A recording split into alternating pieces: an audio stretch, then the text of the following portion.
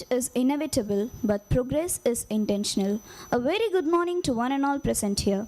It is with immense pleasure that we welcome you all to this ICSSR Southern Regional Center Hyderabad SRC sponsored one-day national seminar on the theme Equipping MSME Clusters Towards Industry 4.0 Prospects and Challenges, organized by the Department of Commerce, Sri Ramakrishna College of Arts and Science for Women. This is Rohini Krishna and Andrea, and it is our privilege to be the masters of ceremony for this insignificant event. We have a wonderful lineup of activities and speakers planned, all aimed at broadening our understanding and inspiring progress. As we stand at the threshold of Industry 4.0 era, where edge-cutting technologies are redefining industries, this seminar aims to explore how MSMEs, the backbone of our economy, can rise to the challenges and seize opportunities for this transformative phase. To all the visionaries, innovators, and leaders gathered here, let us embark on this day filled through thought-provoking ideas, discussions, and inspiration.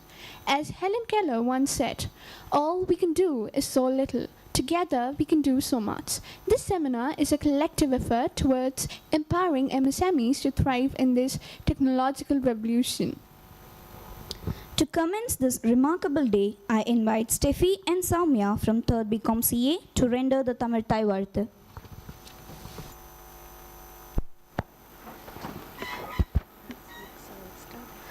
நீராறும் கடலொடுத்த நிறமடந்த கெழிலொழுகும்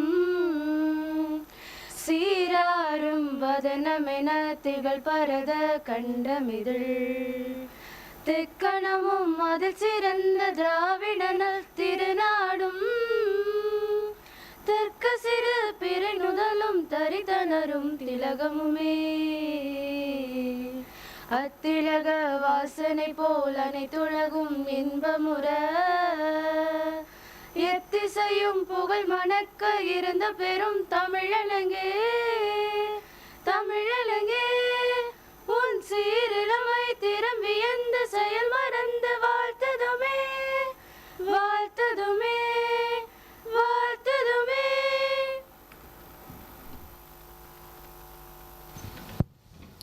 Thank you, Steffi and Soumya. Let's have a brief introduction about the seminar director and HOD of Commerce.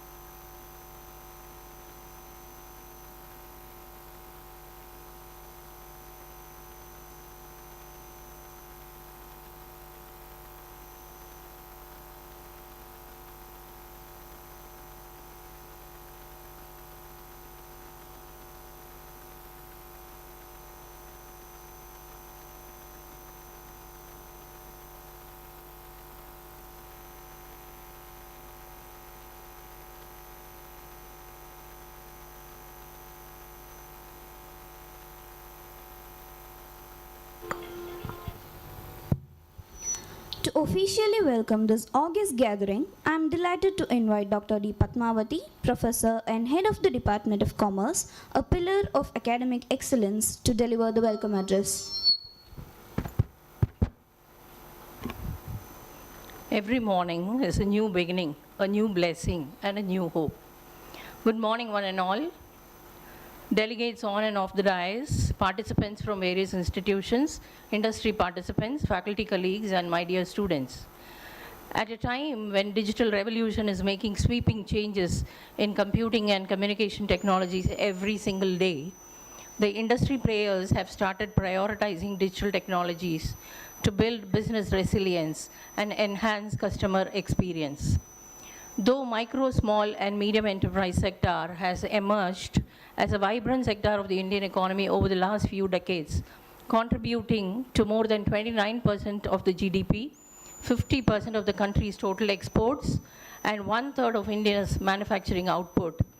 They face several challenges in embracing Industry 4.0.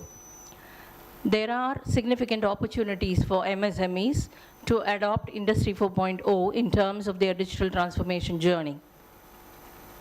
This seminar aims to provide a thorough academic exploration of the challenges faced by MSME clusters in India as they transition towards Industry 4.0. Let us explore and hear from the delegates and from the participants how this transition could take place. I'm extremely happy to welcome you all for this one-day national seminar on equipping MSME clusters towards Industry 4.0 prospects and challenges, hosted by the Department of Commerce and sponsored by ICSSR Southern Regional Center, Hyderabad. At this point, I would also like to place on record my sincere thanks on behalf of the institution to the ICSSR for sponsoring this seminar.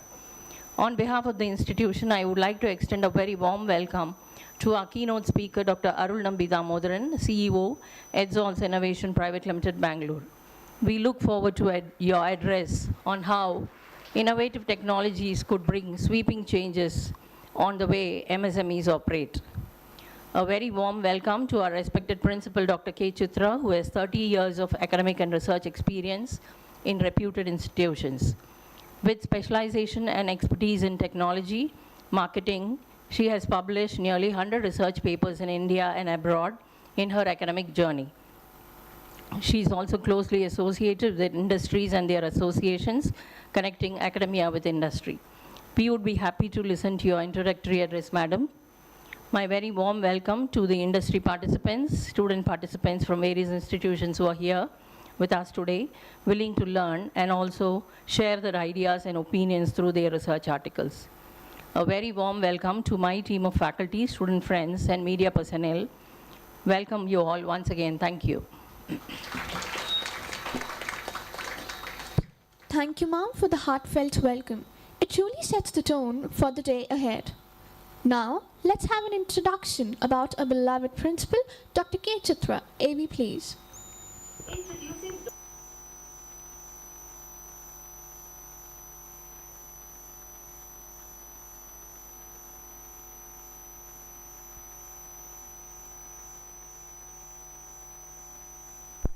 Dr. K. Chitra, a distinguished educator with over 3 decades of expertise in teaching, research, consultancy, and leadership. Happy morning. It's such a pleasure to be amidst you all today.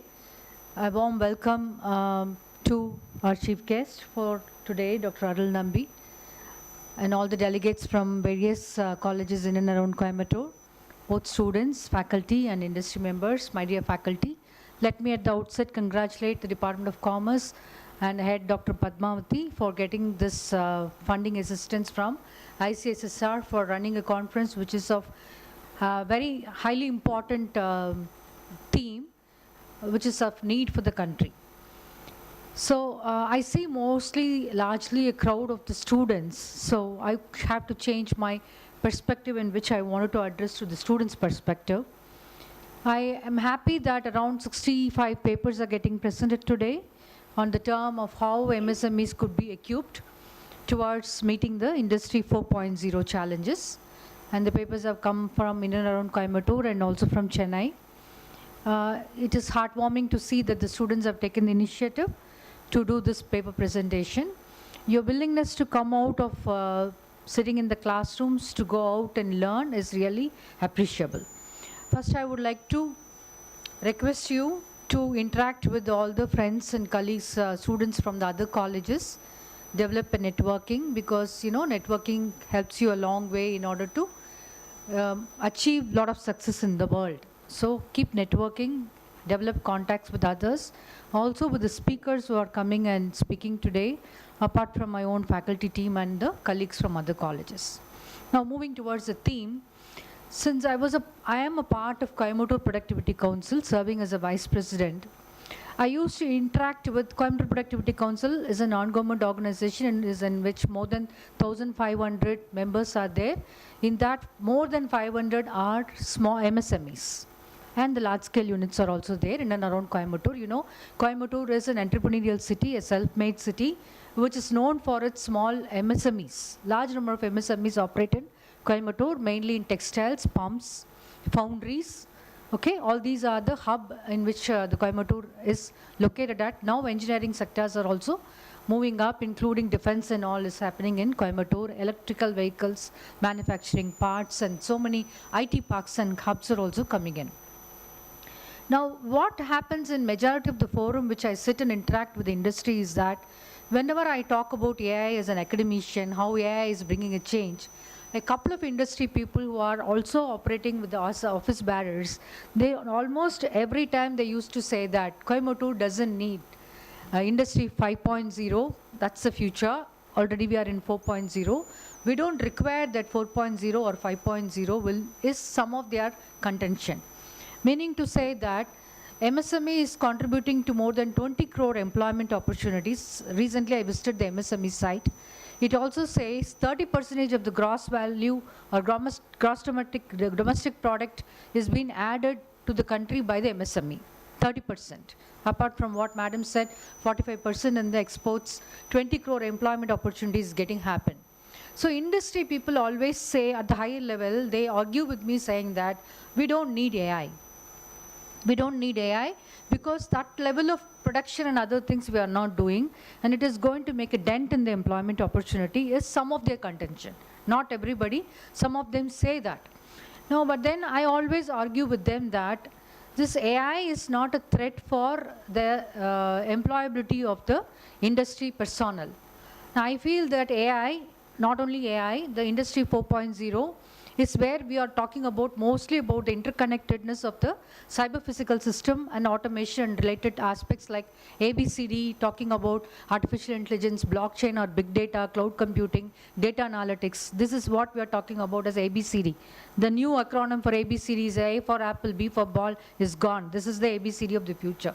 This ABCD is talking more about in the Industry 4.0, where 5.0 talks about the human-centeredness, where the human interaction with the machine happens more and cobots are working together. That's what the 5.0 is talking about.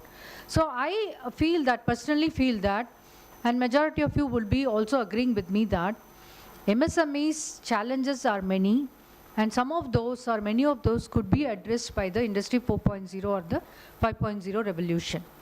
In the sense that assistance in the production, I was talking with Dr.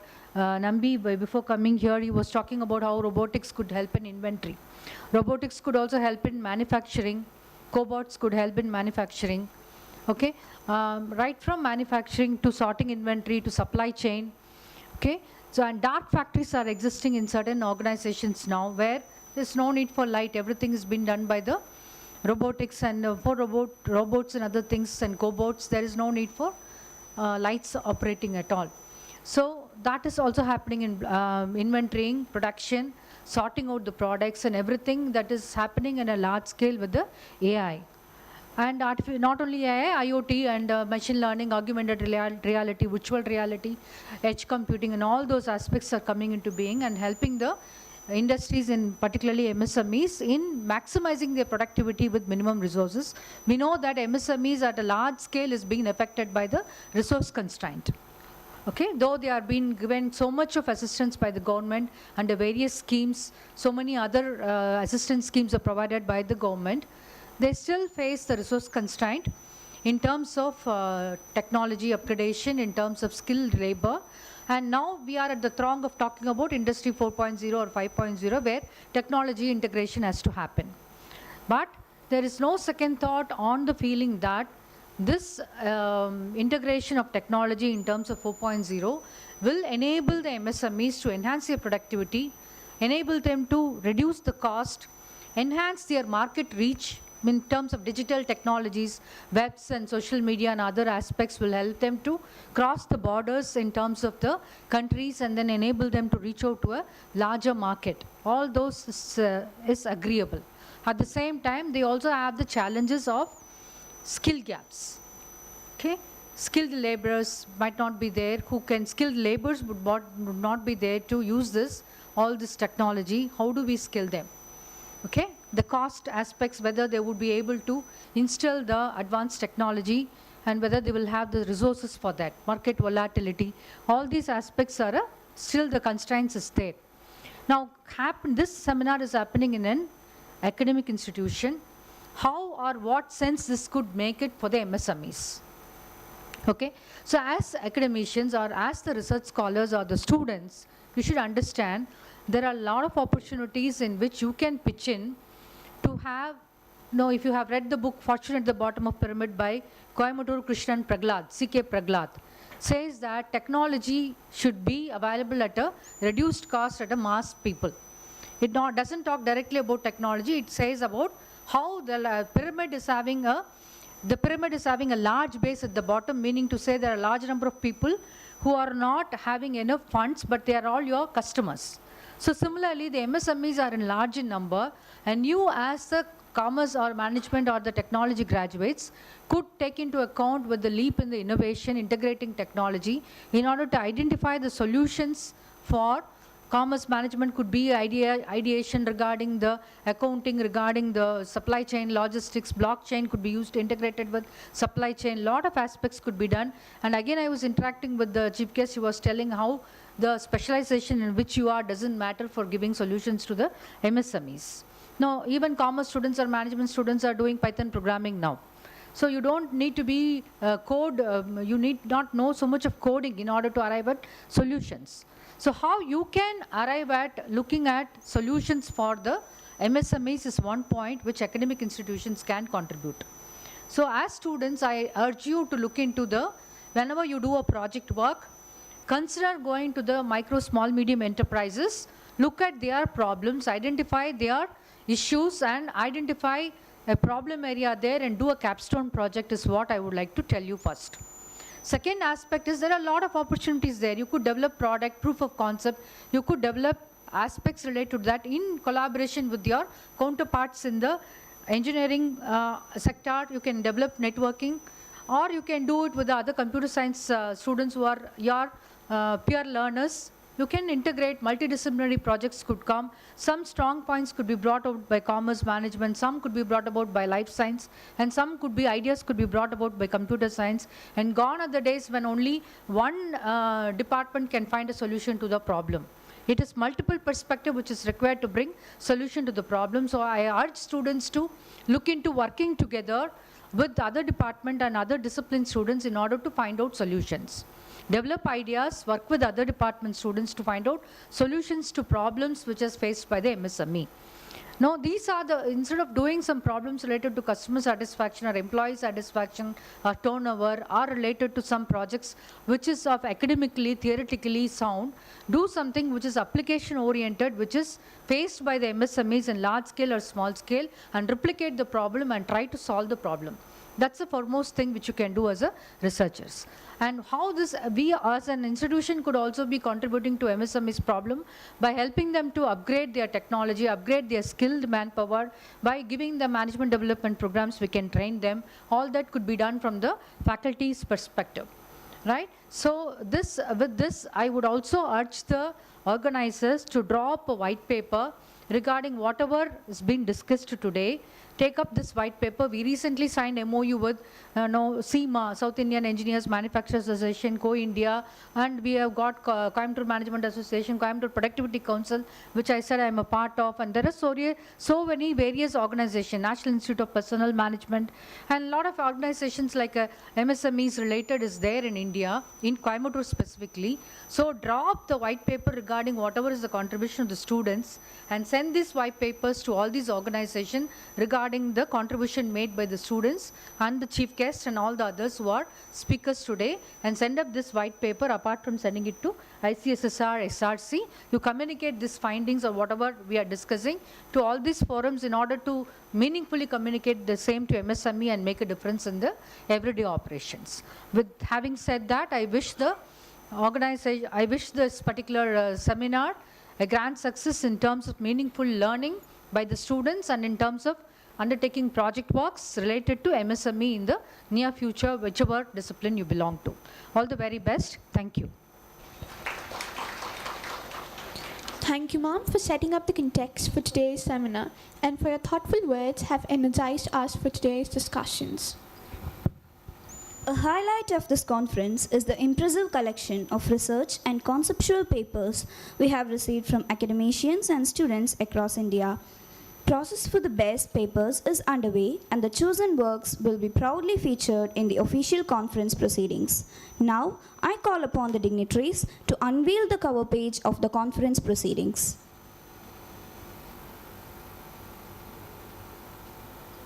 Let's show our appreciation with a warm round of applause.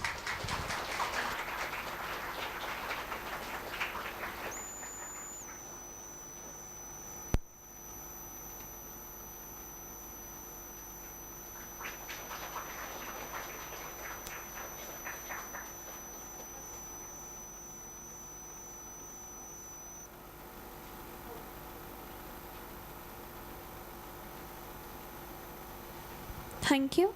Let us now have an AV introduction about the keynote speaker. Dr. Arul Nambi Dhamodran is an accomplished educator, researcher, and entrepreneur with extensive experience in academia and industry. A former teaching and research instructor at Oregon State University, he collaborated with leading companies like Intel and LG Display on cutting-edge research projects. Dr. Arul also designed the Intel Atom Processor Lab at Oregon State University, earning international research awards for his contributions. In 2021, he founded EdSouls, an edtech startup focused on integrating AI, robotics, and IoT into education through innovative lab designs for schools and colleges. Under his visionary leadership, EdSouls empowers students with cutting-edge tools, fostering creativity and preparing them for the future of technology-driven careers. Now, it is time to move into the heart of today's theme with the keynote address. We are honored to have with us Dr. Arul Nambi Dhamodran, CEO of EdSouls Innovation Private Limited, Bangalore. Known for his pioneering work in innovation and technology, he is a true embodiment of Steve Jobs' words, "Innovation distinguishes between a leader and follower." Dr. Arul Nambi will enlighten us on the topic, Innovative Technologies, a game changer for MSME clusters. Let's give him a warm welcome. Thank you, everybody. Yeah, thank you. Thank you, one and all. Can everybody at the back hear me? I'm loud enough, right? Thank you again. First of all, I'd like to thank Dr. Padwanti ma'am for constantly being in touch with me and having me here. Thank you for the opportunity, ma'am. So today we will have a bit of an offhand discussion. It's not going to be like a traditional presentation. I want to just share what are the opportunities available for the students in terms of MSMEs, as well as employment opportunities in AI. To give you a brief idea about what it is all, we are going to introduce you to the next generation of workforce, right? To classify that, innovative technologies can be broadly classified into three different groups. One is robotics, the other one is IoT, Internet of Things, and the final domain is intelligence. Each of this is a very vast domain, and they have several sub-classifications in themselves.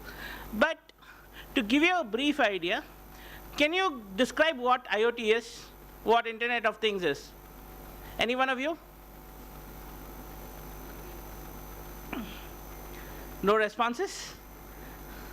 Let's have an interactive session, guys, please. Come on, try to respond. Okay, fine then. So, of things. Internet of Things, it's like a social media for devices, right? It is communication of devices to achieve certain tasks. For example, one of the most common IoT devices is a smart home. You have, yeah. So, better? So one of the most common IoT applications is a smart home. A smart home is a collection of different devices, starting from your lights, your washing machine, your dishwasher, your television, everything.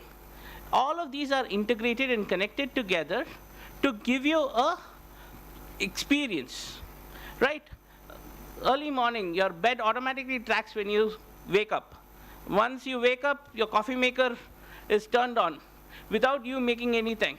Your dishwashers and your washing machines are optimized to work under the best environments. So they automatically load your clothes, dishes, and have everything washed even before you're ready for your work. So most of your work and your lifestyle becomes very easy. But how does these devices achieve this? They use a bunch of sensors, a wide network of internet to communicate with each other and inform one another about the tasks and their completion. So your refrigerator automatically keeps track of all the devices or all the items that are there in your fridge, informing you what is there and what is needed. If modern refrigerators even give you recommendations on what are the dishes that you can cook using the items available in your refrigerator. So AI has advanced to that level. But all of this is just preliminary intelligence. We have not even reached the intelligence level of a mice. Can I go to the next slide, please? So to talk about IoT, there are several different applications. Like your air conditioner understands your mood by working with your smart band or your smartwatch. So your smartwatch automatically tells you your body temperature, your mindset, and everything. Your heart rate, your blood pressure levels. So it communicates with your air conditioner. It keeps everything ready. So by the time you enter your house, your ambient temperature is set to your requirements. This brings about energy optimization as well as integrated usage.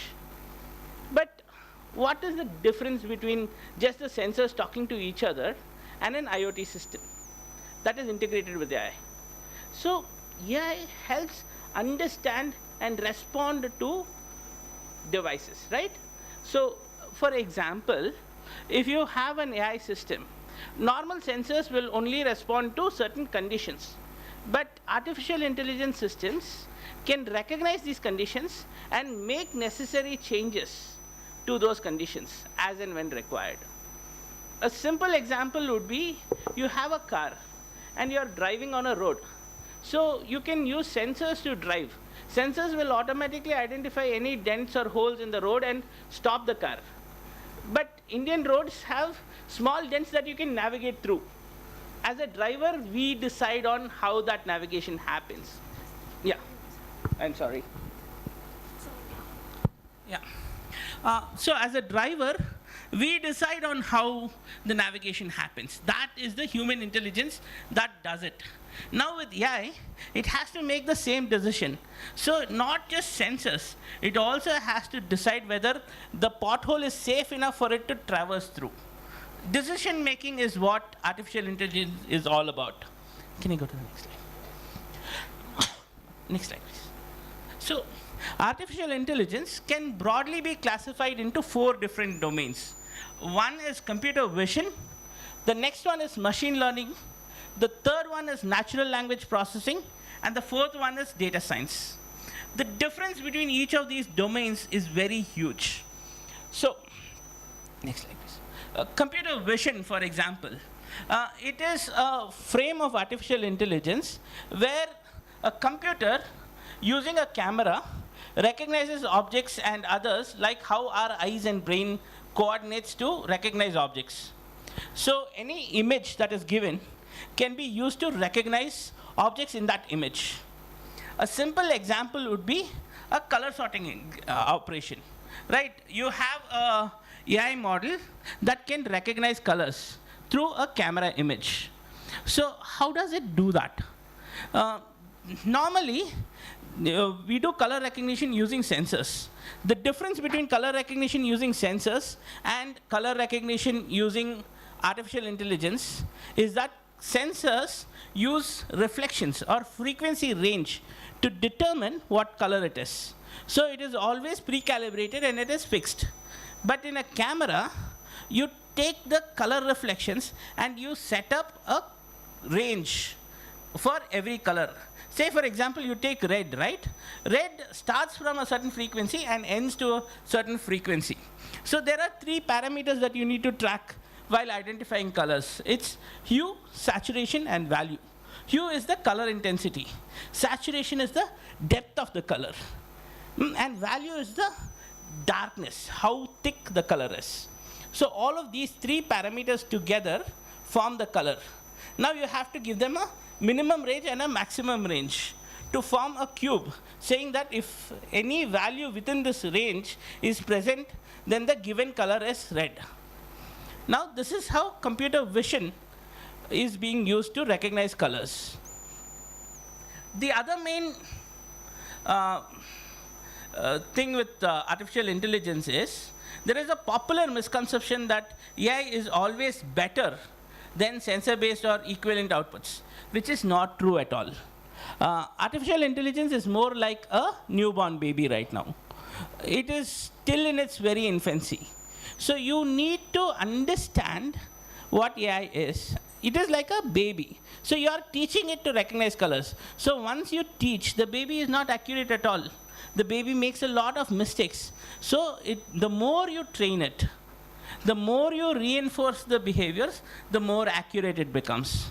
So with artificial intelligence, be it any model, the more you use it, the more accurate it becomes. It is not accuracy in terms of the right decision, but it also learns behaviors. It also learns what you want. Can you go to the next slide? Now, this is where I'm going to tell you about machine learning. Machine learning is a feature where machines or computers or devices learn to do certain tasks. One of the main examples is autonomous vehicles. Autonomous vehicles like these Tesla cars, where they have the autopilot mode, where it drives itself, right? And there is a lot of decision-making process that is involved. So here we have a popular concept called as reinforcement learning. Reinforcement learning is not new at all. We've been doing it. All the teachers have been doing it.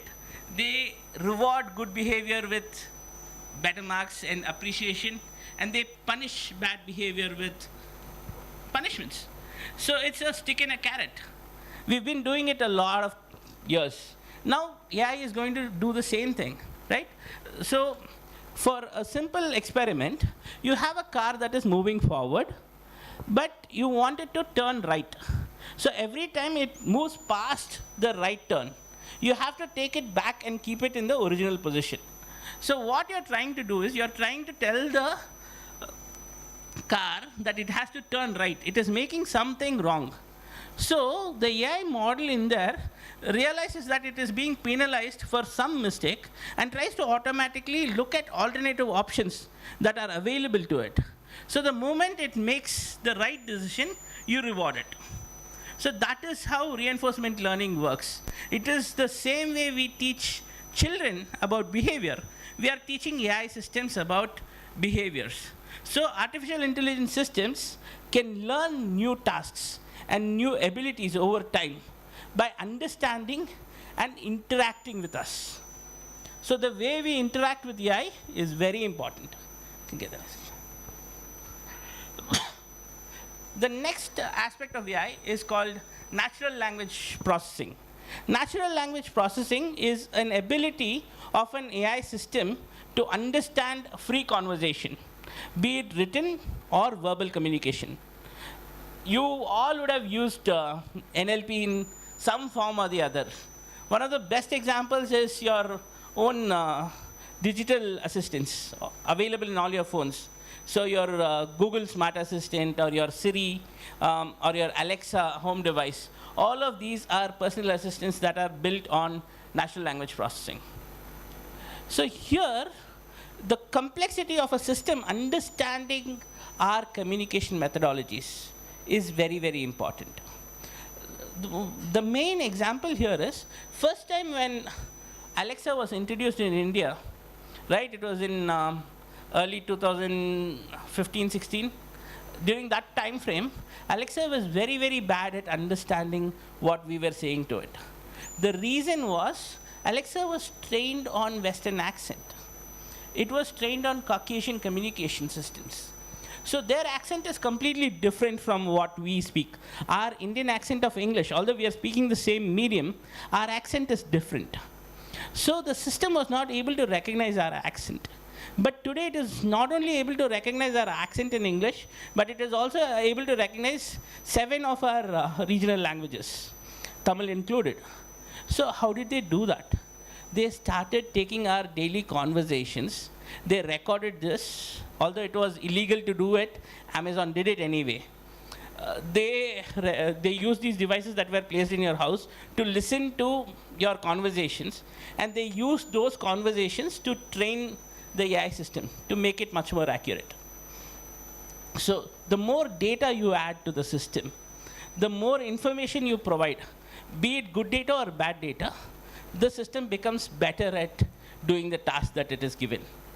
Because it is able to crunch more information, it is able to create a lot more edge cases to develop the solutions that are needed. Okay?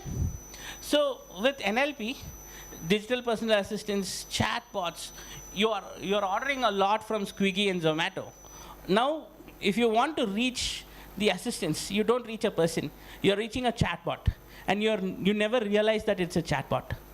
Because it is so good at understanding what you need and prompt you with the right sequences, you feel like you're an illusion that you're talking to another live person. But in fact, you're talking to a chatbot. So that's how complicated chatbots have become.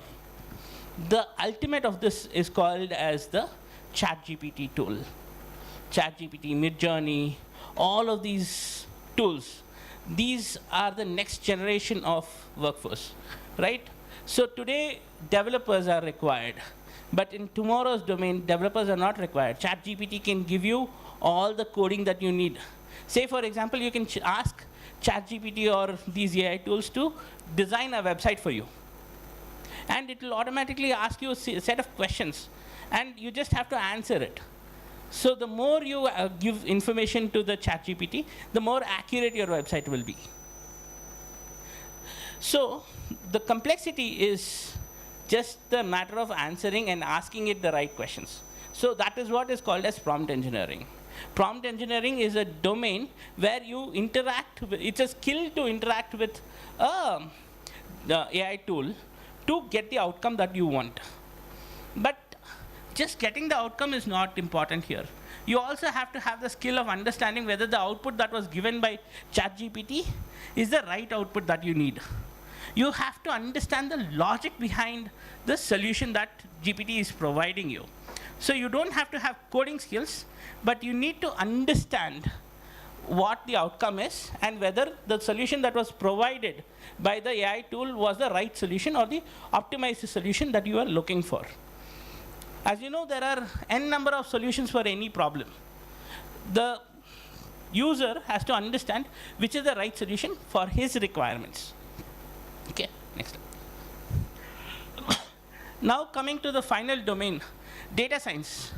Data science is a relatively new domain where a lot of companies have been getting a lot of data that was previously unused.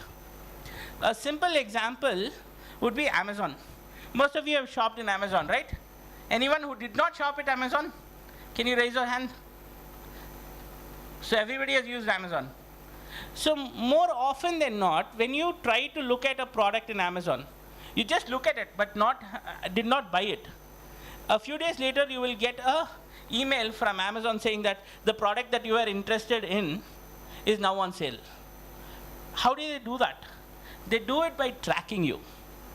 This is called as personalized advertisements. They understand the behavior, they understand what you want, and then they target you and say, okay, this is on sale. Amazon's pricing strategy also depends on what you're more interested in. So they tend to increase or decrease the prices based on your requirements and your personalized marketing strategy. So to do this, they take all of your data from all of your sources, be it social media, be it your digital profile, whatever it is, right? Even your phones. You might be surprised. All of your Android smartphones have trackers in them. And Google listens to you constantly. And it listens to your private conversations as well, saying if you accidentally tell your friend, I'm looking at buying a new pair of shoes today, Google automatically sends you some ads showing you new pairs of shoes. How does it know? Because it's reading you. Today, it is not impossible for anyone to create a complete digital profile of you. They will even be able to predict what you're going to do next. Right? That's what was there in the US elections recently. They were trying to say, okay, there are a lot of influencers who are ready to come in and influence your behavior in voting.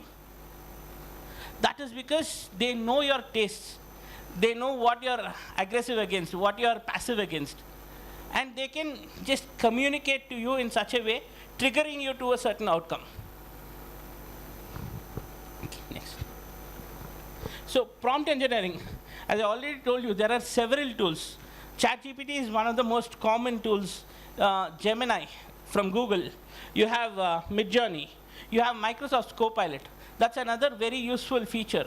Microsoft Copilot is basically an assistant for you to do all of your tasks, right from creating your presentations. It'll automatically, you just have to define what you want in the slide, and it'll automatically create all the graphical information that is required, creating a beautiful presentation for you. Excel, giving you a lot of optimized charts and visualization tools. All of this can be done in a click of a button using Copilot. So that is how efficient the AI tools have become. So if you understand these tools, creating solutions would not be difficult, right? So any questions, guys? Any questions at all? All right then, thank you.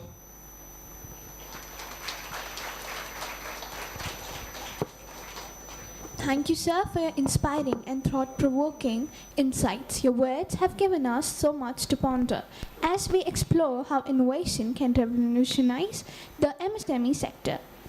I request Principal Ma'am to present the memento to the keynote speaker.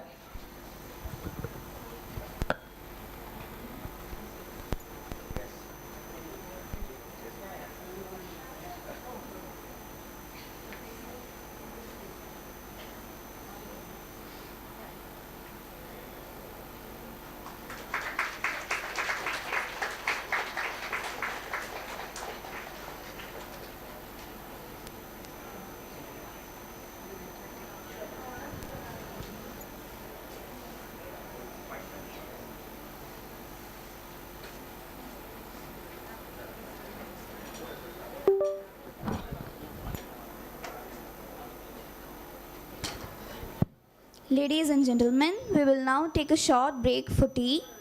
Refreshments will be provided at G11, which is adjacent to the seminar hall. Kindly be back in the auditorium by 11:15 for the plenary session.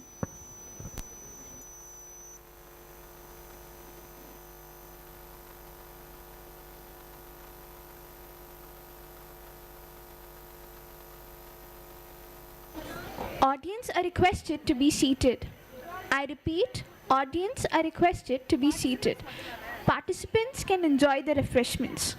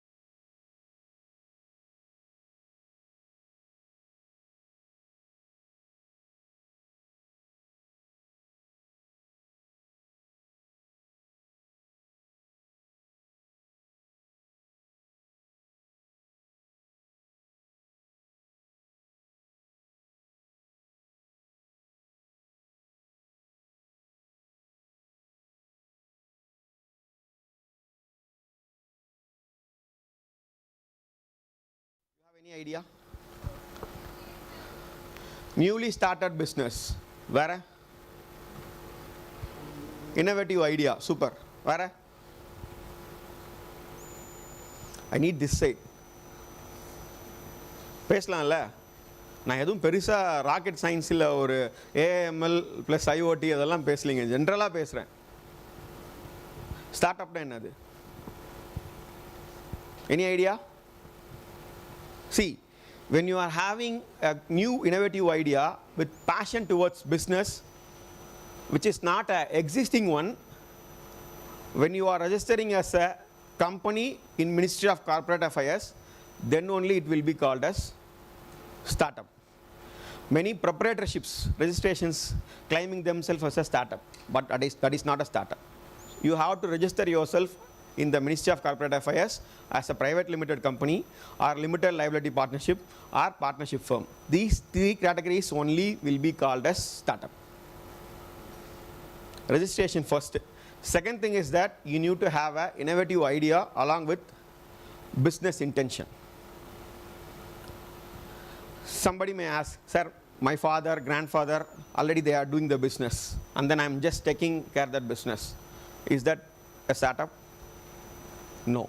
So a company already existing for more than 10 years won't be called a startup. It should be in the time period of below 10 years. And then the revenue should be below 100 crores. These are the categories for startups. Hope you are clear right now, right? MSME is a portal or an agency who will be supporting for entrepreneurial supportive system in the country, along with good initiatives like another agencies like Startup India or Startup TN from the state agency. They are joining hands with the entrepreneurial development sectors in order to support the medium, small and then micro enterprises. So when you are starting a new company, by focusing manufacturing means you will be coming under MSME. Also you will be registering in the MCA portal, right? So MSME ல register பண்ணீங்கன்னா they will be giving the recognition as உதயம் number கொடுத்துருவாங்க, MSME number கொடுப்பாங்க. அதை வச்சுக்கிட்டு you can recognize or register yourself as a manufacturing sector company where you will be getting lot of privileges.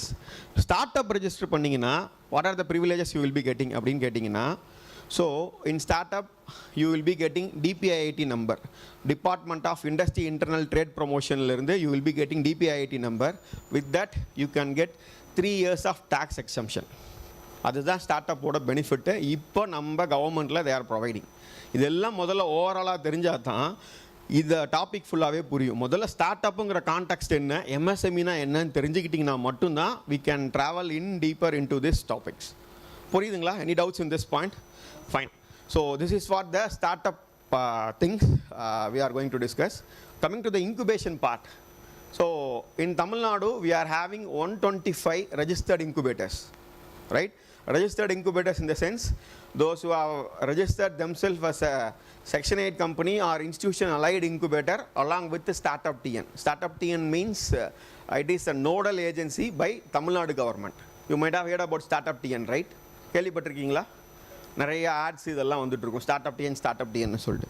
It's a nodal agency for Tamil Nadu government. அதே மாதிரி இந்தியாவுக்கு வந்து பார்த்தீங்கன்னா we are having startup India scheme. So இதெல்லாம் தான் agencies for supporting the startup initiatives in the country. Coming back to the point of incubation centre. இந்த incubation சென்டருங்கிறது என்னென்னா, it may be a allied part of educational institution. They might have registered themselves as a Section 8 company in the institution and then they will be supporting the incubation activities. இதுதான் incubation centரோட process. எப்படி support பண்ணுவோன்னு கேட்டிங்கன்னா, I will go through this slide. I have covered this, right? So MSME sector வந்து பார்த்தீங்கன்னா, as I mentioned, it is mainly contributing in the GDP growth. As you know very well, our government, especially our Modi ji government, is much focused on increasing the GDP of the country, where they are much focused on developing the startups ecosystem like China, right? That is what the thing we are having. So in olden days and all, we will be looking or we will be seeking for a lot of job opportunities with the MNCs. Right now the system has been completely changed. In India if we take means 20 to 30% every year, the startup registration is keep on increasing. In Tamil Nadu alone, we are having 10,000 plus DPIIT registered startups for the past 2 years alone. For the past 2 years, it has been increased to 10,000 plus DPIIT registered startups. Then see the power of startup growth, right? See why they are converting into startups, why the people started to turn as an entrepreneur means there is a lot of supportive systems in the government.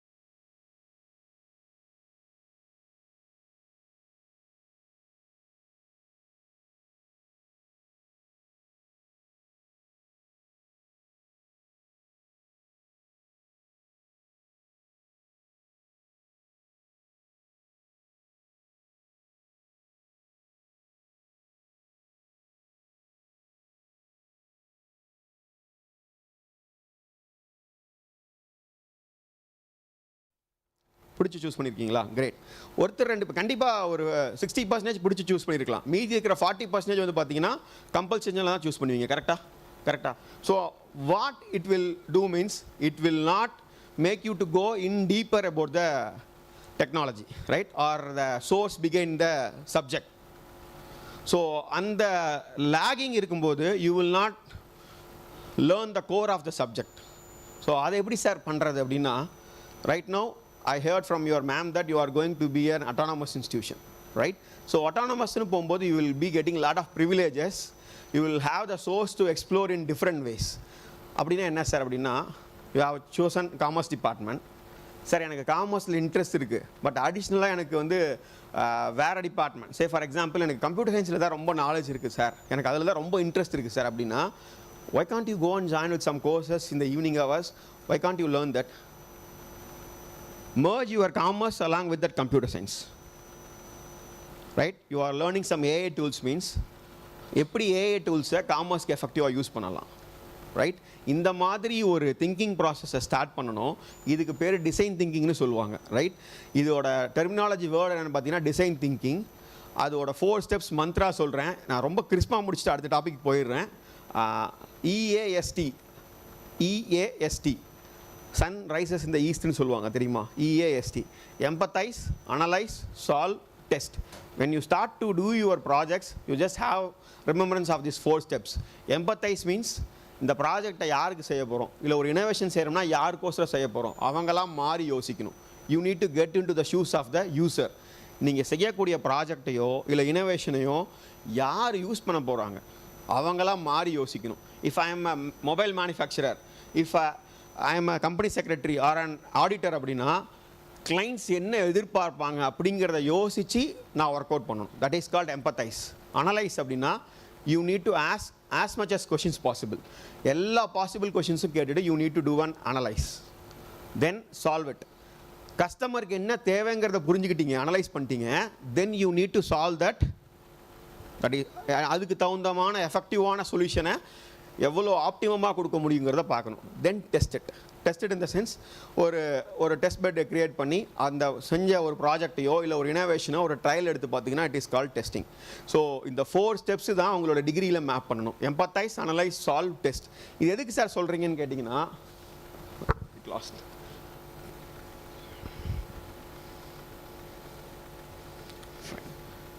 இந்த knowledge exchange, combining divorce ideas to create new solutions. நான் அதான் சொன்னேன், combining diverse ideas to create new solutions. As I mentioned, you are from BCom, Commerce Department, but you are having good exposure in computer science means you have to merge those things, right? Interdisciplinary approach. அதுதான் ரொம்ப ரொம்ப தேவை. இன்னைக்கு இந்த start up ecosystem போகணும்னு சொன்னால் you cannot be a single player. இப்போ நான் அடுத்த பாட்டுக்கு வருவேன் அடுத்துல. So you need to have a diverse ideas in new solutions. And then identifying the needs and conceptualize the solutions. As I mentioned, empathy part. You need to empathize the needs in the market, right? As academical expertise students, what you need to do means you need to understand the market need. Market needs அப்படின்னா என்னன்னா, கேம்பஸ்குள்ளேயே உட்காந்துருந்தோம்னா project idea வராது. If you are sitting inside the campus and then searching for the projects in the internet means it won't work out. What you want to do? என்ன பண்ணணும்? Yeah, you need to explore many work areas. See, say for example, you are doing your CA means from second year onwards, you need to have a close interaction with the experienced CAs. Then only you will understand the market needs. அவர் ஒரு 10 வருஷம் எக்ஸ்பீரியன்ஸ்டாக இருப்பார். அப்படின்னா என்னன்னா 10 வருஷமாக அவர் அப்டேட்டில் இருந்தாருன்னா super, technology அப்டேட்ஸில் update ஆகாமல் அவர் typical சிஏவாக மட்டும் இருந்திருந்தாருன்னா உங்களை தான் அவர் டிபெண்ட் பண்ணுவார். நீங்கள் தான் என்ன டெக்னாலஜிக்கல் அட்வான்ஸ்மெண்ட்ஸ் டூல்ஸ் கற்றுட்டு வந்திருக்கீங்கன்னு உங்கள்கிட்ட இருந்து எதிர்பார்ப்பார். அதில் உங்களை எக்யூப் பண்ணிங்கன்னா தான் you can excel, right? I can see some good number of CAs very fresh, very young, approaching the incubation centers. நம்ம SNRல முடித்த பசங்களே ஒரு பையன் வந்தான், 3rd இயர்லேயே வந்தான். he is having a tremendous idea as a CAவா ஒரு கம்பெனிஸில் எப்படி லோன் கொடுக்கலாம். இப்போ ஒரு MSME வராங்க, எனக்கு லோன் வேணும்னு கடன் கேட்டு வராங்கன்னு வச்சுக்கோங்களேன். அவங்களோட பேக்ரவுண்ட் வெரிஃபிகேஷனை பார்க்குறதுக்கு பர்ஃபெக்டான சொல்யூஷனோட வந்தான் அந்த பையன். நான் அப்படியே மெஸ்மரைஸ்ட் ஆகிட்டேன். ஒரு தேர்ட் இயர் பிகாம் சிஏ படிக்கக்கூடிய பையனுக்கு இவ்வளோ இன்டெப்த் நாலேஜ் எப்படா வந்துச்சுன்னு சொல்லிட்டு still I am keep on working with him. ரொம்ப டஃபஸ்ட் ப்ராஜெக்ட்டு. நானே இன்வெஸ்ட் பண்ணி அவனோட ஆப் டெவலப்மெண்ட், அவனோட பேக்ரவுண்ட் வெரிஃபிகேஷனுக்கான வெப் டிசைனிங் எல்லாத்துக்கும் சோஃபார் ஒரு 1 lakh கொடுத்து அவனை இன்வெஸ்ட்மெண்ட் பண்ணி அவனுக்கு ஒர்க் அவுட் பண்ணி வச்சுருக்கேன். இன்னும் அவன் இன்குபேட் கூட ஆகலை. அவனை ஆஃப் த ரெக்கார்டே ஆப்ரேட் பண்ணிகிட்டு இருக்கேன். ஏன்னா ஒரு கம்ப்ளீட் ஒரு MVP மினிமம் வயபிள் ப்ராடக்ட்னு சொல்லுவாங்க. அந்த ப்ராடக்ட் ஸ்டேஜுக்கு வந்தால் தான் இன்குபேஷன் சென்டரில் ஒரு ஃபண்டிங்ஸ் எடுக்க முடியும். ஆனால் அவன் ஐடியா லெவலில் தான் வந்தான். பர்ஃபெக்டான ஐடியா. அது நான் வெளில இருக்கிற எக்ஸ்பர்டைஸ்ட் எல்லாத்துக்கும் கொடுத்ததுக்கப்புறம் ஈவன் பேங்க் பீப்புள்கிட்ட சொன்னது கூட தே ஆர் அட்மைரிங். சார் சூப்பரான ப்ராடக்ட் சார், இந்த மாதிரி வந்துச்சு. அதை நான் ரிவீல் பண்ண முடியாது. ஸோ இட்ஸ் அ காமன் ஃபோரம்ங்கிறதுனால எதுக்கு சொல்ல வந்தேன்னா, people are very passionate about bringing lot of innovations. நீங்கள் நினைக்கலாம் சார் இன்ஜினியரிங்கில் வரும், நாங்கள் என்ன பண்ண முடியும் sir, we are a commerce student. உங்கள்கிட்ட நிறையா வாய்ப்பு இருக்குங்க. இன்ஜினியரிங்லாம் சேச்சுரேட் ஆகிடுச்சுன்னு நான் சொல்ல மாட்டேன். நிறைய ப்ராஜெக்ட்ஸ் இருக்குது. பட் ஆனால் இன்னும் கொஞ்சம் லெவல் அப்கிரேட் பண்ணி போயிட்டுருக்காங்க. நீங்கள் உங்கள்கிட்ட இருந்து தான் நிறைய நீட்ஸ் இருக்குது. We are looking for the innovation from the arts background, science background people. ஏன்னா நீங்கள் தான் கிரியேட்டர்ஸு, ரைட்டுங்களா? ஸோ அவங்க they are reading the technology. நீங்கள் தான் பேஸை படிக்கிறீங்க. You know the basic things behind the arts and then science. You need to come up with good solutions. நீங்கள் இன்புட்ஸை கொடுத்தீங்கன்னா டெக்னாலஜிஸ்ட் இன்ஜினியரிங் முடிஞ்சவன் உங்களுக்கு வேலை பார்க்கணும், ரைட்? நீங்கள் கொடுக்குற ஒரு ப்ராப்ளம் ஐடியாவை அவன் டெக்னாலஜிக்கலாக க்ரியேட் பண்ணி you have to combine with them and then come out with the products. இதுதான் பண்ணணுங்க. இந்த பிரிட்ஜிங் நடக்கிறதுக்கு தான் incubation centres like us are supporting you, right? So coming back to the incubation centre facility,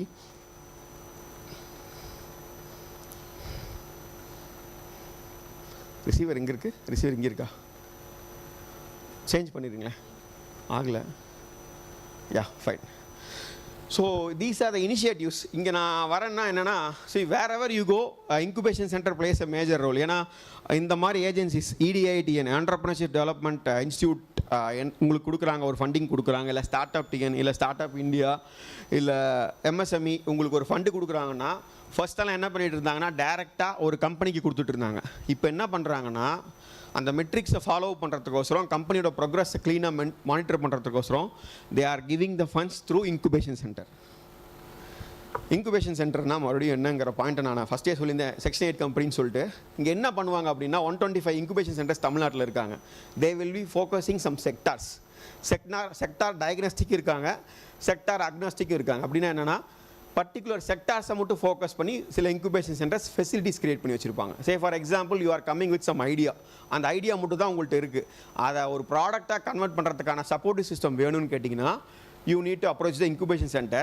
They will be grooming their idea. Say for example, உங்களுக்கு ஒரு technology specialist வேணும் அப்படின்னா they will be giving the technology specialist. உங்களுக்கு ஒரு business supportive system வேணும்னா they will be assigning the business mentors. இல்லை ஒரு facilities வேணும், அதாவது ஏதாவது மெஷர்மெண்ட் டூல்ஸ் இல்லை இன்ஸ்ட்ருமெண்ட்ஸ் ஏதாவது வேணும்னா they will be providing that. இப்போ நீங்கள் வந்து ஒரு ஹெல்த் கேர் ப்ராடக்ட் பண்ணுறீங்க அப்படின்னா, அந்த ஹெல்த் கேர் ப்ராடக்ட்டை அசஸ் பண்ணுறதுக்கு நிறைய டிவைசஸ் வேணும். அதெல்லாம் அங்கே வச்சுருப்பாங்க. இப்போ ஒரு இன்குபேஷன் சென்டர் நான் ஆட்டோமேஷன் ஃபோக்கஸ் பண்ணுறேன், ஹெல்த் கேர் ஃபோக்கஸ் பண்ணுறேன் அப்படின்னா, அந்த டெக்னாலஜிக்கு தேவையான எல்லா ஃபெசிலிட்டியும் உள்ளே வச்சுருப்பாங்க. ஸோ இப்போ நீங்கள் ஸ்டெப் இன் பண்ணிங்கன்னா அங்கே இருக்கிற எல்லா ஃபெசிலிட்டிஸையும் நீங்கள் யூஸ் பண்ணிக்கலாம். இந்த மாதிரி 125 சென்டர்ஸ் தமிழ்நாட்டில் இருக்கிறாங்க. நீங்கள் என்ன செக்டார் சூஸ் பண்ணிங்கனாலும் சரி, அந்த செக்டாருக்கு தகுந்த இன்குபேஷன் சென்டரில் போய் டைப் பண்ணி you can collaborate and then you can incubate over there and then you can use the facilities based on the costings வந்து பார்த்திங்கன்னா ரொம்ப ரெவன்யூ வந்து ரொம்ப மினிமலில் தான் இருக்கும். சே ஃபார் எக்ஸாம்பிள் ஒரு 3D பிரிண்டர் கேள்விப்பட்டிருக்கீங்களா? இப்போ நிறைய கிஃப்ட் ஆர்டிகல்ஸ்லாம் வருது, 3Dயில் பிரிண்ட் பண்ணி வருவாங்க, ரைட்? உங்கள் நேம் போட்டது இல்லை ஏதோ லோகோஸ் இதெல்லாம். அந்த 3D பிரிண்டர்லாம் வெளில பார்த்தீங்கன்னா 1 மணி நேரத்துக்கு 500 rupees அப்படின்னு சார்ஜ் பண்ணுறாங்கன்னா, இன்குபேஷன் சென்டர்ஸில் 200 rupeesனு சார்ஜ் பண்ணுவாங்க. புரியுதுங்களா? இட்ஸ் மோர் தென் 50% ஆஃப் காஸ்ட்டுக்கு கீழே தான் தே வில் பி ஆப்ரேட்டிங். எதுக்குன்னு கேட்டிங்கன்னா, உங்களை மாதிரி இனோவேட்டர்ஸ் ஸ்டார்ட் அப்ஸ்க்கு நர்ச்சர் பண்ணுறதுக்கு தான். ஸோ எனி ஃபண்ட்ஸ், இப்போ நீங்கள் ஒரு இனோவேஷன் ரெடி பண்ணி வச்சுருக்கீங்க அப்படின்னு சொன்னால், you need to pitch to the government agencies, EDI, start up TN, start up India, இவங்க எல்லாத்தையும் பிச் பண்ணுவீங்க. பிச் பண்ணும்போது they will be giving the funds. நான் ஃபஸ்ட்டு சொன்ன மாதிரி 3 கேட்டகரியில், they may be in the form of grant or in the form of soft loans or in the form of equity. இந்த 3 மோடில் கொடுக்குறாங்கன்னா யார் மூலியமாக கொடுப்பாங்கன்னா த்ரூ இன்குபேஷன் சென்டர்ஸ். EDITNல பார்த்தீங்கன்னா there is a call for called IVP, Innovation Voucher Program. இதெல்லாம் ஸ்டூடெண்ட்ஸுக்கு பர்ஃபெக்டாக work out ஆகும். ஐடியேஷன் ஸ்டேஜுக்கே they are giving the funds 2 lakhs வரைக்கும் கொடுப்பாங்க. அடுத்தது ஃபஸ்ட்டு IVPA, அடுத்தது IVPBயில் 5 lakhs வரைக்கும் கொடுப்பாங்க. ஸோ 7 lakhs வரைக்கும் கிராண்ட்டு 10 பைசா நீங்கள் இன்வெஸ்ட் பண்ண வேண்டாம். உங்களோட ஐடியா இருக்குன்னு சொன்னால் போதும், தே will be giving the funds. And then coming to the startup TN. Startup TN is a nodal agency of Tamil Nadu where they will be giving lot of government funds in the name of TAN seed and then TAN fund. Lot of government initiatives are there. அங்கே பார்த்தீங்கன்னா கொடுப்பாங்க. அதுலேயும் பார்த்தீங்கன்னா கிராண்டாகவும் கொடுக்குறாங்க, ஈக்விட்டியாகவும் தராங்க. MSME ஏன் நான் நிறையா ஸ்கிப் பண்ணுறேன்னா, நெக்ஸ்ட் ஸ்பீக்கர் மேடம் வந்து ஃப்ரம் MSME. ஸோ அதனால தான் அந்த பாயிண்ட்டில் வந்து என்னென்ன ஃபண்டிங் ஆப்பர்ச்சுனிட்டிஸ் இருக்குங்கிறத ஷி வில் பி டச்சிங். அதனால தான் I'm just skipping it. Other then that என்ன பேசணுமோ நான் பேசிகிட்டு இருக்கேன். MSME ஸ்கிப்பிங் நிறைய இருக்குது. ஏன்னா MSMEயில் வந்து நிறையா கால் ஃபர்ஸ் இருக்குது, ஓப்பனிங்ஸ் இருக்குது, இனிஷியேட்டிவ்ஸ் இருக்குது. Next speaker is from MSME. அதனால் I am just leaving that. Startup India is kind of centralized portal. There will be giving lot of problem statements. இப்போ வரைக்கும் நான் கேட்டது என்னென்னா, சார் எங்களோட இனோவேஷன் தான் நீங்கள் கொடுப்பீங்களா ஃபண்டு? இல்லை, இந்த போர்ட்டல்ஸில் அவங்களோட ப்ராப்ளம் ஸ்டேட்மெண்ட்ஸை போட்டிருப்பாங்க. இப்போ ஸ்டார்ட்அப் இந்தியா போர்ட்டல் போய் பார்த்தீங்கன்னா உங்களோட சொல்யூஷன் நீங்கள் கொடுக்குற மாதிரி ஒரு ப்ராப்ளம் ஸ்டேட்மெண்ட்ஸை அங்கே ஃப்ளோட் பண்ணியிருப்பாங்க. அதை எடுத்து நீங்கள் ஒர்க் அவுட் பண்ணிங்கனாலும் they will be giving the funds, கிராண்டாக கொடுப்பாங்க. So you have to go through this portals. Sir இதுதான் சப்போர்ட்டிவ் சிஸ்டம்ஸ் இருக்குது. Funding opportunity for the student இனோவேட்டர்ஸ்னு கேட்டிங்கன்னா நிறைய ஃபண்டிங் ஸ்கீம்ஸ் இருக்குது. ஆல்ரெடி நான் சொன்ன மாதிரி. ஸோ டைடுன்னு ஒரு ஸ்கீம் இருக்குது, டெக்னாலஜி டெவலப்மெண்ட் போர்டிலேருந்து, டெக்னாலஜி இன்குபேஷன் அண்ட் டெவலப்மெண்ட் போர்டிலேருந்து, TDBன்னு சொல்லுவாங்க. ஸோ அங்கே வந்து டைடுன்னு ஒரு ஸ்கீம் இருக்குது. ஸ்டார்ட் அப் இந்தியா சீட் ஃபண்டுன்னு சொல்லுவாங்க. ஸ்டார்ட் அப் இந்தியா போர்ட்டலில் there is a call for call start up India seed fund. So அந்த மாதிரி இருக்குது. தென் வந்து பார்த்திங்கன்னா private fundings. As I mentioned, கவர்மெண்ட்டில் மட்டும் ஃபண்டிங்ஸ் கிடையாது. So we are also having fundings in private. Venture capital funding, angel ஃபண்டிங்ஸ்னு சொல்லுவாங்க. இது எல்லாமே it is available for the students. Sir venture capitals, angels என்ன சார் அப்படின்னு கேட்டிங்கன்னா, so as I mention it's a kind of private funding. So you will be getting the funds in terms of equity or in terms of loan. அது depends, case to case depends ஆகும். These are the funding opportunities available for the students. So இதெல்லாம் already சொல்லிட்டேன் நான். ஒரு incubation சென்டர்னு பார்த்தீங்கன்னா we are having all the supportive system, especially in Spark. We are having all the supportive system in terms of 3 domains. One is automation, healthcare, and then software services, AI/ML, IoT. Additionally, we are focusing renewable energy also. These are the 4 sectors we are focusing in Spark Incubation Center. These are the facilities we are having. So we are having labs with the Center of Excellence in Industry, Smart Manufacturing, and then electrical vehicle laboratory facilities also available, and then biomedical laboratories also available. In Center of Excellence, we are having 5 Center of Excellences in the institution, including cyber security, AI advancements also. So adukapram vandu pathina we are having 10 plus in-house mentors as well as 30 plus external mentors, though all from industries, all from corporates, and then from startups, also from governments.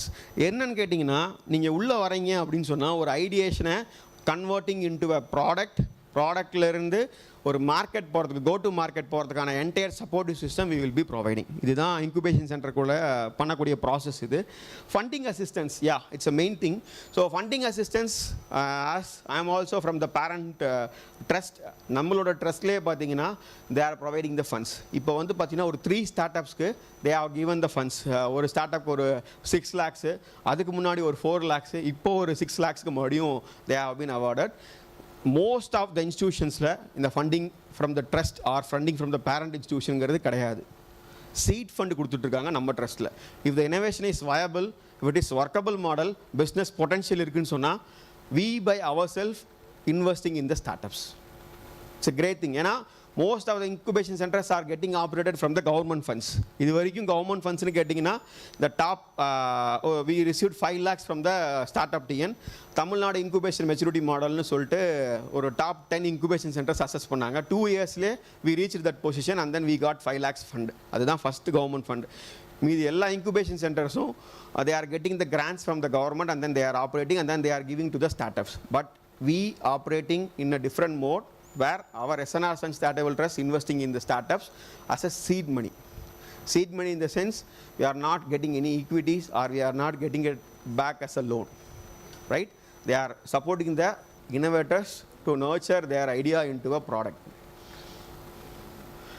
So as I mentioned, right now we are having 16 plus companies. In that, 4 have already escalated to the successful level with the turnover of crores. 4 companies, they are already generating the turnover of crores. Remaining are in pipeline. So as of now, as I mentioned, 10 plus seed funds. நான் சொன்னது வந்து lakhsல இருக்கிறது மட்டும் சொன்னேன். Below 1 lakhல we have given many funds. Below 1 lakh வந்து கிட்டத்தட்ட பார்த்தீங்கன்னா ஒரு 10-15 ஐடியாஸ்க்கு வந்து ஒரு 50,000, 60,000, 80,000 இந்த மாதிரி நிறையா கொடுத்துருக்கோம். அதெல்லாம் சேர்த்து தான் 10 ப்ளஸ்னு போட்டிருக்கேன். Then 25 plus tie-ups in the sense mentors-ஓட tie-up and then any next step போகிறதுக்கான சப்போர்ட்டிவ் சிஸ்டம் கொடுக்கறதுக்கான tie-ups பண்ணியிருக்கிறோம். Student contribution 120 plus students contribution இன்னோவேட்டர்ஸாக ஒர்க் பண்ணிட்டு இருக்காங்க. So what we can do, what is the collaboration expectation from SNR Women's means, see, I have given the proposal to your principal as well as to Padmavati madam that we can start a small cell for entrepreneurship. Already irukkum EDC cell irupanga. We can make it as a pre-incubation center over here where the innovation will be moved up to the MVP stage, minimum viable product nu solvanga. It may be a service based innovation or it may be a product based innovation. இந்த வரைக்கும் stages எடுத்துகிட்டு போயிட்டு then next level ஒரு complete ஒரு final level வரும்போது we can take it to the incubation center. அதுக்கு ஒரு complete supportive system கொடுக்கறதுக்கோசரம் பேசியிருக்கோம். You can talk with your madams and then regular workshops and then hackathons. Already you might be participating in different hackathons. அதை regularize பண்ணுங்க. So as I mentioned with that 4-step formula, you just keep remembering that, kindle your innovative ideas, work out on it, check for the hackathons available in the internet. Just do regular participation with that. Also attend a lot of workshops which has been organized inside the city as well as out of the city. வெளில போனீங்கன்னா மட்டும்தான் you can assess yourself. where you are-ங்கிறது தெரிஞ்சுக்கிட்டா மட்டும்தான் you can induce yourself to the next level, right? Fine. So then IP and then commercialization. IP பற்றி அது ஒரு பெரிய கடல் அது. So intellectual property rights, அதை பற்றி maybe we can talk in the further sessions. Patenting. பேட்டன்டிங்னு சொன்னால் உங்களுக்கு எல்லாருக்கும் தெரியும். So when you are having new novel idea you have to go for patenting. Design patenting இருக்குது, ப்ராடக்ட் ஐடியா பேட்டன்டிங் இருக்குது, different types of patenting இருக்குது. So you have to register your idea in patent, Indian patent ஆர்கனைசேஷனில் you have to register and then you have to get your patent. So see, actually you have to get the supportive systems from this incubation centers or from the government organizations. As I mentioned, startup TN, EDA, MSME. My next speaker madam இருக்காங்க, அவங்கள்ட்ட இருந்து கேளுங்க என்னென்னலாம் initiatives இருக்காங்க MSMEஸ்ல for R ஸ்டூடெண்ட்ஸ்க்கு என்னென்னலாம் இருக்குது. இப்போ ரீசென்ட்லி MSME ஐடியா ஹேக்கத்தான் 4.0 ஓப்பனில் இருந்துச்சு. I think you might have known, right? You might have applied also, right? உங்களோட இன்ஸ்டியூஷன் ஹாஸ்ட் இன்ஸ்டியூட்டாக செலக்ட் பண்ணிட்டு you might have applied for the innovations. 15 lakhs கொடுக்குறாங்க அதில். நான் அதனால தான் MSME போர்ட்டலில் நிறைய இருக்குது. மேம் நெக்ஸ்ட் செஷனில் பேசுவாங்க அது. So that's all about the thing. So any queries I am open to answer. So it's a very vast topic. ஒரு 45 minutes பேசணுங்கிறது it's a very tough situation. அதனால தான் ஃபாஸ்ட்டாக மூவ் ஆனானேன். I need a 1-day session for the entire coverage. Fine. Anyhow, I have covered to my knowledge. If you have any queries, I am happy to answer. Is there questions இருக்கா? என்னங்க இவ்வளோ நேரம் பேசினேன், ஒரு கொஸ்டினும் இல்லைங்களா? Excuse me, sir. Yeah, please. Sir, can you please, I'm Andrea. Yeah. Sir, can you please elaborate about the angel funds? Yeah, angel funds. See, when you are going for an innovation or a startup means angel funds will give you with the soft loans. So they will not take some mandatory equities from your company. They will be giving in the soft loans. Whenever you are sufficient enough to repay back, you can repay it with minimal interest rate. That is what angel fund. It's a complete understanding between you and the investor, right? So mostly they will not compress you, right? So they will try to get their original principal amount at least. That's it. They will not pressurize you for getting back their interest rate and all. Professor, could you please tell them what kind of innovation could be handled by this incubation centers? Yeah, fine. Even as small as this innovation, just give them a few ideas, a few examples of what is actually an innovation. Yeah, fine. So innovation in the sense a new thing. Say for example, how I can map it clearly means whatever the new things, right? In our day-to-day activities, we are passing with a lot of activities, right? Traditional வேலேருந்து ஸ்லைட்டாக modify ஆகி மார்க்கெட்டில் இல்லாத ஒரு விஷயத்தை செய்கிறீங்கன்னா innovation. இது என்னோட ப்ராக்டிக்கல் வே ஆஃப் எக்ஸ்ப்ளனேஷன். தியரட்டிக்கலாக புக்கில் என்ன வேணால் இருக்கலாம், but when you are doing something out of box or something which is not exist in the market or something which is not available, it may be any sector. Say for example, நான் டெய்லியும் வெஹிக்கிளில் வரேன். Daily வெஹிக்கிளில் வரும்போது I am facing lot of struggles. வந்து ஒரு helmet போட்டு வரேன். ஹெல்மெட்டில் வந்து நிறையா செடிமெண்ட் ஆகுது, தட் இஸ் டஸ்ட் செடிமெண்ட் ஆகுது. இதுக்கு இன்ஜினியரிங் நாலேஜ்லாம் தேவையில்லைங்க. இதுக்கு நீங்கள் இன்ஜினியரிங் தான் படிச்சிருக்கணும்லாம் கிடையாது. ஹெல்மெட்டில் வந்து மண் செடிமெண்ட் ஆகிடுச்சுன்னா நல்லா விஷனரியை டிஸ்டர்ப் பண்ணும். ஸோ இமீடியட்டாக என்ன பண்ணுறோம், நம்ம கிளாஸை தூக்கி விட்டுட்டு இல்லை ஓரம் கட்டி தொடச்சி விட்றோம், ரைட்? இதுக்கு என்ன பண்ணலாம், we can have a coating with the glass. It's a kind of innovation. என்ன மார்க்கெட்டில் இருக்குன்ற செக் பண்ணுங்கள். நெக்ஸ்ட், இது வந்து ஒரு சிம்பிள் எக்ஸாம்பிள், என்னென்னா பேசிக்காக புரிஞ்சுக்கிறதுக்கு. அதே மாதிரி டே டு டே ஆக்டிவிட்டீஸில் என்னென்ன பண்ணுறீங்கன்னு யோசிங்க. Say for example, if you are doing some activities in the college, ஏதாவது ஒரு ஆர்கனைசிங் ஈவெண்ட் பண்ணுறீங்க. அந்த ஆர்கனைசிங் ஈவெண்ட்ஸ் வந்து பார்த்திங்கன்னா இன்னும் வந்து பார்த்திங்கன்னா ஒரு டேட்டா பேஸ். இப்போது உங்கள் டிபார்ட்மெண்ட்லேயே எவ்வளோ பேர் வந்து they are good in maths, எவ்வளோ பேர் வந்து they are good in sports or some specific things, எவ்வளோ பேர் அதில் நல்லா இருக்காங்கன்றது தெரியாது. You can create an app or you can create a supportive system or a database management system which can gather the things or categorize the people those who are specific in that. இந்த மாதிரி ஒரு சின்ன சின்ன விஷயங்கள் பண்ணாலும் it will be called as innovation. நாங்கள் என்னென்ன supportive system பண்ணுறோன்னு மேம் கேட்டிருந்தாங்க. As I mentioned already, we are completely sector agnostic. We are not sector diagnostic. Sector diagnostic na particular sector la மட்டும் தான் சப்போர்ட் பண்ணுறோம். If you are coming with any innovative idea, innovationக்கு meaning என்னன்னு சொல்லணும்னு அவசியம் கிடையாது. ஏன்னா anything you are doing new which is not available in the market, that is which is having a more potential in the market, it will be called as innovation. That should be very new and unique, right? That is what the only meaning. அந்த மாதிரி என்ன செக்டாரில் இருந்தாலும் சரி, it may be in accounts or it may be in technology or it may be in anything, right? You are doing some food innovation. ஒரு ஃபுட்டில் வந்து you are doing some innovation. Food supply செயினில் ஏதாவது பண்ணுறீங்கன்னா it is a kind of good thing. மார்க்கெட்டில் இல்லை. Swiggy, Zomato and then Shero Homes கேள்விப்பட்டிருப்பீங்க. Shero Homes is a cloud kitchen. இதெல்லாம் தாண்டி இது எல்லாத்தையும் இன்டெகிரேட் பண்ணுற மாதிரி ஒரு சொல்யூஷன் நான் கொண்டு வந்திருக்கேன் அப்படின்னா it's a kind of innovation. Any more questions?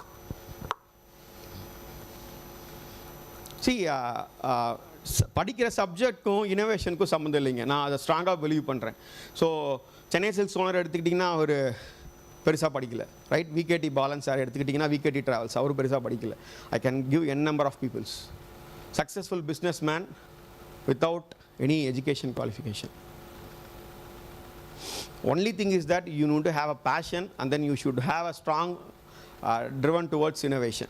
ஏதாவது கண்டுபிடிக்கணும் அப்படிங்கிற ஒரு தாட் ப்ராசஸ் மண்டைக்குள்ளே இருந்தாலே you will end up with that. நான் சொன்ன அந்த 4 ஸ்டெப்ஸை வந்து நீங்கள் கையில் எழுதி அதை ஃபாலோ பண்ணுங்கள். whenever you start any process, you just start with empathy. இது யாருக்கோசரம் இந்த ஐடியாவை ஒர்க் அவுட் பண்ண போகிறோம்.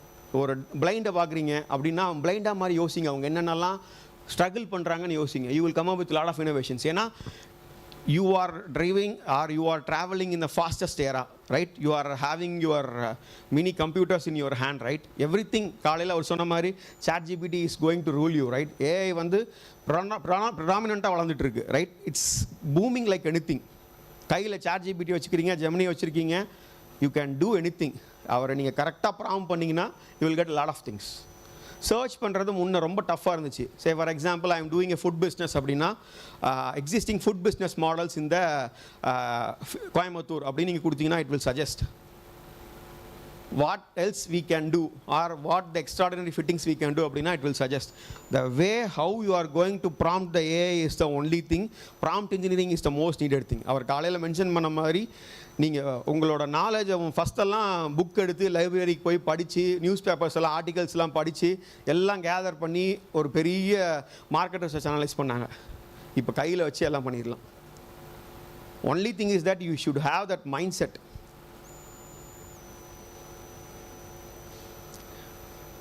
Any questions? If not there, thank you. Thanks for patient listening.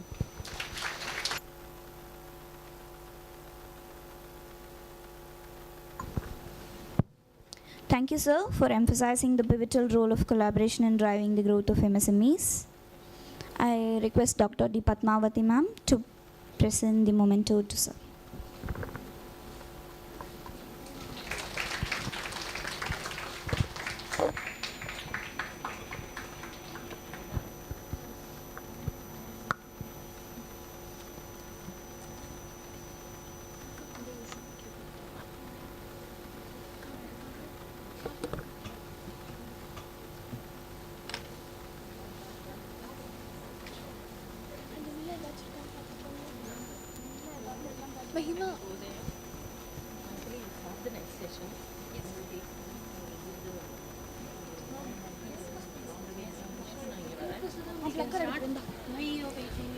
Moving on to our plenary talk 2, we dwell into the digital transformation of MSMEs, the role of government initiatives. Let's have an AV brief introduction about our speaker. Meet Mrs. B. Kayalvili, Assistant Director at the MSME Development and Facilitation Office, Ministry of MSME, Government of India, Coimbatore. A food processing and preservation technology graduate from Avinashalingam University and an MBA in operations management from IGNOU, she brings over 17 years of dedicated service to MSMEs and aspiring entrepreneurs. Her journey began as an assistant food technologist, followed by impactful roles across Visakhapatnam, Hyderabad, and now Coimbatore. She has been instrumental in providing technical and managerial support to MSMEs, conducting training programs and capacity building, offering credit facilitation, technology transfer and marketing support, organizing trade fairs and exhibitions, facilitating entrepreneurial development and incubation for startups, supporting government schemes, certifications, and compliance. Her unwavering commitment has empowered countless MSMEs, fostering innovation and growth in India's entrepreneurial ecosystem.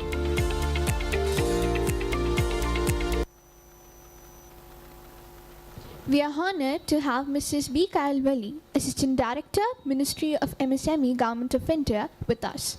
Her session, Categorizing Digital Change, Government Initiatives and Financing Options, will shed light on how MSMEs can embrace digitalization while leveraging government support.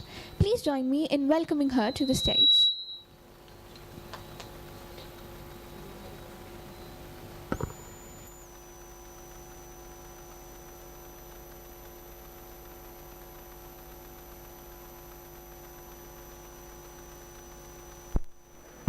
So very good afternoon to all.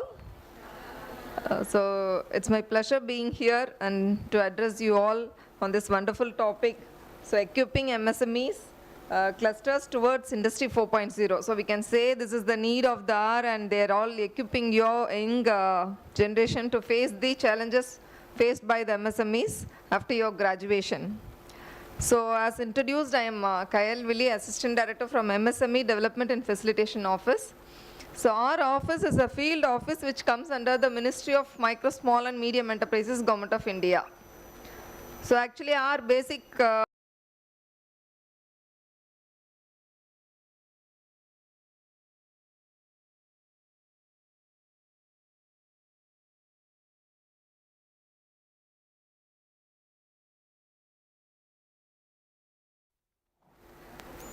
so we provide support to new as well as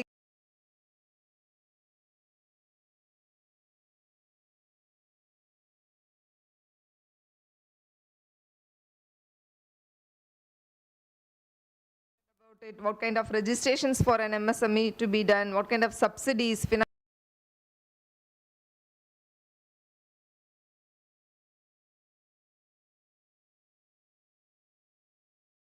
organize some sort of training programs for new entrepreneurs. That is like a basic motivation for entrepreneurship. Then we organize some entrepreneurship skill-based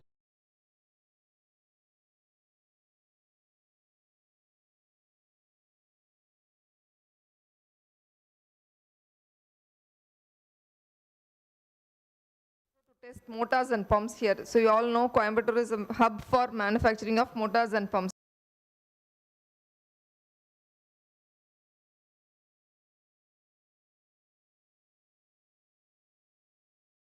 motors and pumps. And in addition to these activities, we have so many other schemes to support individual MSMEs as well as MSME clusters. So today I think we can have a broad look at the financial assistance, MSME definition, and what the policy of MSME is there for the MSMEs in India. So this is how the 3 or 4 sector-based talks will be there. Just so when you say micro, small and medium, so this is the categorization. So far you have seen innovation, and I hope in the morning also you had some insights on the challenges faced by the MSMEs or incubation or innovation or 4.0, so many things.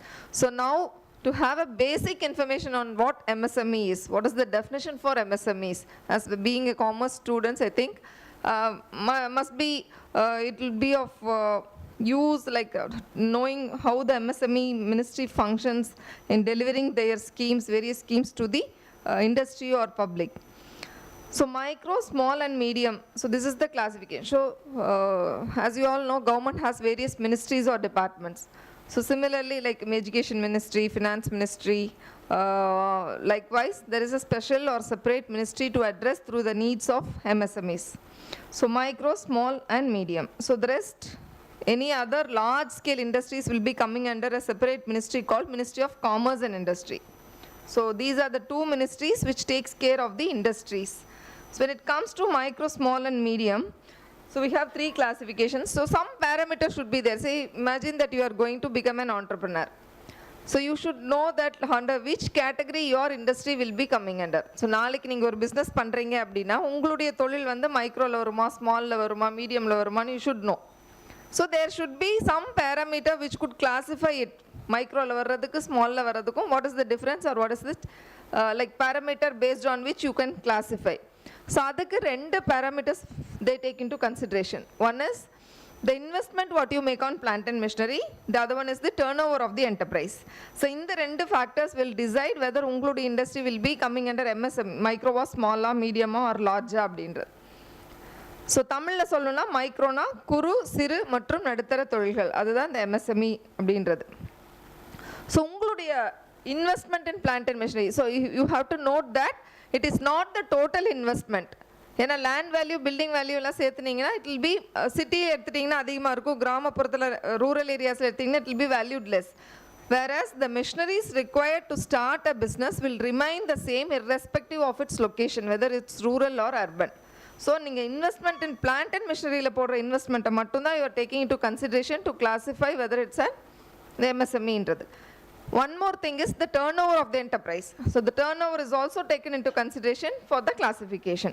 So these 2 will decide whether your industry is micro or small or medium. And any business could be classified among the 3 types. அதாவது any business நீங்கள் செய்யக்கூடிய தொழில் வந்து இந்த ஒரு மேனுஃபேக்சரிங்காக இருக்கலாம், அல்லது சர்வீஸாக இருக்கலாம், or trading. So one of these கேட்டகரிஸில் ஃபிட் ஆகும்.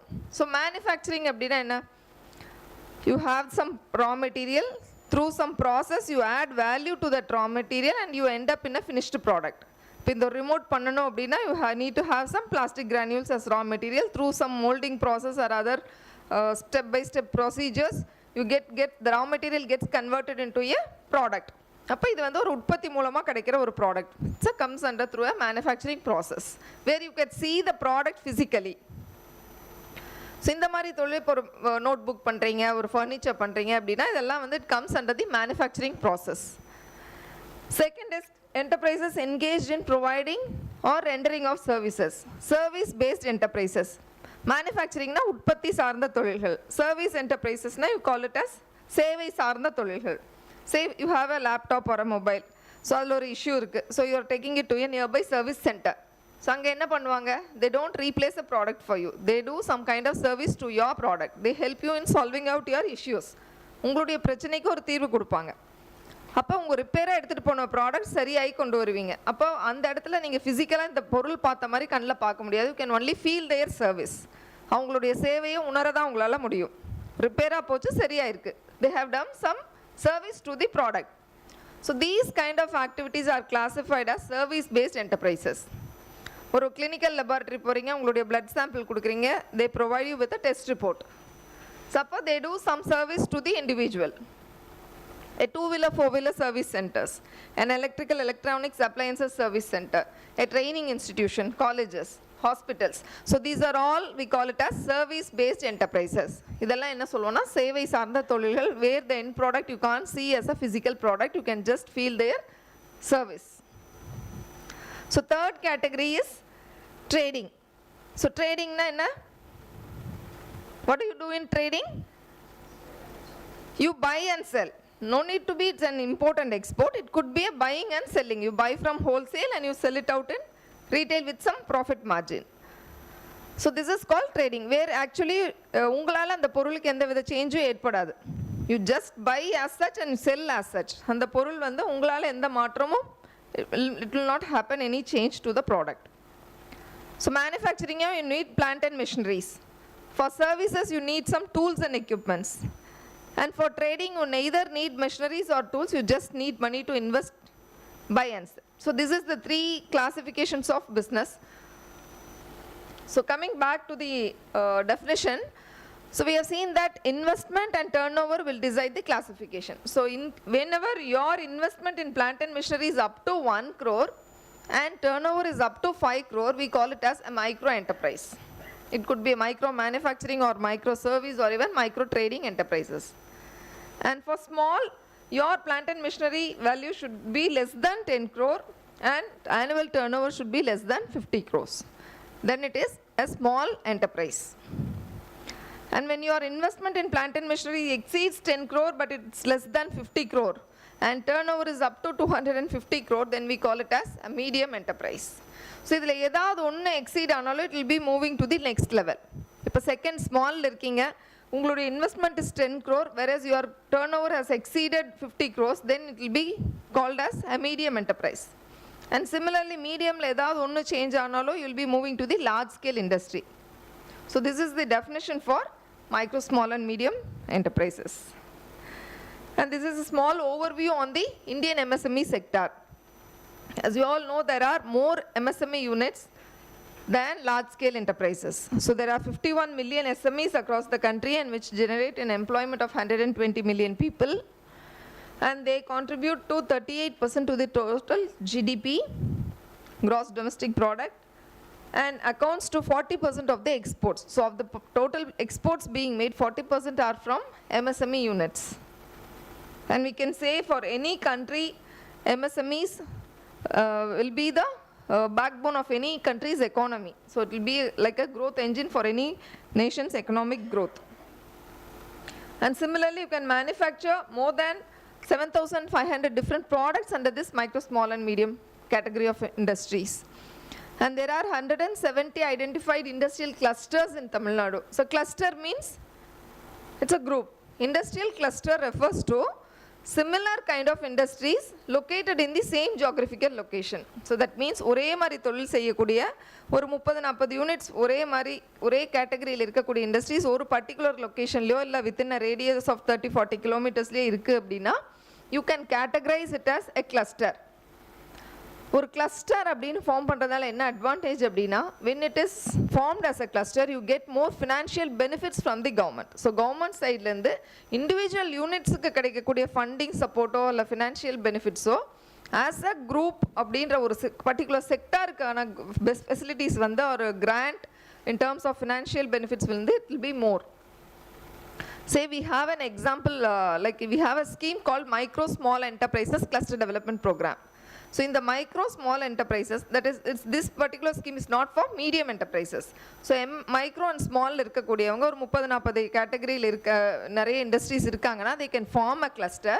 இப்போ ஒரு தனி நபரால் ஒரு பெரிய மிஷினரி ஒரு இம்போர்ட் பண்ணுற மிஷினரியோ இல்லை ஒரு டெஸ்டிங் ஃபெசிலிட்டியோ கிரியேட் பண்ண முடியாது. Because a micro enterprise they may not be able to afford more investment due to lack of financial shortage. So அந்த மாதிரி இருக்கக்கூடிய ஒரு ஃபெசிலிட்டி வந்து கிரியேட் பண்ணோன்னா ஒரு 30 பேர் 40 பேர் சேர்ந்துட்டு கவர்மெண்ட்டுக்கு ரெப்ரசென்ட் பண்ணால் government will provide you them with the funding of up to 30 crores to establish a common facility centre. ஒரு பொது சேவை மையம் மாதிரி கிரியேட் பண்ணுறதுக்கும் அந்த காமன் ஃபெசிலிட்டி சென்டரில் இந்த காமனான மிஷினரிஸ் ஒரு டெஸ்டிங் ஃபெசிலிட்டியோ ஒரு பேக்கிங் ஃபெசிலிட்டியோ இல்லை ஒரு இம்போர்ட் பண்ணக்கூடிய மிஷினரியோ வச்சுக்கலாம். then all the members of that particular industry, they can make use of that facility. It will be a common facility. So இந்த மாதிரி கொண்டு வரதுக்கு government வந்து up to 30 crores we have a scheme. So அதில் 20% contribution should be from the MSME unit. For 30 units இருக்காங்க, ஒரு 100 units இருக்காங்க அப்படின்னா they need to bring in 20% of the funds. That will be in the form of land and building. So individual members வந்து land வாங்கி building construct பண்ணா அங்கே போடக்கூடிய machineries-க்கு ஒரு 80% grant வந்து government will support them. So this scheme has taken up very well, and we have so many clusters in this micro small enterprises. Here initially we had a wet grinder cluster, then we have Salem's furniture cluster, stainless steel cluster, and Tirupur we have knitting industries, coir cluster, okay, printing cluster. So many clusters have come up under this common facility category.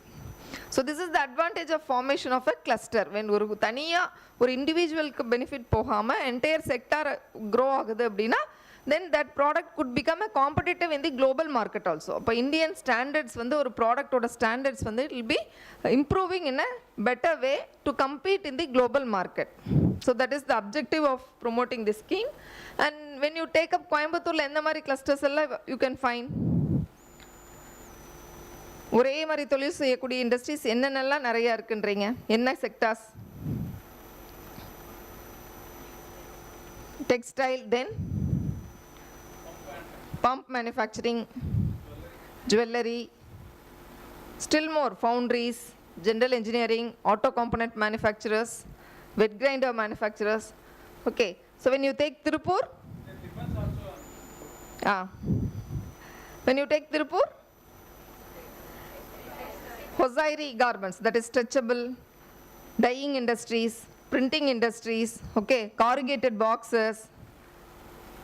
So these many industries. When you take Pollachi, coconut based, coir based products. So these are the clusters which you can find in various places. This is because geographical indicator, like sectors. So when you think of becoming an entrepreneur, ஒரு தொழில் பண்ணணும்னு நினைச்சா you have so many questions in your mind. என்ன பண்ணலாம், எங்க பண்ணலாம், என்ன மாதிரி registrations இருக்கு, what kind of assistance I can get from other departments. So you have so many. So to help you out with these things, there are central government organizations, state government departments. In addition to these, there are industry associations, non-government organizations to support you with your issues. Central government departments, we are one of the departments which supports in promoting entrepreneurship. And similarly, there is another ministry, we have another department called NSIC, National Small Industries Corporation. So it's an autonomous body under the MSME ministry. So avanga pathina existing industries ko rendu vagayana popular schemes implement பண்றாங்க. One is இப்போ நீங்கள் வந்துட்டு you want to purchase a raw material, ஒரு சின்ன இண்டஸ்ட்ரியாக இருக்காங்க, ஒரு சின்ன சின்ன ஒர்க் ஷாப். கோயம்புத்தூர் பார்த்திங்கன்னா நிறைய ஜென்ரல் இன்ஜினியரிங் இருப்பாங்க. ஒரு லேத் வச்சுட்டு சின்ன ஜாப் ஆர்டரில் எங்கெங்கெல்லாம் ஆர்டர் கிடைக்குதோ அங்கெல்லாம் எடுத்துகிட்டு ஜாப் ஒர்க் பண்ணுவாங்க. ஸோ அப்போ அவங்களுக்கு வந்து ஒரு டிஃபைன்டு ஒர்க் இருக்காது. இப்போ இந்த மாதம் இந்த கம்பெனிக்கு பண்ணுவாங்க, நெக்ஸ்ட் மந்த் வேற ஒரு கம்பெனிக்கு பண்ணுவாங்க. இந்த மாதத்து ரா மெட்டீரியல் வேறையாக இருக்கும், நெக்ஸ்ட் மந்த் ரா மெட்டீரியல் வேறையாக இருக்கும். அப்போ பேசிக்காக ஒரு இன்ஜினியரிங் இண்டஸ்ட்ரிக்கு ஒரு மெட்டல் தான் ரா மெட்டீரியல் அப்படின்னா, if they are going to purchase in a local dealer, ஒரு லோக்கல் டீலரில் போய் ரா மெட்டீரியல் வாங்குறாருன்னா definitely it will be more when compared to the manufacturer.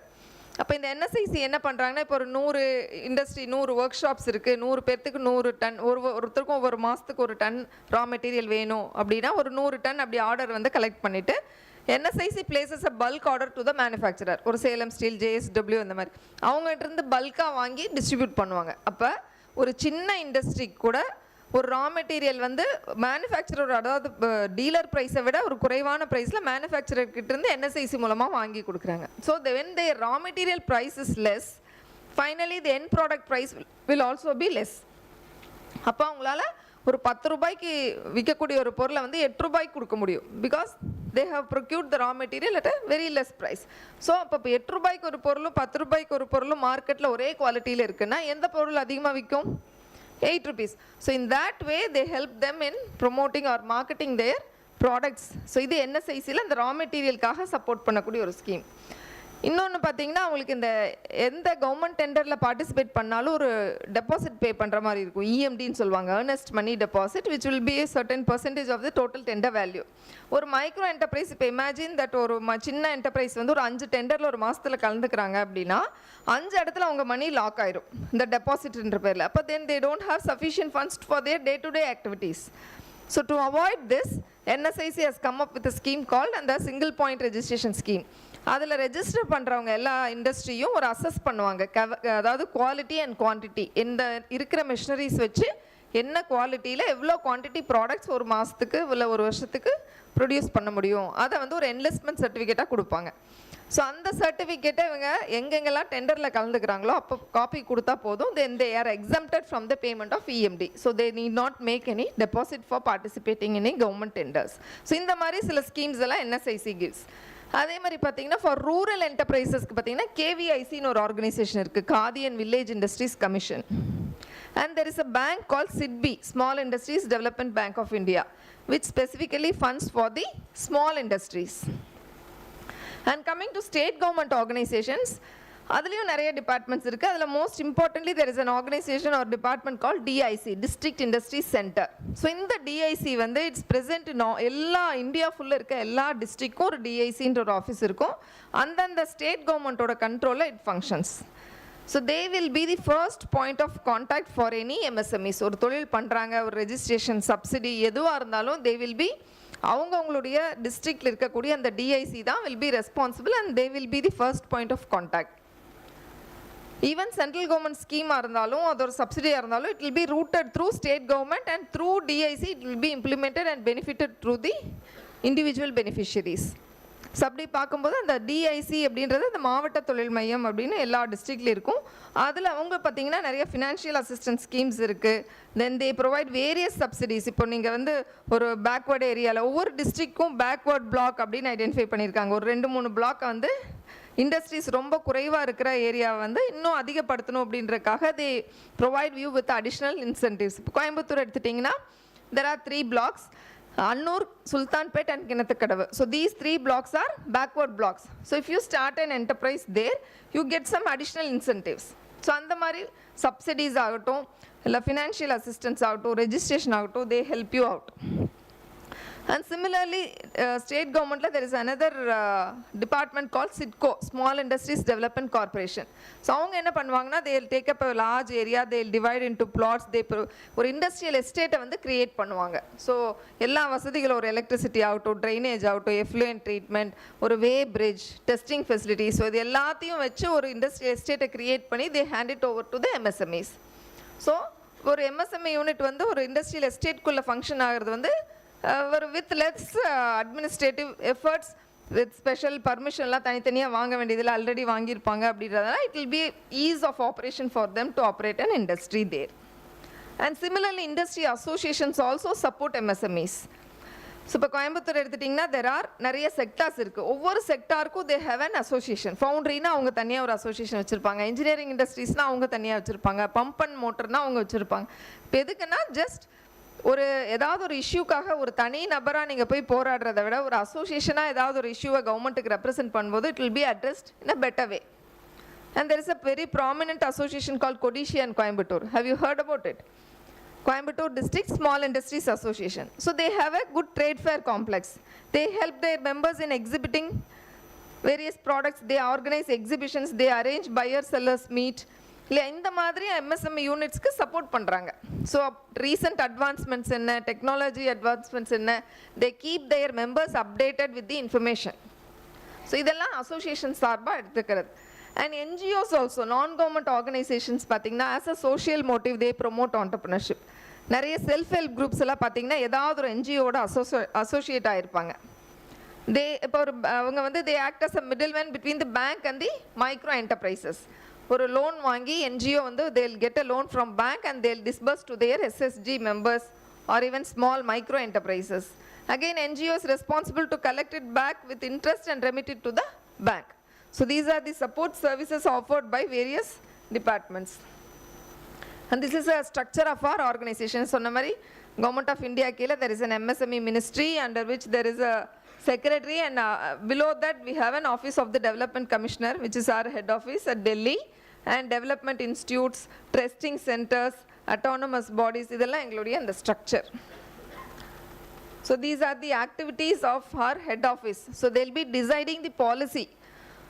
So next 5 years la industries MSMEs oda growth eppadi irukum, what kind of skilled manpower thevapaduvanga, enna madriyana subsidies வந்து industries ku encouraging ah irukum, what kind of trainings could be formulated. So andha marila decisions they make and they implement through field offices like our office. And for we have 3 offices totally in Tamil Nadu. MSME Development and Facilitation Office, which is the main office at Chennai, and we have 2 branches, under which one at Coimbatore, the other one at Madurai.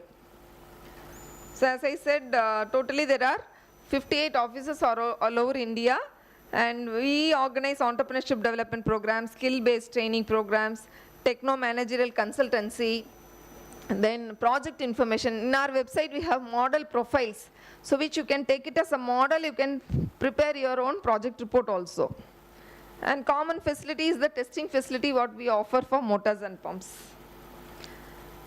And so far we have seen what is MSME definition, policies, other aspects of the department. And now let's see, we say when you think of becoming an entrepreneur, we say there are around 18 steps to be followed, like 18 procedural steps. If you could be added more, or if you could be ignored if it's not necessary. Okay. So what could be the first step and what could be the last one? What will be the first step?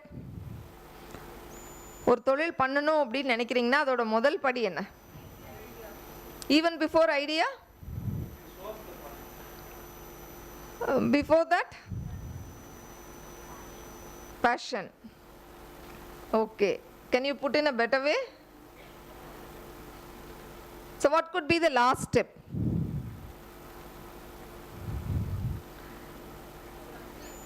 Yes? What is the objective of doing any business? So realize profit. Okay. So the very first step is nothing but making a decision to become an entrepreneur. Okay, ஒரு முடிவு எடுக்க, நான் ஒரு entrepreneur ஆகணும் அப்படின்னு முடிவு எடுக்கிறது தான் it's very first step.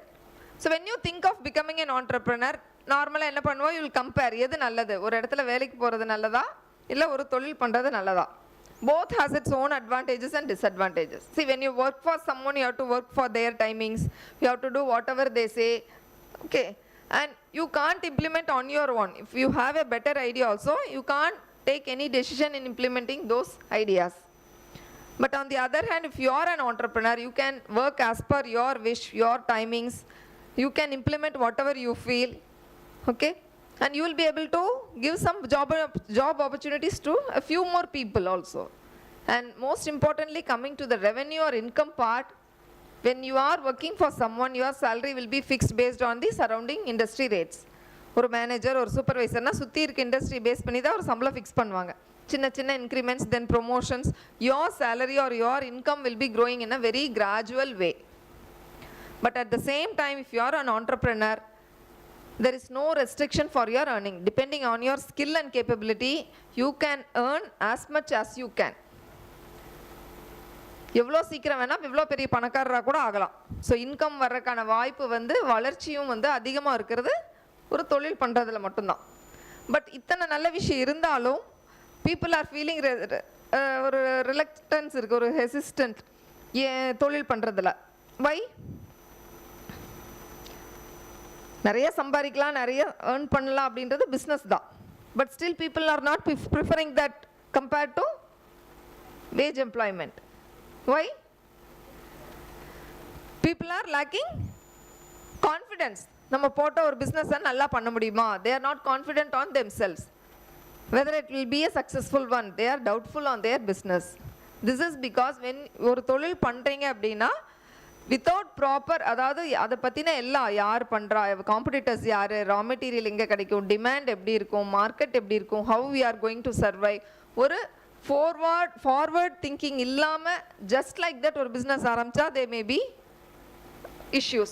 But when you analyze everything and study everything and much confident on your work, what you are going to do, and proper planning and execution is there in your idea, then definitely it will be a successful one. Only a business plan without proper planning and execution will be a failure. So if that is there, then definitely it will be a easy task. And nowadays government oda policies ella pathina it's much encouraging to start a business. Munna mari la ipa nariya online la registration pannikalam, schemes are there. Indha mari awareness ella earlier generations ku they were not. It's like when we were studying, we were not knowing even the word entrepreneurship. But it's not so. You are all blessed generation to know. இப்போவே நீங்கள் வந்து படிக்கும்போதே வந்து you are given an input on what are the opportunities are there. So even if you are not using it today, இன்னைக்கு நாளைக்கு நீங்கள் use பண்ணலன்னா கூட at some point of your time you will have an idea, you will come to know that oh such departments are there, such schemes are there, so many opportunities are there to become an entrepreneur. At least that input you can have it now as an awareness now. So next is selecting the product. So என்ன product choose பண்ணலாம் அப்படின்றது it should come from the entrepreneur himself. Friends சொல்றாங்க, relatives சொல்றாங்க அப்படின்னு you should not choose the product. You should analyze yourself and choose the product on your own. So product selection could be from your academic qualifications. So ஒரு 3 வருஷம் படிக்கிறீங்க, அதில் ஒரு interest இருந்து அதே மாதிரி ஒரு படிப்பு சம்மந்தப்பட்ட ஒரு பிஸ்னஸே சூஸ் பண்ணலாம். இல்லையா ஒரு படிப்புக்கு அப்புறம் ஒரு வேலைக்கு போகிறீங்க, 3 or 4 years you work there, அங்கே ஒரு 3 வருஷம் வேலை செய்யும்போது you get a rich experience from your work organisation. So என்ன மாதிரி ப்ராடக்ட் பண்ணுறாங்க, எப்படி ரா மெட்டீரியல் வாங்குறாங்க, how they manage people, how they market the product, and most importantly will come to know how better இன்னும் இந்த product இன்னும் பெட்டராக எப்படி கொடுக்கலாம்.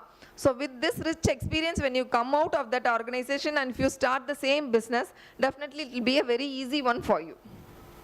இல்லை உங்கள்கிட்ட ஒரு ரிசோர்ஸ் நிறையா இருக்குது, நேச்சுரல் ரிசோர்ஸோ இல்லை அக்ரிகல்ச்சரல் கமாடிட்டியோ உங்கள் சுற்றியோ இல்லை உங்கள்கிட்டயோ நிறையா இருக்குது அப்படின்னா you can think adding value to that raw material. ஒரு மூலப்பொருள் ஒரு ரா மெட்டீரியல் நிறையா இருக்குன்னா கண்டிப்பாக அதோட ப்ராடக்ட் காஸ்ட்டும் வந்து குறைவாக இருக்கும். ஏன்னா உங்கள்கிட்டயே இருக்கும்போது சீப்பாக கிடைக்கும்போது டெஃபினெட்லி ஃபினிஷ்டு ப்ராடக்டோட காஸ்ட் வந்து கம்மியாக இருக்கும். அப்போ காம்படிட்டிவாக உங்களால் மார்க்கெட் பண்ண முடியும்.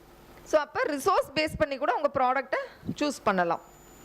அப்படி இல்லையா அப்போ நிறையா கம்பெனிஸ் இருக்காங்க. ஒவ்வொருத்தருக்கும் நம்ம இந்த கோயம்புத்தூரில் இருக்க என்ஜினியரிங் இண்டஸ்ட்ரீஸ் சொன்ன மாதிரி ஜாப் ஒர்க் மாதிரி யார் யார் உங்கள்கிட்ட இருக்க ஒரு பர்டிகுலர் ஸ்கில்லை வச்சு நீங்கள் வந்து you can start your business also. If you R a good writer, if you R a good Baker, if you R a good programmer, உங்களுடைய ஸ்கில்லை வந்து பேஸ் பண்ணி கூட you can choose your business, become an entrepreneur. So there are so many opportunities. You have to analyze yourself and choose the product. Next is locating the enterprise. So எங்கே தொழில் பண்ணலாம். So location வந்து preferred choices near to market and near to raw material source. So இதுதான் best option. But it may not be the so எல்லா டைம்லையும் அந்த மாதிரி நீங்கள் பண்ண முடியாது. இப்போ ஒரு எக்ஸாம்பிளுக்கு சில ப்ராடக்ட்ஸ் வந்து மேபி சென்சிட்டிவ் டு என்விரான்மெண்ட். இப்போ ஒரு மில்க் பேஸ் பண்ணி ஒரு ப்ராடக்ட் பண்ணுறீங்க அப்படின்னா milk normally available in rural areas. By the time you transport to city to your factory it will get spoiled. So அதை அவாய்ட் பண்ணணும். You have to engage some refrigerated containers or chilling plant இந்த மாதிரிலாம் ஏதாவது போடணும். Ultimately it increases the production cost. So அதுக்கு என்ன பண்ணலாம்னா better to shift the unit to the rural area. So அந்த மாதிரி கேஸில் ரிசோர்ஸ் எங்கே இருக்கோ அங்கேயே வந்து இண்டஸ்ட்ரியை போடணும். ஆர் சம்டைம்ஸ் நான் சொன்ன மாதிரி பேக்வேர்டு ஏரியாவில் உங்களுக்கு ஒரு லொக்கேஷன் இருக்குது அப்படின்னா you can start an industry there. எங்கே வேணால் பண்ணலாம் அந்த தொழில் அப்படின்னா ஒரு இன்சென்டிவ் வரக்கூடிய ஒரு ஸ்பெஷல் சப்சிடி கிடைக்கக்கூடிய ஒரு ஏரியாவில் நீங்கள் you can start your business. இல்லை ஒரு இண்டஸ்ட்ரியல் எஸ்டேட்டில் ஒரு சாய்ஸ் கிடைக்குது அப்படின்னா you can choose that also. இல்லை நீங்கள் ஒரு ஸ்கில்டு மேன் பவர் வச்சு ஒரு மெஷின் வச்சுருக்கீங்க, ஒரு சிஎன்சி ப்ரோக்ராமிங் பண்ணணும் அப்படின்னா அந்த மாதிரி இண்டஸ்ட்ரியை ரூரல் ஏரியாவில் போய் போட முடியாது. Because you don't get sufficient man power. ஒரு ஸ்கில்டு மேன் பவர் வேணுன்னா ஒரு சிட்டி அர்பன் ஏரியாவில் இருப்பாங்க. ஸோ அப்போ அந்த மாதிரி மிஷினரி ஆப்ரேட் பண்ணக்கூடிய ஒரு பீப்புள் எங்கே இருக்காங்களோ அங்கே தான் நீங்கள் அந்த இண்டஸ்ட்ரி எஸ்டாப்ளிஷ் பண்ணணும். So you have to analyse few factors before deciding on the location. Step 4 will be preparing a project report. So business plan. So business plan is nothing but next future yearsல எப்படி உங்க business progress ஆக போகுது அப்படின்ற ஒரு report தான். So when do you prepare a business plan, whether before commencing your business or after commencing your business? Project report எப்போ பண்ணுவீங்க? Before or after? Before. So how the data will be? அப்போ அதில் போடக்கூடிய டேட்டாலாம் எப்படி இருக்கும்? ஒரு நாளைக்கு இவ்வளோ ப்ரொடக்ஷன் பண்ணுவேன், இவ்வளோ சேல்ஸ் இருக்கும் அப்படின்றதெல்லாம் ஒரு அசம்ஷனில் போடக்கூடிய data. So your assumption should match with the reality. இப்போ இன்றைக்கி ப்ராஜெக்ட் ரிப்போர்ட் பண்ணுறீங்க, ஒரு 500 kg பர் டே பண்ண முடியும் அப்படின்னு அஸ்யூம் பண்ணுறீங்க. பட் ஒரு வருஷம் கழிச்சு உங்கள் யூனிட் ஆரம்பிக்கும் போது if you are not able to make even 50 kgs then உங்களுடைய பிஸ்னஸ் பிளானை வச்சு நீங்கள் எந்த டெசிஷனும் எடுக்க முடியாது. So business plan will help you to analyse எங்கே கூட்டலாம், எங்கே குறைக்கலாம் செலவை, எப்படி ப்ராஃபிட் அதிகப்படுத்தலாம் அப்படின்றத ஒரு ஜட்ஜ்மெண்ட் வந்து you will get from your business plan. But most of the people prepare a business plan only to please a bank manager or a business partner. So bank manager loan கொடுக்கணும் அப்படின்றதுக்காகவே மட்டும் project report இருக்கும். But அந்த மாதிரி ஒரு project ரிப்போர்ட்டை you can take it for yourself to decide on your future aspects. So அப்போ project ரிப்போர்ட்ன்றதில் it will have an introduction, என்ன மிஷினரிஸ், எவ்வளோ ரா மெட்டீரியல், எவ்வளோ மேன் பவர், எவ்வளோ சேல்ஸ், ப்ரொடக்ஷன் இதெல்லாம் இருக்கும் அப்படின்றத you will analyse. And moreover you will come to know எவ்வளோ இன்வெஸ்ட்மெண்ட் தேவைப்படும், நம்மகிட்ட எவ்வளோ பணம் இருக்குது, எவ்வளோ லோன் வாங்கணுமா வேண்டாமா அப்படின்ற decision you can make it when you prepare a business plan. So it will also analyze the technical feasibility, profitable business illaya அப்படின்றத when you prepare you will come to know. So after deciding the investment, so project report போட்டாலே உங்களுடைய total investment you will come to know. Then you can decide whether to go for a loan or not. So in case you need a loan, then you have to approach a financial institution like a bank. So bank என்ன பண்ணுவாங்கன்னா they will divide the loan into two parts. One is term loan, the other one is working capital loan. Term loan you can take more time to repay, and normally it is given for fixed assets like land, building and machineries. These are all one time investment for any business. ஒரு தடவை தான் land வாங்குவீங்க, ஒரு தடவை தான் machineries வாங்குவீங்க. Okay. And second part of the loan is called working capital loan. So working capital your day to day expenses meet out பண்றதுக்கான ஒரு loan. Raw material வாங்கணும், salaries கொடுக்கணும், transportation, administrative expenses bear பண்ணணும். So these will be varying. So bank will split the loan into two, term loan and working capital loan. Because working capital loan first மாசம் நீங்க தான் கையில இருந்து போட்டு raw material வாங்கி salary கொடுத்து manage பண்ணணும். But next few months, second, third, fourth month you get revenue from your business. அதுலோட வந்து நீங்க make a rotation. நெக்ஸ்ட் பார்த்தீங்கன்னா important licences. Just like that ஒரு இடத்தை ஐடென்டிஃபை பண்ணி நீங்கள் போயிட்டு பிஸ்னஸ் ஆரம்பிக்க முடியாது. ஸோ அந்த இடம் வந்து முனிசிபாலிட்டியில் வருதா, கார்பரேஷனா, பஞ்சாயத்தா அப்படின்னு பார்த்துட்டு you have to get a consent from them.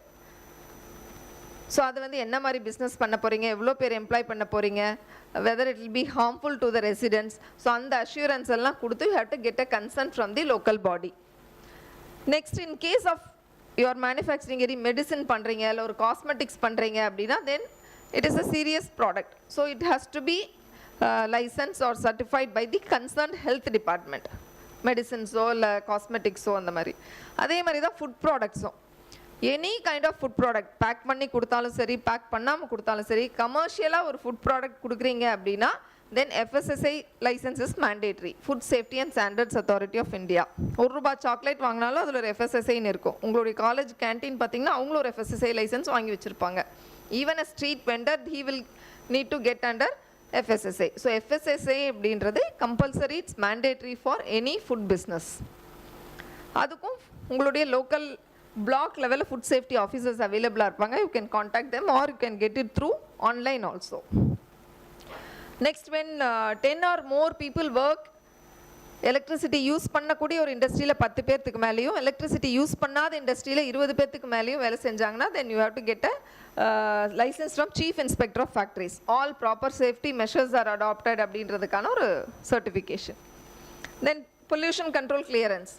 So உங்களுடைய ப்ராடக்ட் கேட்டகரியை வச்சு they have colour codes, red, green, yellow, orange.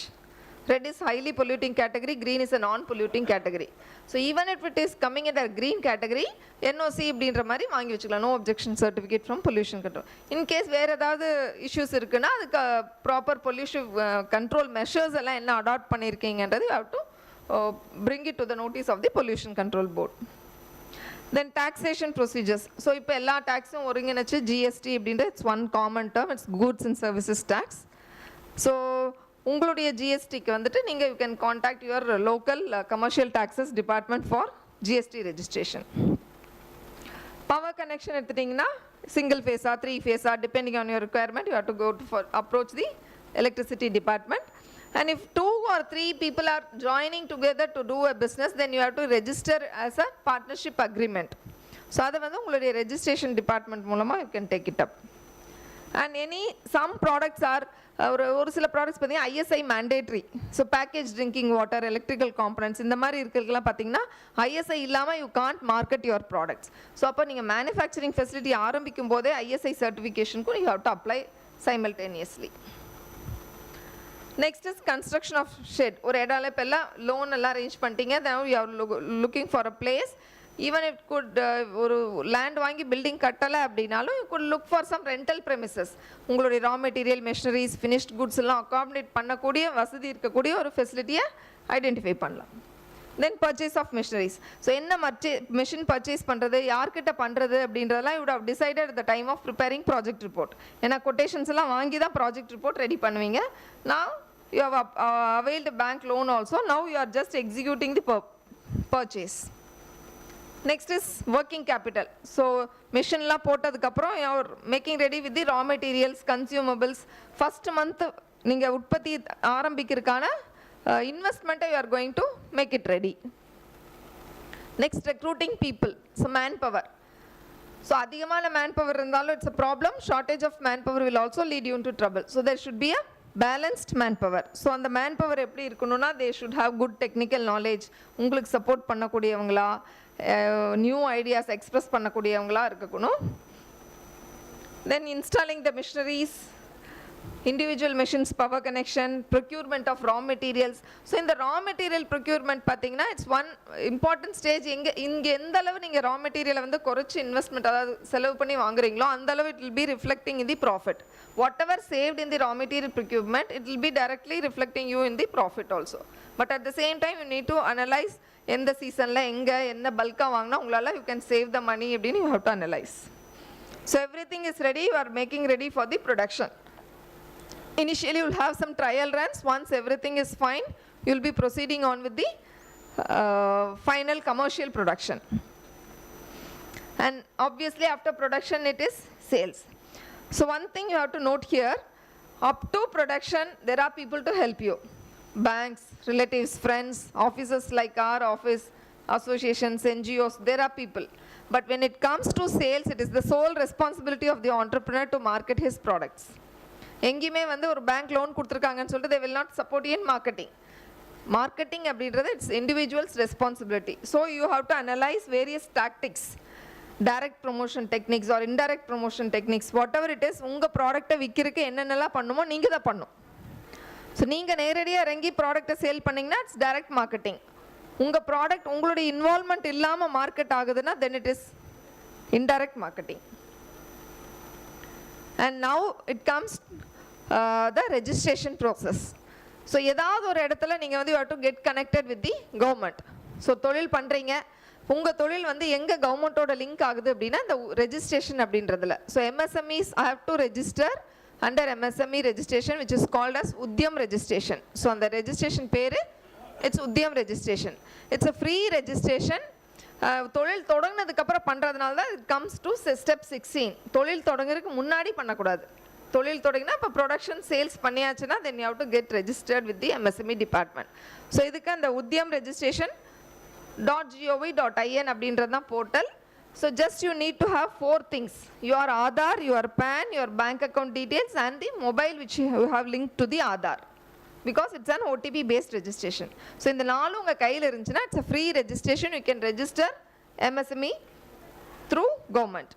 And any time you can update it. ஒரு லொகேஷன் மாத்துறீங்க, இல்லை இன்னொரு நியூ ப்ராடக்ட் ஆட் பண்ணுறீங்க, இல்லை கம்பெனி பேரே மாத்துறீங்க அப்படின்னாலும் you can change it by yourselves. Except for cancellation and few other things, you need not visit any office directly. After Udyam registration, now you are functioning full-ஆ. ஒரு தொழில் வந்து தொடங்க ஆரம்பிச்சிரும். So registrationோட முடிஞ்சிரும்.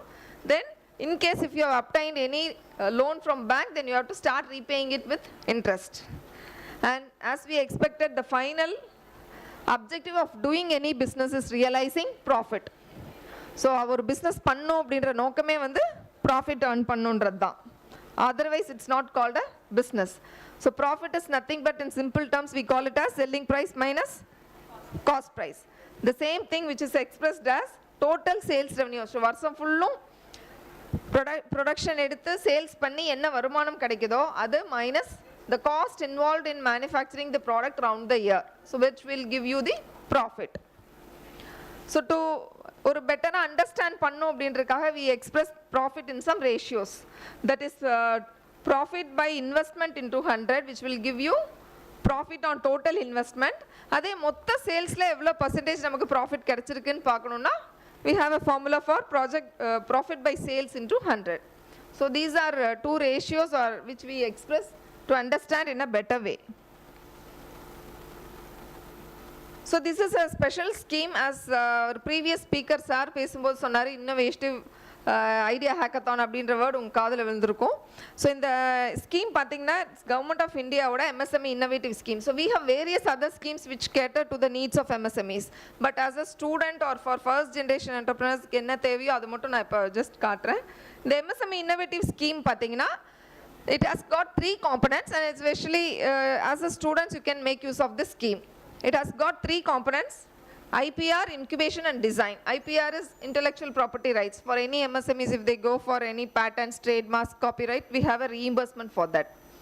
And coming to the incubation part, which is for the students, if you have any innovative idea, ஐடியான்றது ரொம்ப பெருசாவோ ஒரு பொருளாகவே இருக்கணும். Small change in the existing kind, it could be in the ப்ராடக்டாக இருக்கலாம், ப்ராசஸாக இருக்கலாம், சர்வீஸாக இருக்கலாம். So any innovative idea if you have, you can just have it, refine it, and we launch idea hackathon every year. So now 4.0 has closed and it's under the scrutiny process. Next idea hackathon 5.0 will be rolled out. So அதில் வந்து நீங்கள் உங்கள் ஐடியாஸை போட்டிங்கன்னா உங்களோட idea select ஆகுது அப்படின்னா then you will be eligible to get a grant of up to 15 lakhs. So அந்த 15 lakhs வச்சு ஓவர் 1 year பீரியடில் ஒரு வருஷத்தில் நீங்கள் வந்துட்டு அந்த ப்ராடக்ட் ஐடியாவை ப்ராடக்டாக மாற்றலாம். ஸோ அதுக்கான ஃபண்ட் சப்போர்ட் வந்து எங்களுக்கு இந்த ஐடியா ஹேக்கத்தான் மூலமாக through MSME innovative scheme you will be eligible to have it. So இது எப்படி ஃபங்க்ஷன் ஆகுதுன்னு பார்த்தீங்கன்னா கவர்மெண்ட் ஆஃப் இந்தியா வந்து has identified host institutions, especially engineering காலேஜஸும் யூனிவர்சிட்டிஸும் as of now it has been approved as host institution. உங்களுடைய ஐடியாவை அதில் போடும்போது you have to choose the host institution. எந்த இன்ஸ்டிடியூஷன் மூலமாக உங்கள் பணம் வந்து அதாவது அந்த இன்ஸ்டிடியூஷனில் தான் நீங்கள் போய்ட்டு உங்கள் ஐடியாவை டெவலப் பண்ணுவீங்க. இப்போ எக்ஸாம்பிளுக்கு இப்போ ராமகிருஷ்ணா இன்ஜினியரிங்லேருந்து வந்திருந்தார் இல்லையா sir, they are one of the host institutions. அப்போ அவங்களுடைய காலேஜில் நீங்கள் உங்கள் ஐடியாவை போஸ்ட் பண்ணும்போது அவங்களை சூஸ் பண்ணுறீங்கன்னா in case your idea get selected the fund will be given to the Ramakrishna college. You have to visit there, you have to have a mentor there. அவங்க மூலமாக உங்கள் ஐடியாவை டெவலப் பண்ணுவீங்க. It's for over a period of 1 year. இதுக்கு 70% ஃபண்ட்ஸும் 30% ஃபண்ட்ஸும் 2 ஃபேஸாக கொடுப்பாங்க. So உங்கள் idea வந்து travel, technology based expenses and mentor expenses அப்படின்ற 3 ஹெட்டில் you can spend it. So it's value of 15 lakhs. Just உங்களுடைய அந்த ஃபஸ்ட்டு லெவல் காலேஜ் லெவலில் மட்டும் நீங்கள் ப்ரெசென்ட் பண்ணிவிட்டு உங்கள் ஐடியாவை சப்மிட் பண்ணிட்டா போயிடும். மற்ற 3 லெவல்ஸ்க்கு நீங்கள் போகணுன்ற அவசியம் இல்லை. So in case your idea get selected maximum grant will be 15 lakhs per idea. So this is the thing. 85 அது ஸ்டூடெண்ட்ஸ்க்கு மட்டும் 100% they need not bear anything. அதே ஃபேக்கல்ட்டியோ இல்லை பப்ளிக்கோ இல்லை MSME யூனிட்டோ இந்த ஐடியாவை சப்மிட் பண்ணுறாங்கன்னா then 85-15. So 85 will be in the form of grant and 15% has to be contributed from the incubating side.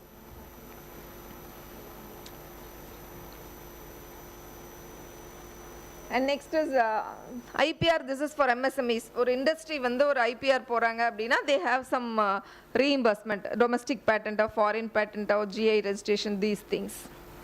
And coming to some important first generation entrepreneur schemes. இப்போ தொழில் பண்ணணும்னா இப்போ முதலீடு போடணும். முதலீடு உங்களால் தனியாக போட முடியல அப்படின்னா நீங்கள் வந்து you can avail it from the bank as a credit. So அதுக்கு வந்துட்டு முதல் தலைமுறை இப்போ உங்கள் ஃபேமிலியில் நீங்கள் தான் ஃபஸ்ட்டு ஒரு உற்பத்தியோ இல்லை சர்வீஸ் பேஸ்ட் என்டர்பிரைஸோ ஆரம்பிக்கிறீங்க அப்படின்னா then you are recognised as a first generation entrepreneur.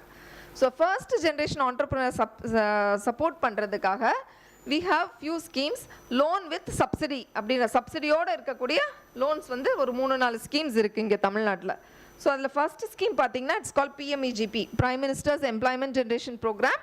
Manufacturing செக்டாருக்கு 50 lakhsம் சர்வீஸ் செக்டாருக்கு 20 lakhs வரைக்கும் இந்த ஸ்கீம் இருக்குது.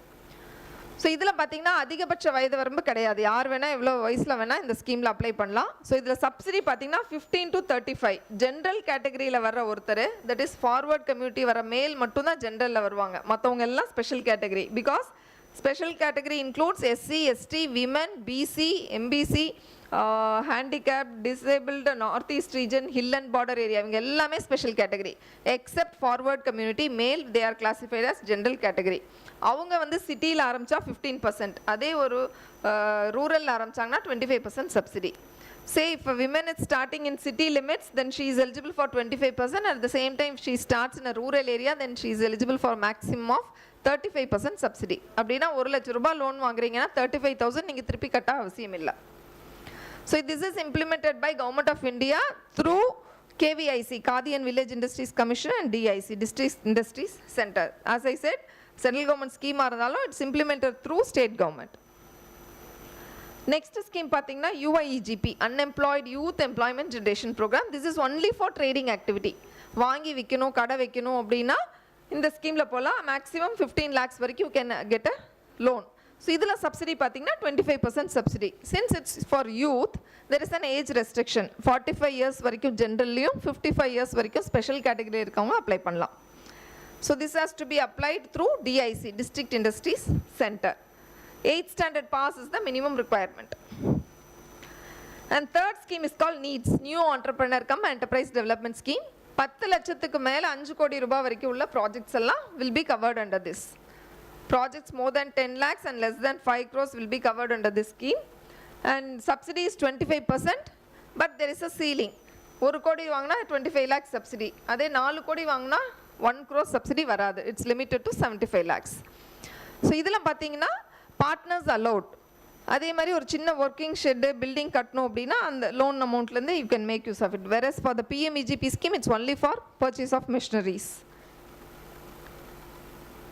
ஸோ உங்களுடைய கான்ட்ரிபியூஷன் 10% இருக்கும் ஜென்ரலாக இருந்தால். இதே ஒரு விமனோ இல்லை ஸ்பெஷல் கேட்டகரியில் வரவங்களா இருந்தாங்கன்னா 5% போட்டால் போதும். 95% வரைக்கும் can avail it as a bank மூலமாக லோனாக வாங்கிக்கலாம். This scheme is implemented by 2 organizations. One is TIIC, Tamil Nadu Industrial Investment Corporation, and the other one is DIC, District Industry Center.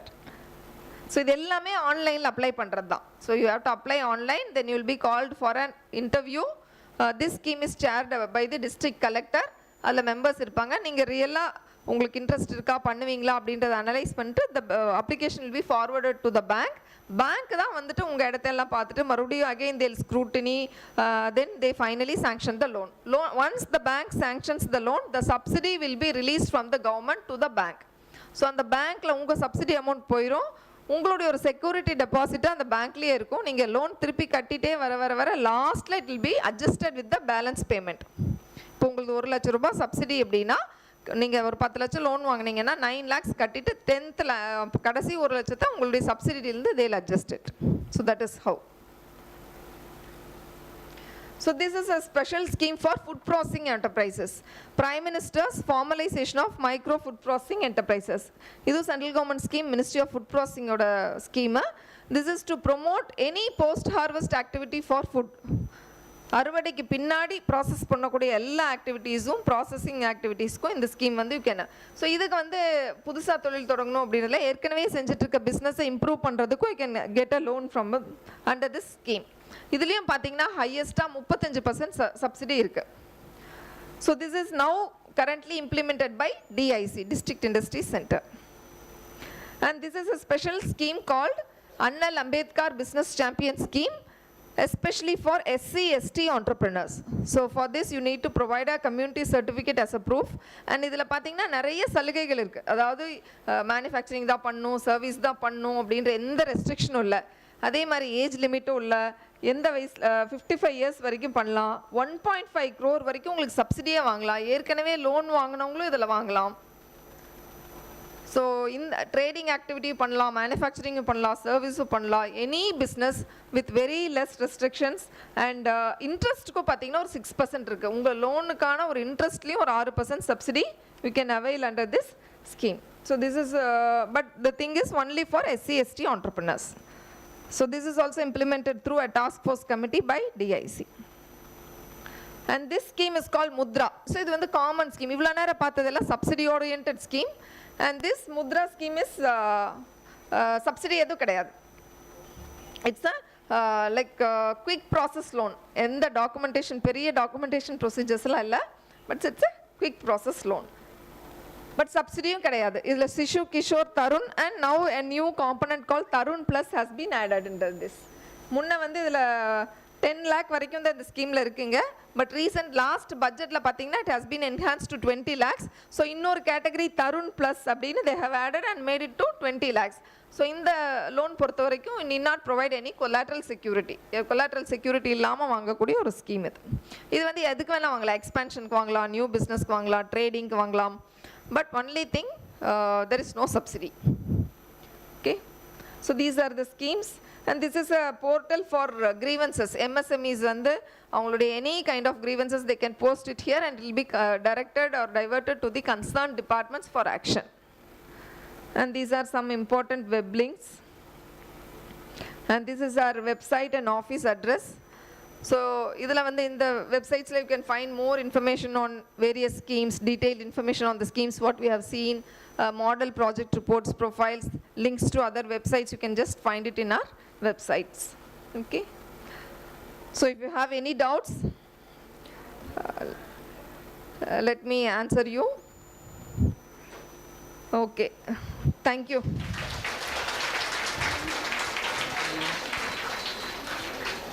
Thank you, ma'am, for your enlightening session. Your insights on digital transformation and government initiatives have added immense value to our seminar. I request Dr. D. Padmavati, ma'am, to present the memento to ma'am.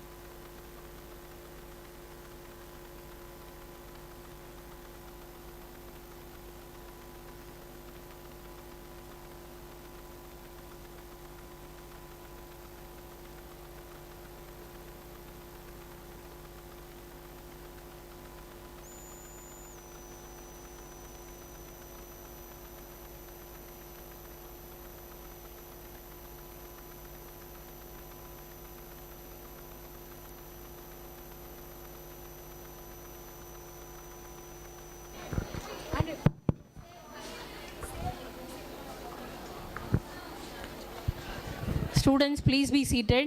Students, SRCW students, please be seated. I request all the outside participants to please go and have your lunch at the 4th floor. And before going for lunch, could you please send the PPTs to the email ID, ICSSR email ID, or have you already sent? You have already sent. Mail ID is here outside. Did you see that? Okay. So if you have sent the PPTs, it's fine. You can go to the 4th floor for your lunch. Thank you. Parents also, please go and have your lunch. Thank you all for joining today.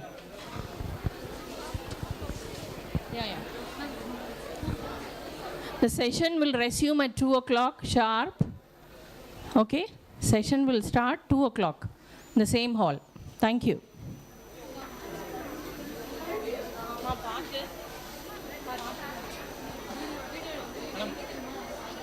வாங்க அந்த ஒரு video மட்டும் எடுத்துட்டு வந்துருக்கோம். Okay okay. ஒரு 10 principles வந்து நம்ம bond பண்ணிக்கிட்டா பிஸ்னஸ் நல்லா இருக்கும். ஓகே, நான் ஆல்ரெடி ஒரு இடத்துல கேட்டேன். சரிங்க, குழந்தைங்களுக்கு சொன்னேன். ஓகே ஓகே, சாப்பிட்டு வரட்டுங்க. இப்போ பசியில் இருக்கிறாங்க எல்லாருமே. இப்போ நீங்கள் என்ன சொன்னாலும் அவங்க காதில் விழாது. Okay.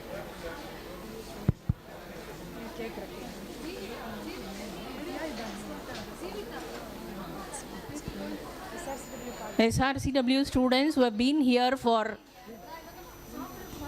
since morning, you have all been so nice to us, very good audience.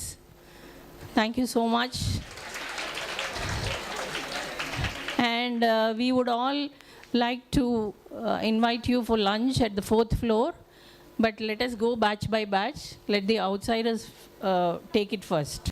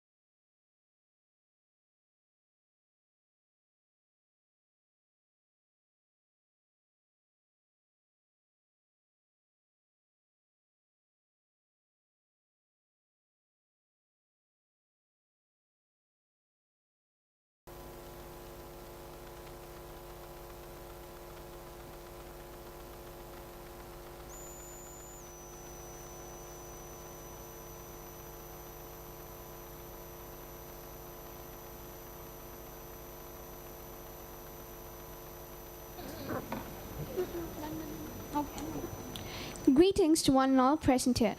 I trust you all enjoyed a regenerating lunch break. Let us now reconvene and resume our esteemed discussions. To facilitate the technical session, I cordially invite Dr. D. Sasikala, Associate Professor, Head of Department of BCom IT, Sri Ramakrishna College of Arts and Science, and Dr. L. Mathli, Associate Professor in the Department of Commerce, Sri Ramakrishna College of Arts and Science for Women, as our esteemed rapporteurs for the event. Dr. D. Sasikala Devi, working as an Associate Professor and Head in the Department of Commerce with Information Technology at Sri Ramakrishna College of Arts and Science, Coimbatore. Her research interest lies in the area of marketing, human resource management, and corporate relations. In her academic career spanning over more than 24 years, she has participated and presented research papers at national and international conferences and also holds nearly 35 article publications in leading journals to her credit. She has produced 4 MPhil scholars in the field of financial management, marketing, and HR. 2 PhD scholars are pursuing research in commerce under her guidance. She has visited Asia Pacific University at Malaysia for expertise in field of commerce and accounting. Dr. L. Mathli is an Associate Professor at the Ramakrishna College of Arts and Science for Women. With 17 years of academic experience, she has published over 30 articles in national and international journals and has guided 5 MPhil scholars. Currently, 2 PhD scholars are conducting research in commerce under her supervision. Dr. Mathli has also visited Asia Pacific University in Malaysia to share her expertise in commerce and explores career opportunities in this field. Let us give them a big round of applause. Who's the first team? Varsha. Without further ado, let's welcome Varsha from Krishnamal College and team.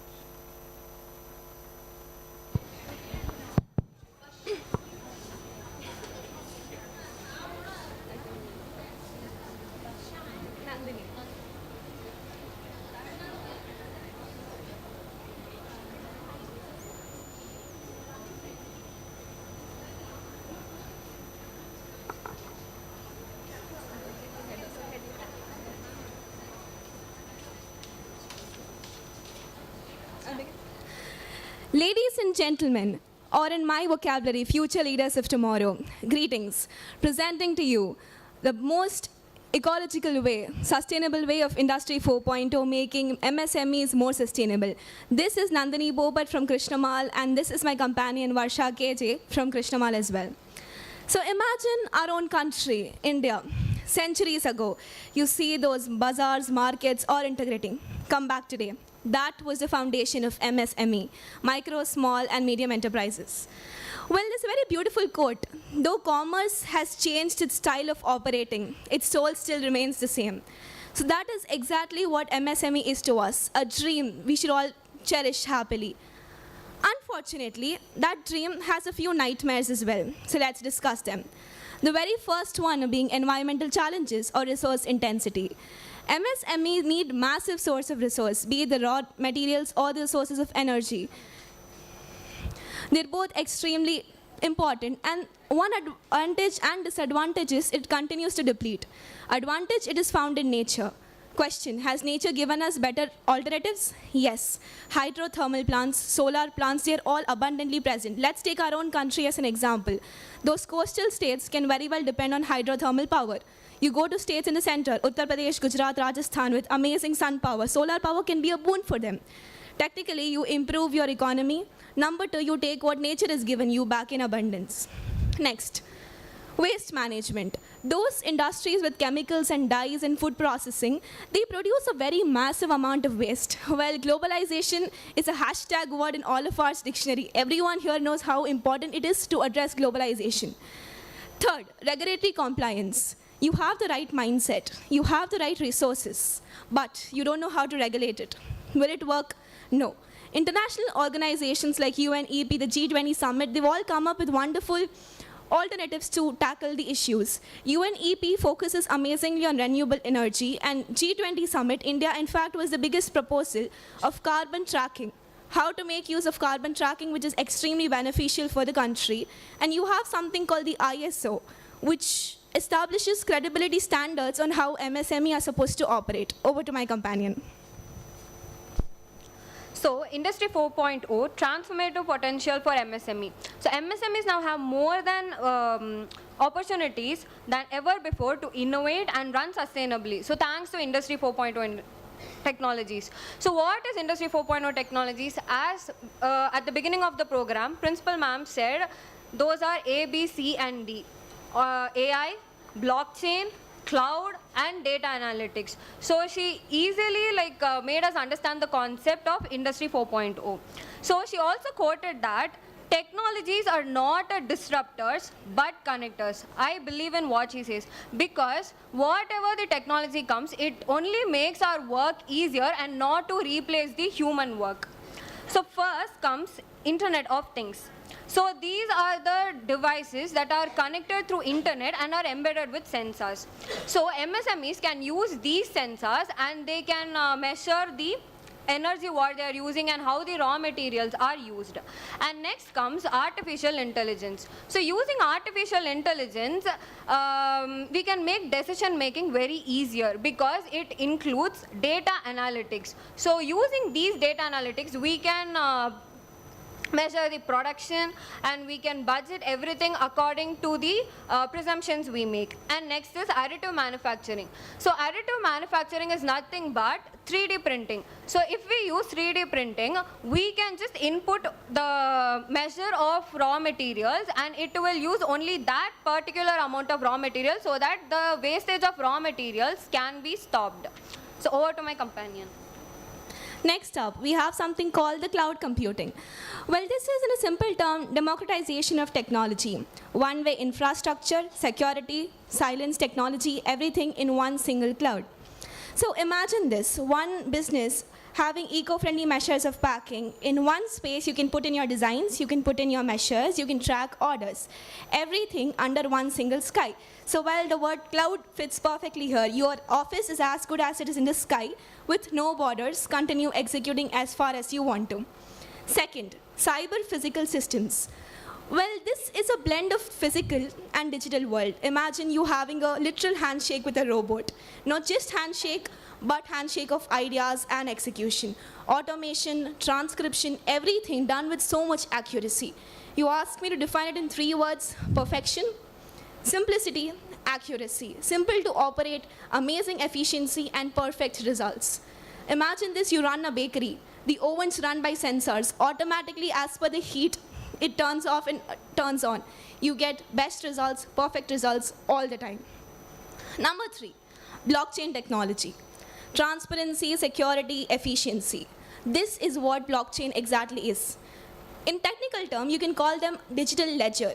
So what actually happens? Okay, let's take an example. Let's take the textile industry. In textile industry, you have an abundance of middlemen. So, a lot of corruption happens, a lot of confusion happens. Those in the consumer side don't get what they actually need. Even those on the producer side face a lot of troubles. So blockchain has one direct tracking right from the raw materials till the finished products with no middlemen between. No middlemen, no confusion, amazing growth of economy. Over to my companion. So next is drivers of adoption. So why we should adopt this Industry 4.0? First is cost savings.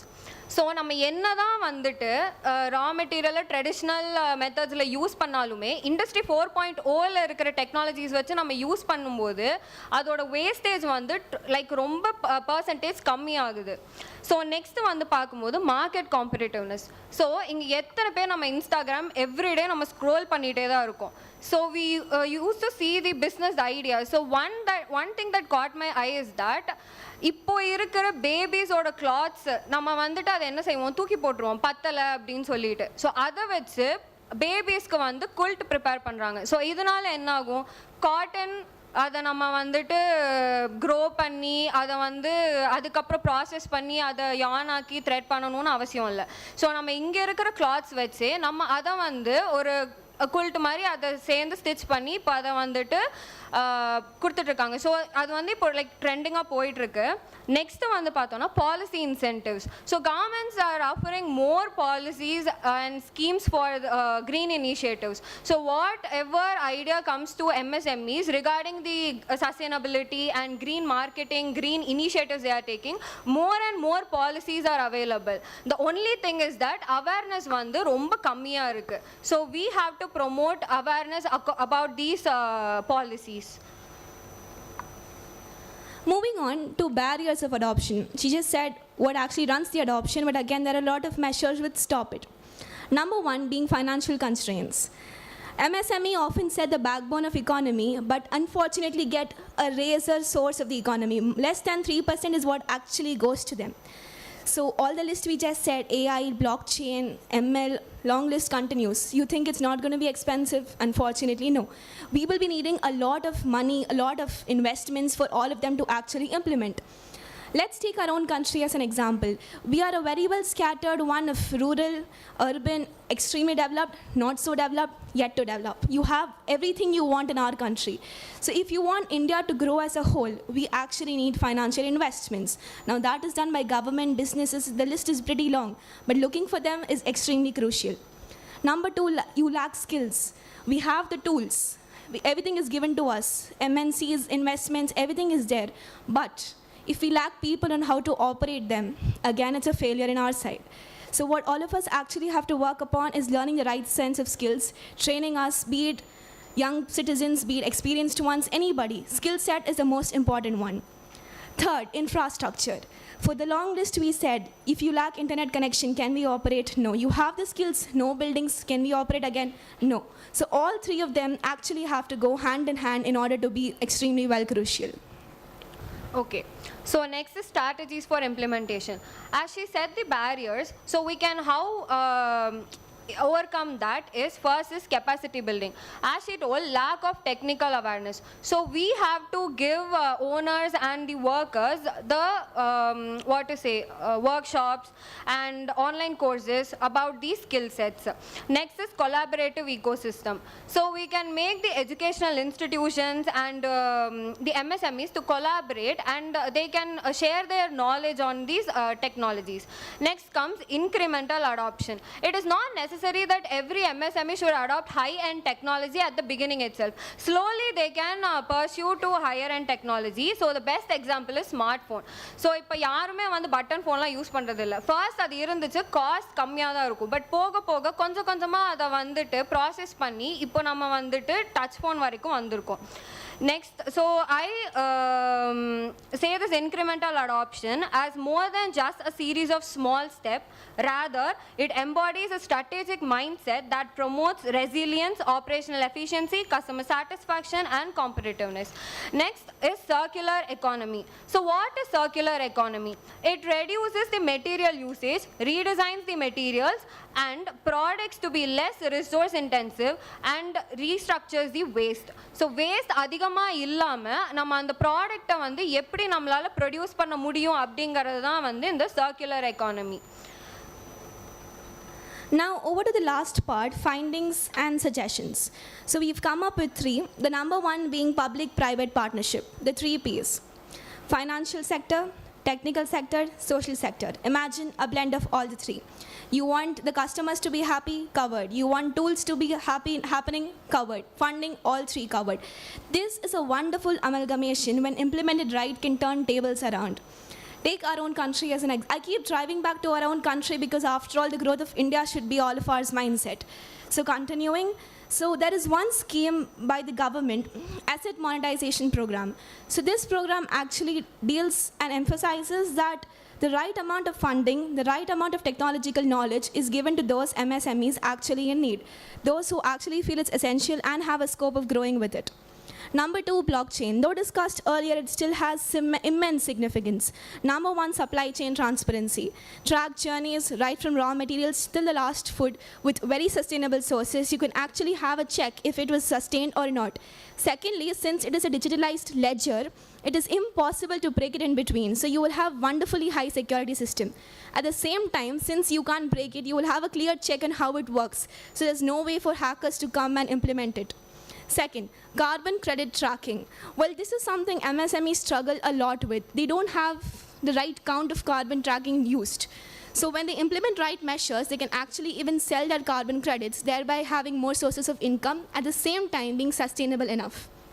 Third, financial inclusion or the green project, or in simple terms, DeFi. Decentralized finance. Here what happens is you have the central bank taking over all the miniature banks, which ensures it's a clear one flow, one unidirectional flow. So technology, knowledge and finances go in one way and come back the other. Second, semiconductors, or a creative way made on earth, for earth, used on earth. From cities that never sleep to cities which don't have development, semiconductors are found everywhere. Let's take smartphones, fridges, aeroplanes, anything. All of these devices have one very tiny chip, semiconductor. Well, a lot of us might have seen it in our physics textbooks, some square structures, not knowing what it actually is. But then they're immensely important. It is made up of just one component, silica. And the best part, it is the most ubiquitously found element in nature. More than 90% of the Earth's crust is made of silica. So you're not even depending upon anything else, which is not taken into account. And trust me, it is generated over a $413 billion economy. It is astonishing that until a few years, semiconductors, so silica, was taken to be nothing but a product of waste. But today, everything works with them. So implementing silica in MSMEs or be it any source of economy can prove to be extremely beneficial. There's also something called the white gold. Simple term or chemical term is quartz. So most of the silica products have a massive component of quartz. So when you use this in automobile industry, it will be extremely beneficial. Well, to conclude, sustainability is not an act. It's not one goal all of us have in mind. It's supposed to be our behavior, because that is the only way we can actually sustain. Once again, commerce changes its measures, not its style, not its soul. Thank you.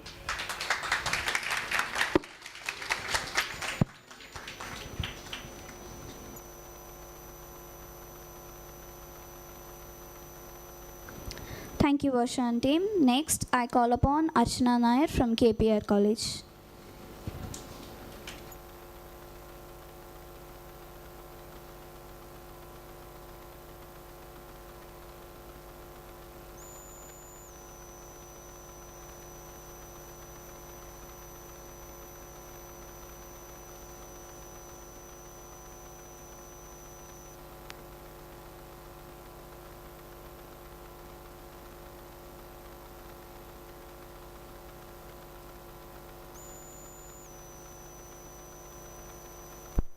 Hello.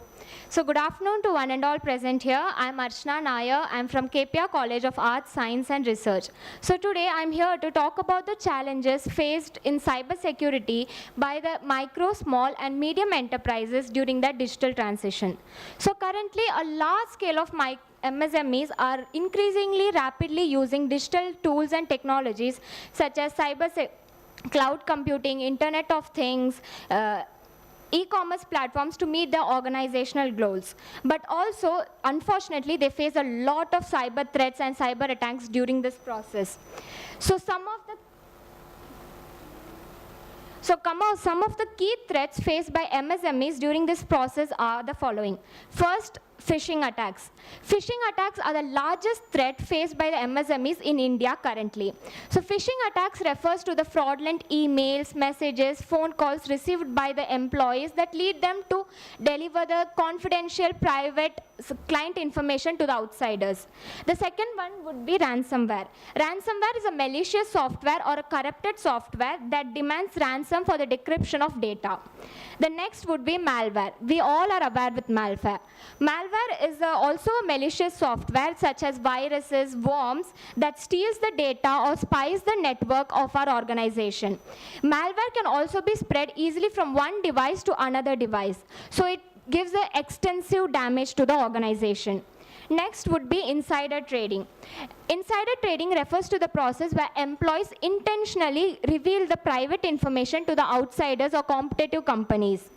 Data breaches. Data breaches are the breach in the data or leakage of the data. It is due to the lack of security protocols or unauthorized access of the data to other competitive companies.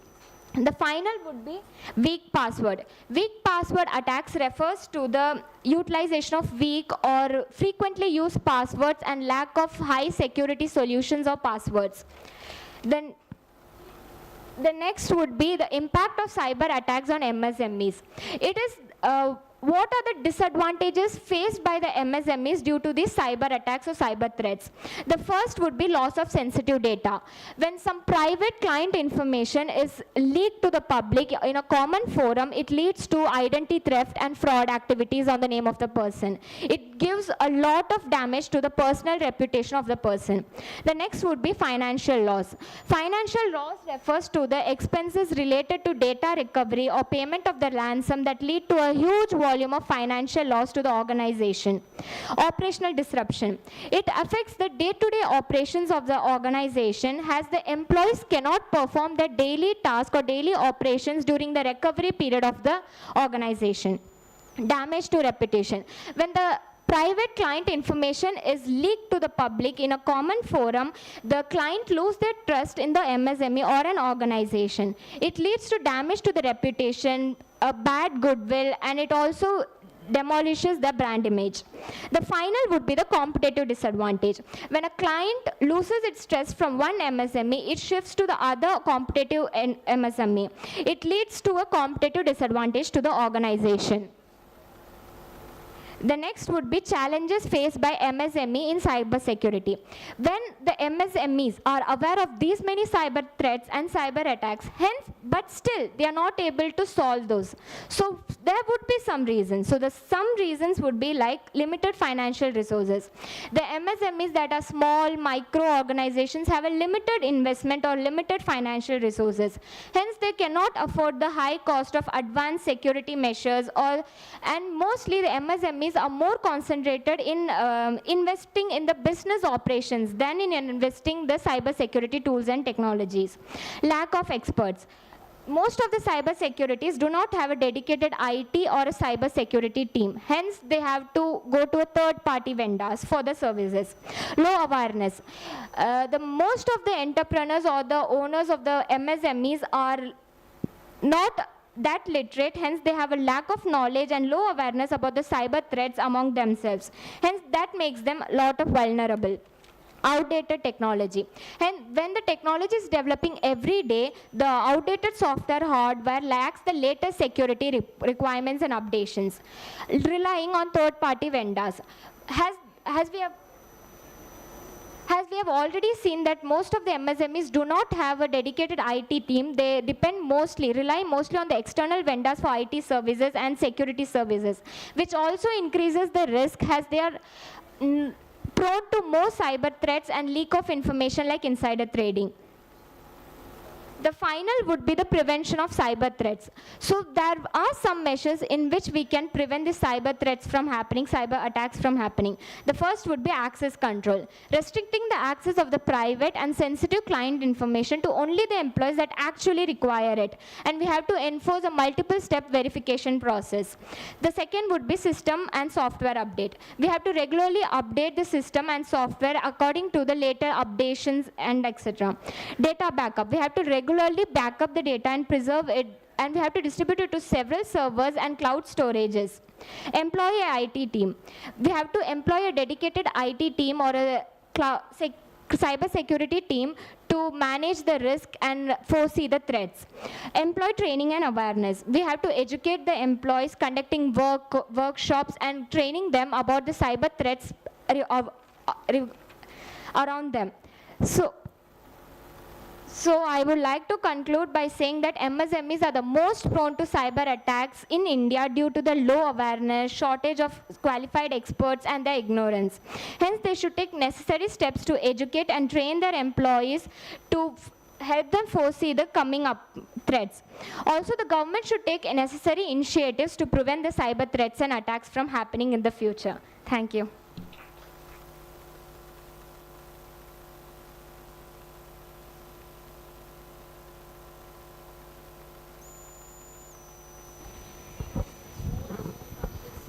Protecting themselves from cyber attacks. What kind of initiatives?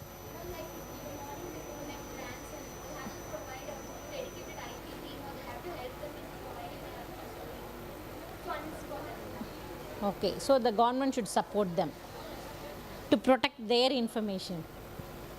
Is it so? Okay, fine.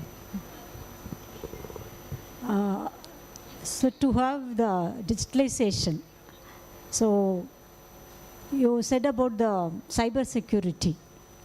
So it's mandated to have the digitalization of MSME. Do you have any idea about the digitalization of MSMEs in India? Digitalization of MSME sector in India.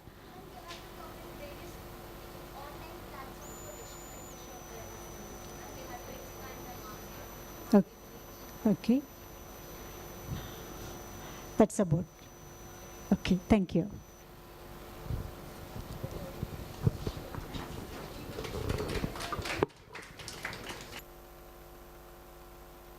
Now I request Akshaya from KPR College to come to the stage.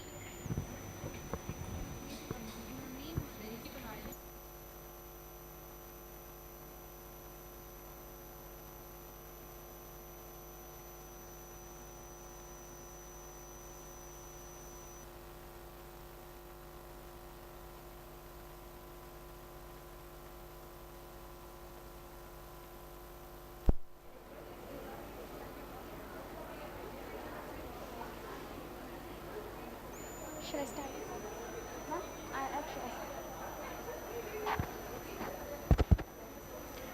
Good afternoon, everyone. I'm Akshaya S. from Department of BCom CA from the College of KPR Science and College of Arts, Science and Research. Before going into my presentation, I would like to start my presentation with a small quote. Every big business starts from small.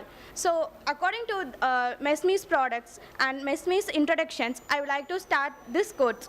So let's go into my presentation. MSME's digital transitions. So if anyone asks me that MSME's digital transitions is nowadays important or not, then I would like to say it is important that MSME's digital transitions eras. Why MSMEs has to come into digital era? So the key benefits of MSMEs to come into digital eras are the following. Enhanced efficiency, cost optimization, expand market reach, and customer-centric approach. If MSMEs comes into digital era, the customer experience will be increased and they would get more profit value than the turnovers.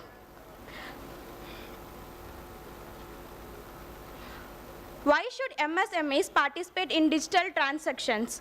So first, the following are the key points: cost savings, performability, time saving, efficiency, customer experience, and delivers value. So the customers nowadays has been seeing the marketing of advertisements, etc., and getting the products from online or etc. So if MSMEs have their impact in online industries, then they can efficiently have increase their profit values more than they actually from the offline industries. So what are the technologies which helps MSMEs in digital transitions?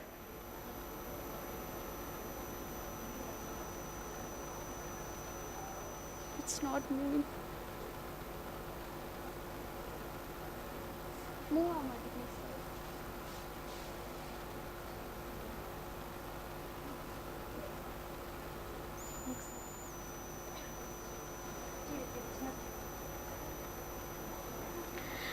So there are blockchain technology, mobile technology, e-commerce platforms, and etc. So many are saying that blockchain technologies are not safe in India. So why do you think that blockchain technologies are not safest in the digital era? Anyone?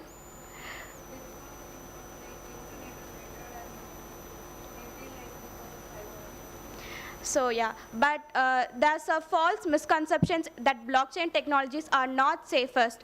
So if we have to hack a blockchain technology, we need electricity power of an entire country like Argentina, sometimes like that.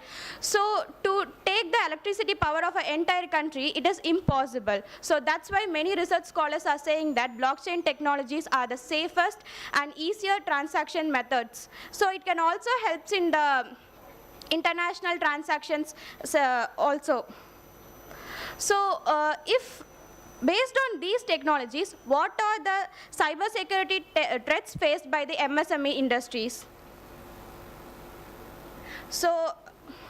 So every time the digital eras like AI and IoT of things does not help us in the MSME's digital transitions. So there may also be sometimes like device vulnerability, network security, data privacy, communication channels, and many risks involved in it. So among them, the more risk involved is in the data privacy. So nowadays data privacy has not been given important more than it.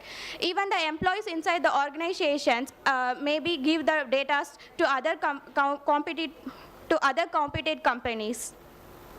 So what are the steps to overcome the cybersecurity challenges? So to overcome the cybersecurity challenges, we first have to update our passwords once in 6 months. The frequency of updation of passwords may help the companies to not to lose their data. And we also need government supports for the micro small industries to help in the risk in the cybersecurities. And we have to take the device safety measures also included in the overcome the cybersecurity challenges.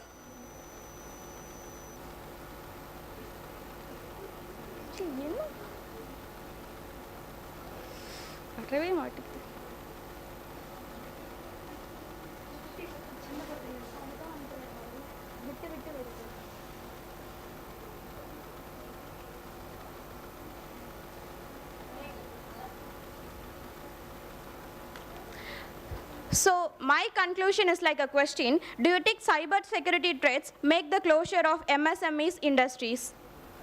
So to answer this question, it's actually like a part of yes and part of no. The medium scale industries has the technologies, actually they have grown some of the technologies, so they can prevent the cyber security attacks. But the growing like micro and small industries does not have that much financial assistance with them. So I think they can't overcome the cyber attacks at the lower level itself. So this is my topic. Thank you. Thank you.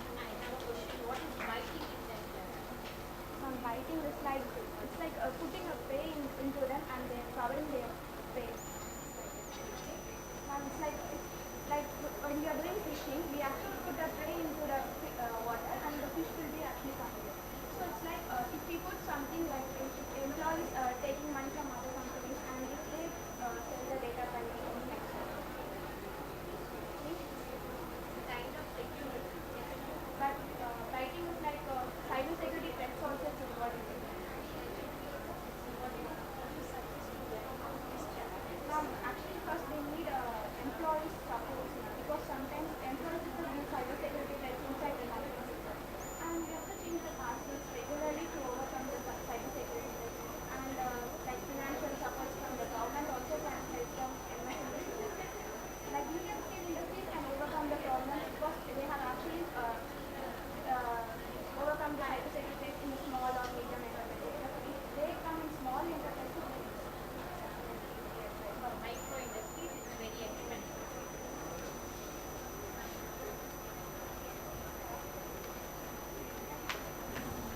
Thank you, Achaya. Next, I call upon Khushi and Samita of 2nd BCom CA from SRCW.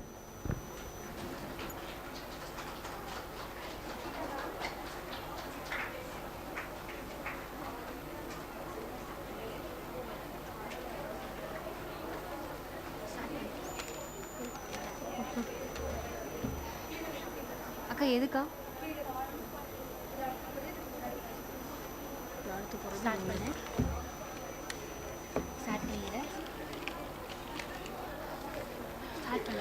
Good afternoon to one and all present here.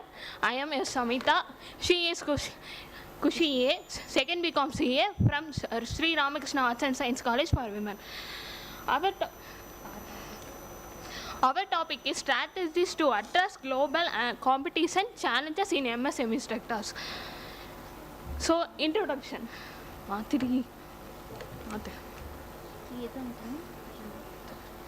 Introduction.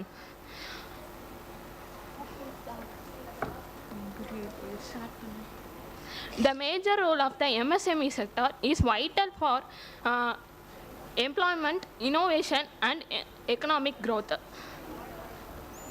The specific challenges of MSME sectors is financial constraints, limited of technical access, etc. So, the specific challenges of MSME sectors is financial constraints, right? Financially வந்து MSME sectors வந்து கம்மியாக இருக்கும். அதுக்கப்புறம் வந்துட்டு limited technologies வந்து இப்போ கம்மியாக இருக்கனால எம்எஸ்எம்இ செக்டார்ஸ்க்கு வந்து இது சேலஞ்சஸாக இருக்குது.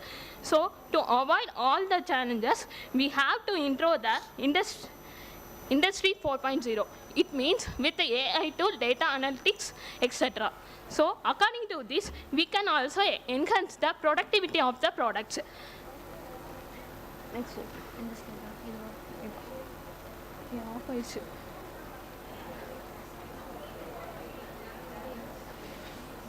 அந்த அக்கா கேளு. அக்கா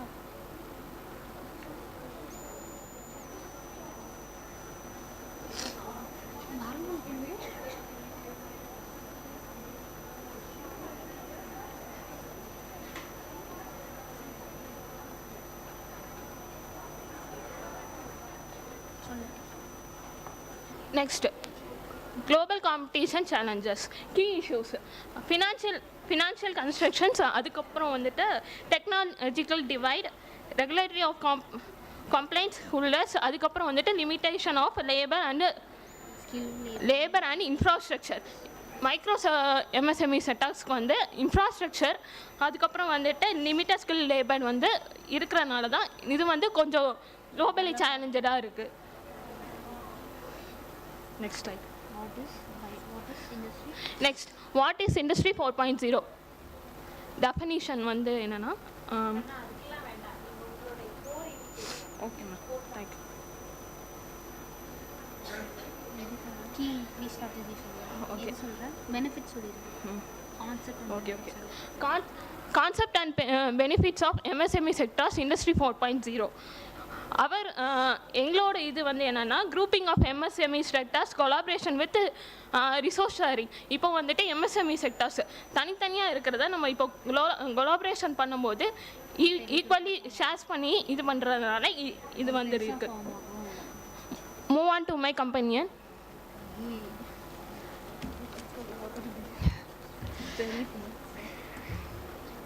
மேம்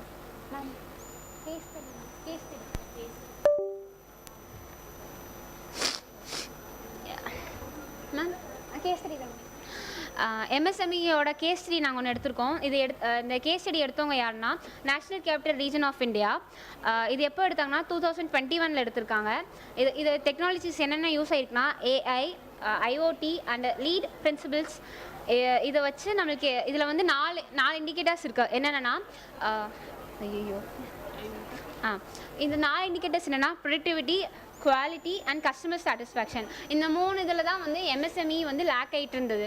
இந்த 3 திங்ஸில் தான் எம்எஸ்எம்இ வந்து கொஞ்சம் லேக் ஆனதுனால அவங்க ப்ரொடக்டிவிட்டி ரொம்ப குவாலிட்டி வைஸும் கொஞ்சம் கம்மியாகிறதுனால அவங்களால குளோபல் சேலஞ்சு குளோபலாக அவங்க பிஸ்னஸை கொண்டு போக முடியல.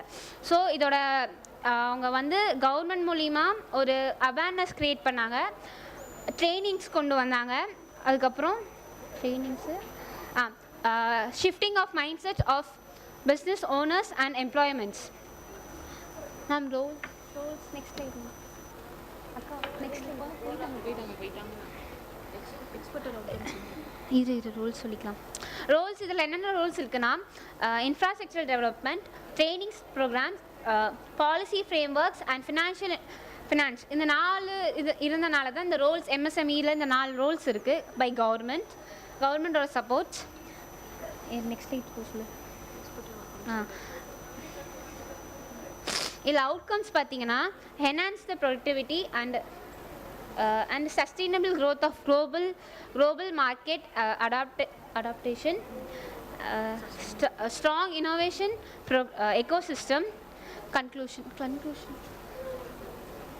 Next slide மாத சொல்லுடி. என்னது இது வாட்ஸ்அப்பிங்க இது வாட்ஸ்அப் நான் எடுத்து வச்சிருக்கேன். எந்த பாயிண்ட்டு? இனோவேஷனில் பார்த்தீங்கன்னா encouraging creativity and risk taking and experiments by providing a space for employment to share their ideas. சிரிக்கிறாங்கடியும். இதில் கன்க்ளூஷன் பார்த்தீங்கன்னா நாங்கள் என்ன சொல்ல வரோன்னா MSMEயை வந்து நம்ம ஒரு ஆப்பர்ச்சுனிட்டியாக யூஸ் பண்ணலாம் by using internet, AI and artificial intelligence. Thank you ma'am. அப்புறம்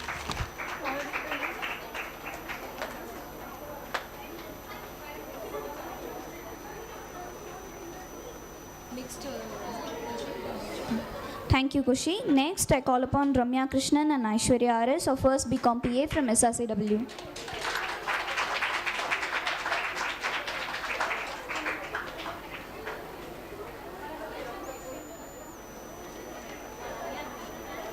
Aishwarya RS ma'am.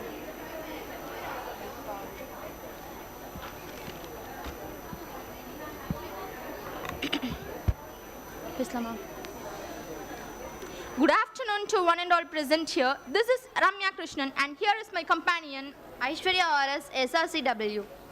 Creating innovation hubs and incubation centers for MSMEs. Introduction. MSMEs are business that plays a crucial role in economical development of a country. It is considered to be the backbone of many economical contributions and development. There are some importance of MNCs. These are the significant contributors of GDP, which helps in job creation and innovation, and also known as the key players of local and regional economies.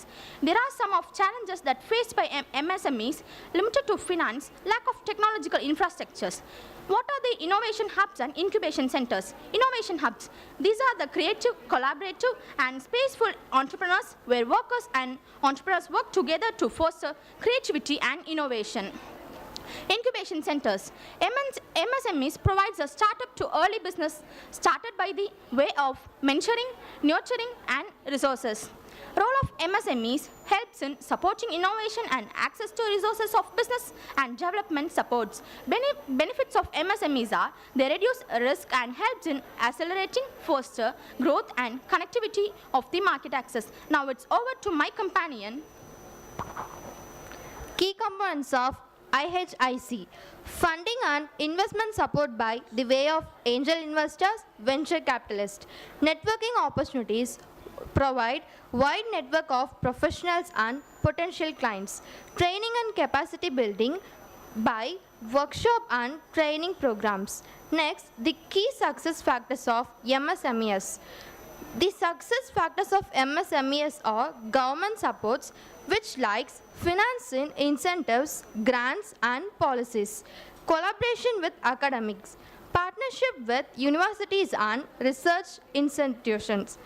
Next, some case study which are undertaken on MSME are T-Hub India, Station F France, Silicon Valley USA. T-Hub is an innovation hub focused on driving innovation and entrepreneurship, providing mentorship and connecting startups with investors. How to support MSMEs? Government policies like implementing tax incentives, Private sector's involvement encourages cooperation to partner with innovation hubs, providing funding, expertise, collaboration and educational institution by universities and research centers and nurturing MSMEs. And conclusion, IHIC provide visual support for MSMEs to grow, innovate and compete in the global market. These are the platforms which offer MSMEs to access resources, mentorship and funding that would otherwise be unavailable. Thank you all. I have a doubt. Already there are many innovation hubs as well as incubation centers are being started for MSME. Yes, what do you want to say? Still though, there are many opportunities to grow some other new things. Okay, very good.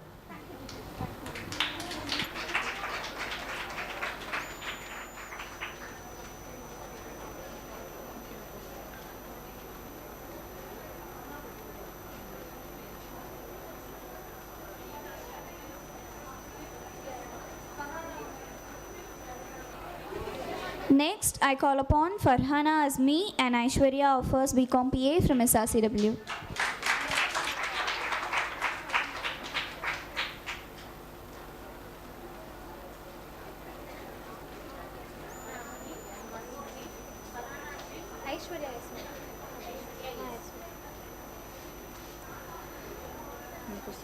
Good afternoon, one all present here. I am S. Aishwarya. I am Farhana Azmi. Now we are going to talk about digital transformation of MSME. Introduction. The digital transformation of MSME is reshaping how these business operate, interact with customers, and compete in a rapidly evolving global marketplace. MSME can become more agile, innovative, and capable of responding to market demand swiftly. For MSME, digital transformation offers numerous opportunities to overcome traditional barriers. Objective: enhance operational efficiency. Time is money. The main reason for adopting technology is to enhance activity. It increases its efficiency. Improve customer experience. We all know that customer is the king of business. Seller needs to engage with customers to know their basic needs. Increase market reach. Your product should be reached worldwide. E-commerce platforms plays a significant role in helping MSME. Foster innovation and agility. Embrace a growth plan. Collab with the popular companies. Define your vision and goals. Experiments and learn. Reduce costs and improve profitability. One of the most immediate benefits of digital transformation is cost reduction. Reduce waste and reduce fixed overhead. Problem solved by digital transformation of MSME. Innovation operations. This occurs when a business uses more resources than necessary to maintain or improve its output. Lack of access to capital. Adding more capital to a business without knowing can bring a loss to a company. Poor customer engagement. Digital transformation allows MSME to engage with customers through various digital channels, including website, mobile apps, and social media. Data insecurity. These MSME face data insecurity risk due to inadequate cyber security measures. High operational costs. MSME often face high operational costs due to inefficient process and reliance on manual labor. The another one is lowering adoption cost of digital transformation for MSMEs, a convenient and economical way for adopting digital production.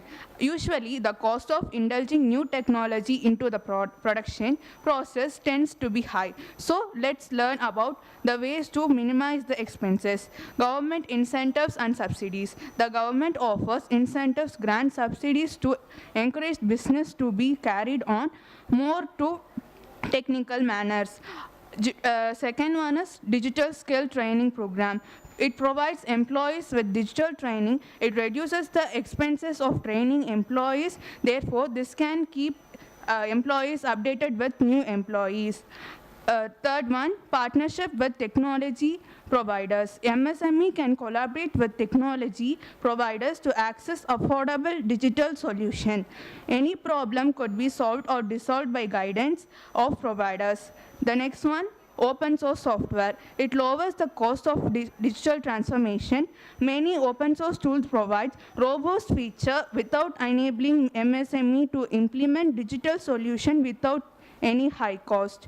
Next one, incremental implementation. Instead of adopting all digital technology at once, MSME can implement data in phases. It allows business and speed over cost and priority most critical areas. And then conclusion, digital transformation is a game changer of MSME, offering more solution. Ultimately, embracing digital transformation is not an option but necessity. Thank you. Very good presentation. Congratulations to the topic that you have selected.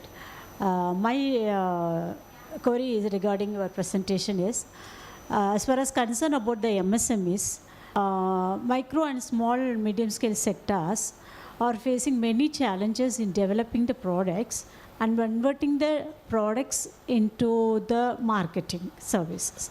So in these processes, from the initiation of the product development till the marketing, so how far the digitalization is to be reformed? Apps. Social media, Okay, thank you. Thank you for Hana and team. Next, I call Sri Lakshmi and Faiza of First BCom PA from SRCW.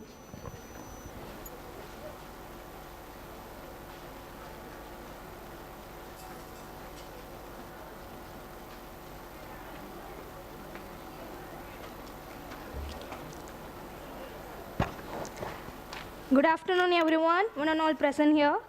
First, I would like to thank our college and faculty who encourage us to participate on this day of ICSSR seminar. We, Sri Lakshmi and Faiza from First BCom PA are here to present on the topic, the role of government incentives and subsidies for the technology adoption.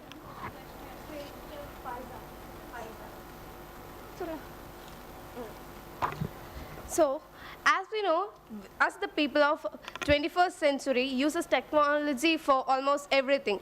Like if we look at the on business aspect, we are using technology worldwide for almost everything, right? From large firms to small firms, technology is needed everywhere. If we look at our topic, based on our topic of MSME, technology is really needed for the upgrading MSMEs and their improvement.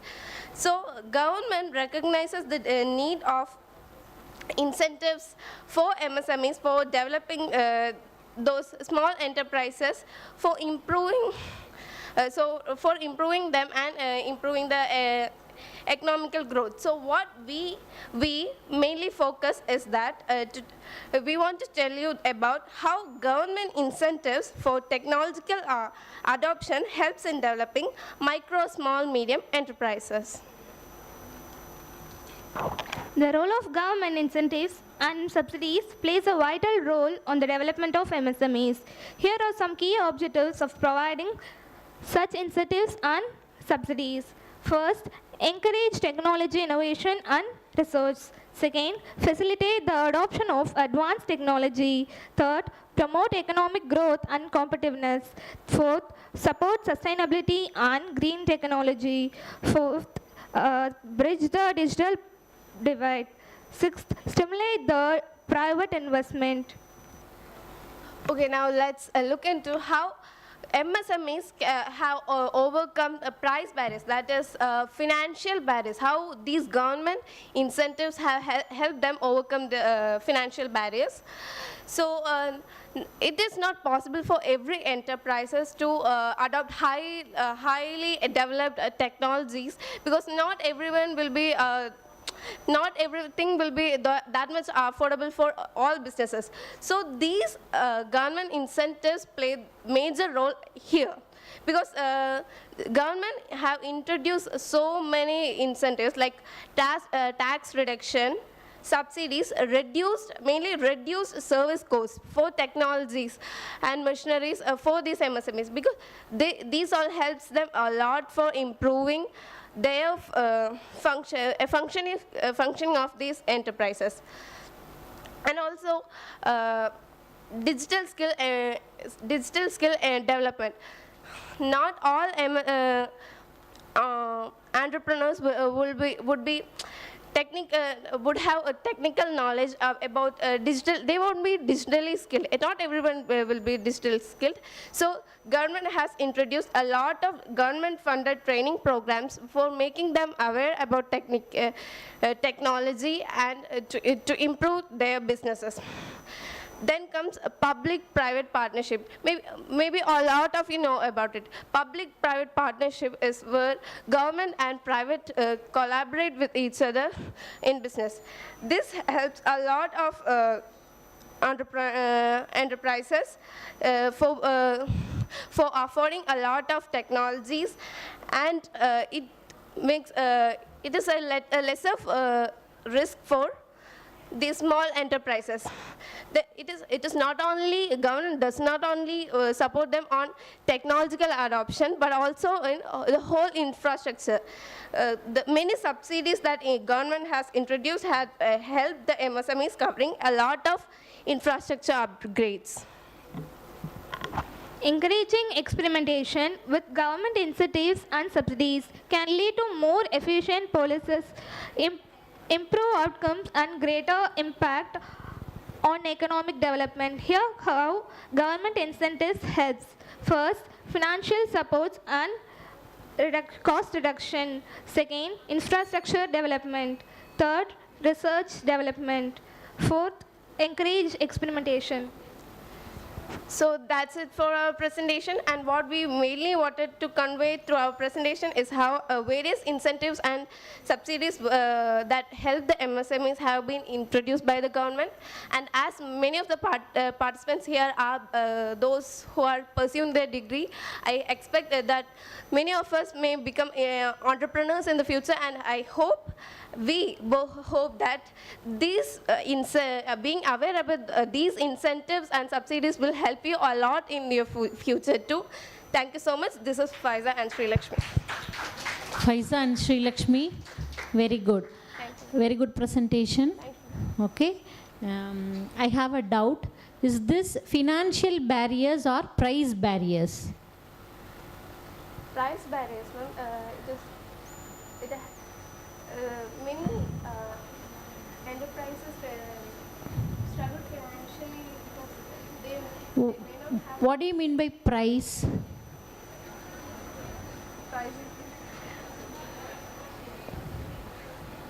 What is the difference between price and finance?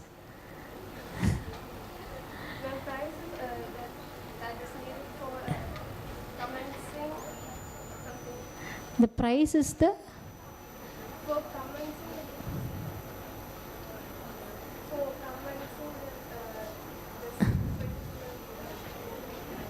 What do you mean by price? Price of the product refers to the value of the product. Yes? That is the cost plus price, cost plus profit will be the price, right?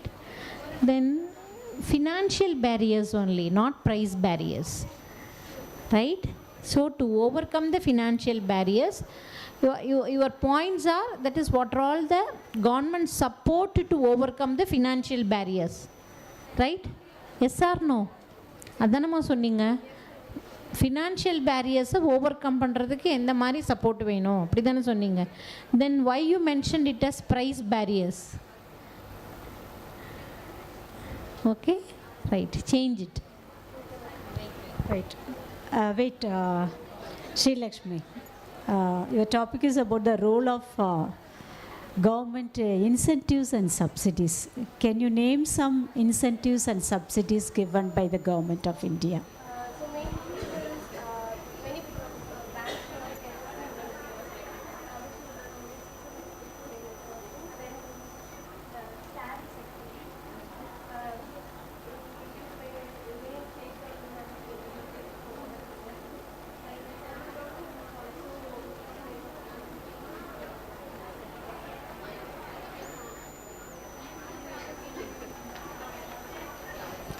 Next, I call upon Soumya and Kirtana of 3rd BBACA from SRCW.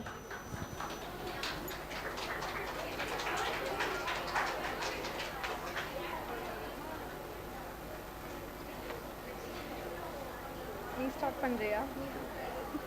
Good afternoon to all. Good afternoon to all. I am Soumya. This is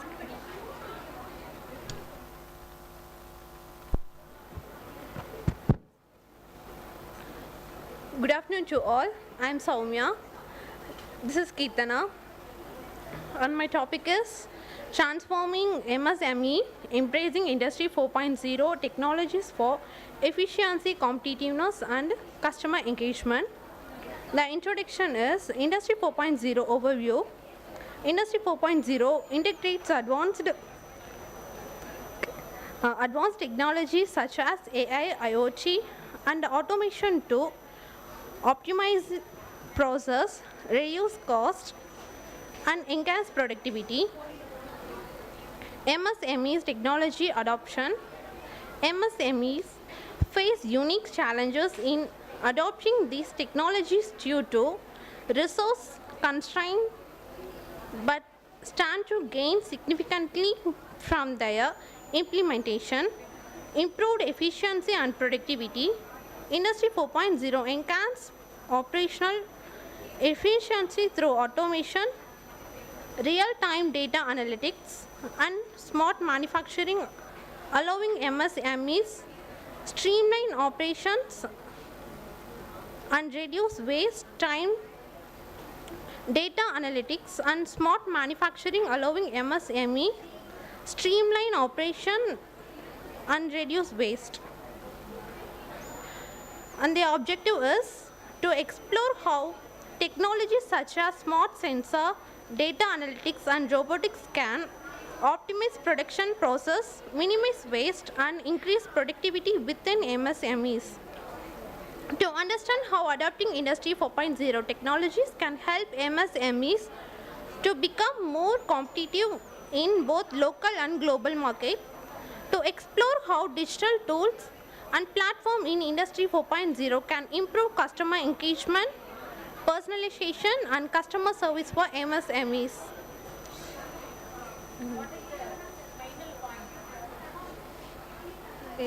Next slide. Good afternoon to all. I am Kitna. I am from 3rd BBACA. I am talk about findings. Optimizing production with smart technologies.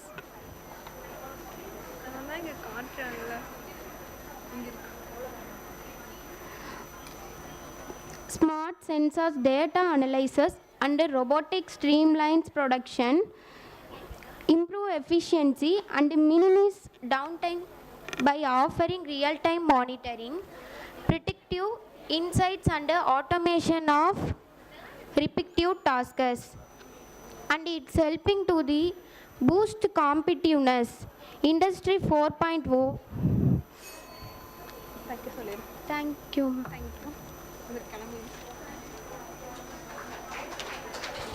Thank you, girls. Next, I call upon Hemla and Shalini from Kadir College.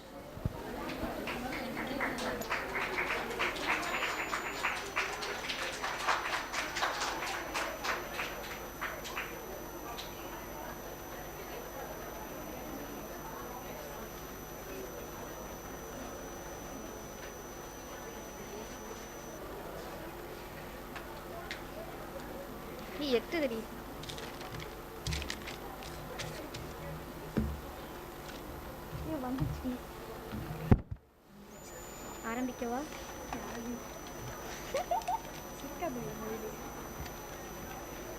அது வாங்கிக்க. Good evening to one and all present here.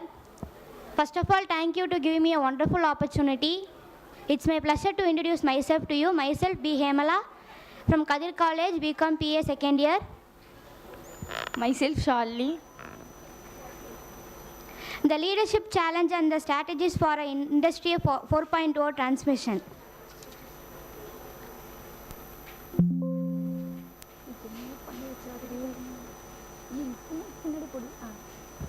First, First of all, the introduction of industry, key factors of industry, leadership challenges, industry, skills required for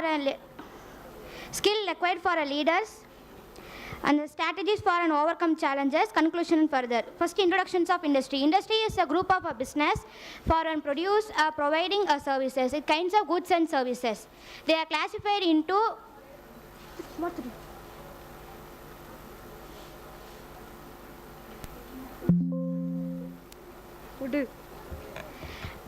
material production, business classification, economic classification.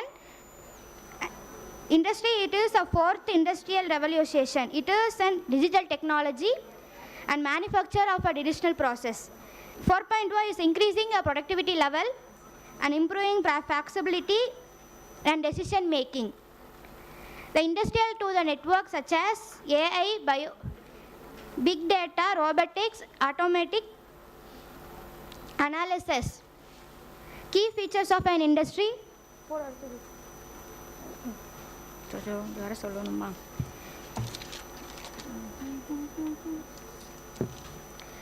Cyber security, Internet of Things, system integration, big data, additive manufacturing. Leadership of challenges in industry 4.0, workforce skill upon cybercrime corners, cost management, communication and transparency, data analysis and interpretation.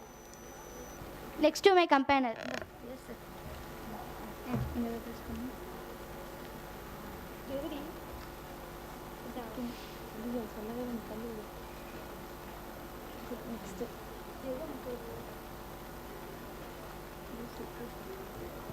Skills requirement for leaders. First are the communication. It is most important of skills requirement for communication leaders. Active listening can improve your communication. Next, critical thinking. Critical thinking helps to innovating ideas. It's more assumption. Coaching, it's set smart goals. Positive approach. It's called planning. Collaboration, it's called coding. Project. Collaboration is called project. More innovation. Fourth one.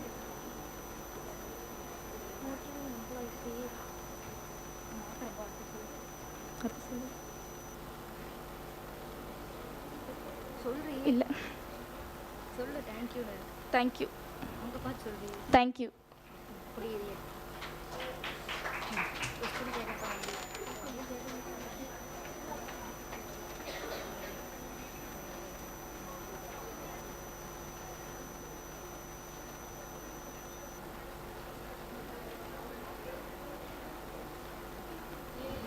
Thank you, girls. Next, I call upon Shrutika Lakshmi and Subhashri from 3rd BBACA from SRCW.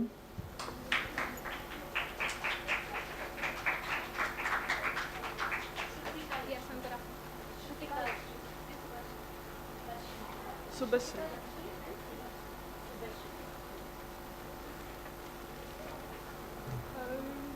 Which one? உனக்கே தெரியாதா?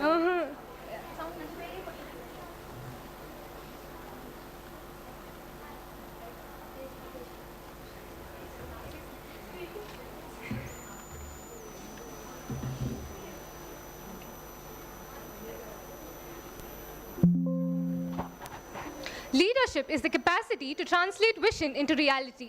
Good afternoon, one and all present here. I am Shrutika Lakshmi and this is Subhashri. We are final year students of the Department of Business Administration of Sri Ramakrishna College of Arts and Science for Women. So we are here to present on empowering MSMEs through workforce upskilling for Industry 4.0. Industry 4.0, powered by technologies like artificial intelligence, Internet of Things and robotics, is transforming industries worldwide. MSMEs, micro, small and medium enterprises, being the backbone of global economies, must adapt to these technological advancements to remain competitive. So let's explore how upskilling their workforce can enable this transformation. Over to Subhashri. Our objectives is to identify factors driving the need for workforce upskilling MSMEs, to explore the benefits of upskilling for Industries 4.0 and highlight the challenges faced in implementation, to propose strategies for sustainable workforce development. Over to Shrutika. So the factors driving the need for upskilling the workforce are as follows. Technological advancements, like I said, artificial intelligence, Internet of Things, are demanding skilled workers to operate and manage the system effectively. Global competitiveness, upskilling workers allows MSMEs to meet global standards and improve productivity. Changing job roles, automation is replacing manual tasks, requiring employees to develop technical as well as analytical skills. Policy support, governments are incentivizing, that is, they are encouraging and motivating digital transformation, making it essential for MSMEs to adapt. So these factors emphasize why upskilling is no longer optional, but it is mandatory for the survival of MSMEs. Over to Subhashri. Benefits of workforce upskilling. Workforce upskilling brings several benefits. Increased productivity, skilled employees optimize processes and reduce errors. Cost efficiency, automation and data-driven decisions helps in lower operational cost. Innovation, employees with advanced technology, advanced skills contribute to improved products and services. Competitiveness, upskilled MSMEs can thrive in global markets with better quality and values. Over to Shrutika. The challenges faced when upskilling workforce are as follows. Financial constraints, limited budgets are allocated to organize training programs and workshops. There is lack of awareness among many MSMEs owners because they don't fully understand the need of upskilling workforce and Industry 4.0, its technologies and its benefits. Infrastructure gaps, there is limited access to digital tools and training, particularly in rural areas. Resistance to change, both employers and employees are hesitant to adopt new technologies and tools in advancements. Yeah. Okay. So the strategies for future growth in MSMEs are as follows. To ensure future growth, MSMEs can adopt several strategies. For example, smart technologies. So these smart technologies can be used to scale the operations in MSMEs. Collaborating with educational institutions, governments, and industries can help create upskilling programs, training and workshops. Localized training hubs by developing regional centers which are tailored to meet MSME needs. Digital platforms, affordable online training tools can be organized to facilitate technological advancements and teaching them to students and employees. Policy support, government should offer subsidies, incentives and grants to promote upskilling. So these strategies will help MSMEs build a sustainable and skilled workforce. So conclusion, we would like to conclude by saying that workforce upskilling is a game changer for MSMEs in the Industry 4.0 era. It enables them to adapt to technological advancements, drive innovation, and remain competitive in today's digital world. Investing in workforce development ensures not only the survival of MSMEs, but their growth and long-term development and sustainability. By embracing upskilling, MSMEs can receive their place in the future of the global economy. Thank you. Very good presentation, ma. Super. No questions. Very good presentation. It's the right topic. Thank you.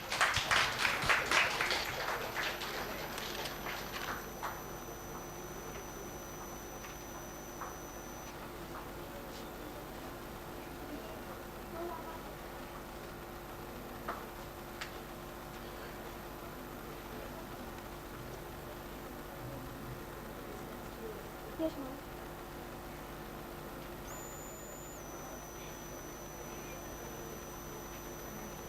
Next, I call upon Andrea of 2nd BCom PA from SRCW.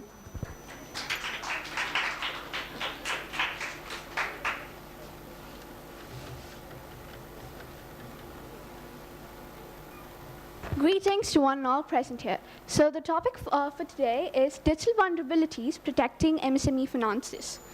So as we go on, like micro, small scale and medium enterprises are commonly regarded as the backbone of the economy, contributing to almost 40% of the GDP. But due to the increasing dependency of technology, it has devastatingly introduced a new range of vulnerabilities, exposing them to a lot of financial and reputational damages. So coming on to the cybersecurity threats that MSMEs face. First one is phishing. Phishing occurs when, criminals or hackers pretend to be someone else, such as authorities from government or either from bank. They basically manipulate the MSMEs to give into sensitive information from which the breach of data occurs. This could also lead to unauthorized transfer of money as well as interruption in business activities. Next one is ransom. Cyber criminals basically corrupt into the financial corporate infrastructure, and they actually request a large grant of money in order to initiate the reinforces of the system. Data breaches. The weakness in software, hardware, or due to some human practices is basically exploited due to data breaches. Next is supply chain attacks. So what is a supply chain? It basically refers to interconnectivity of various models which contain a lot of data in between. So when the large model is accessed, it can actually lead to production schedules and can also incur fines and create distrust among customers. Denial of service attacks, where hackers basically flood into your devices and websites so that the actual customers cannot activate your service, leading to, in turn, distrust of customers and in operational services, which will in turn lead to decrease in revenue as well as sales. Coming on to the financial repercussions and impact of cybersecurity attacks. First one, as we all know, direct financial losses. So this could be either due to ransom, some kind of fines, or due to some repairs, or money which is given for forensic analysis. Next is the compliance cost. When the GDPR, that is General Data Protection Regulations, are mandatory regulations which are basically enforced to be followed. So when these regulations are not followed, they incur a fine. So this fine needs to be paid by the MSMEs in order to retrieve the data. Next is the reputational damages, which comes ahead along with the revenue damages.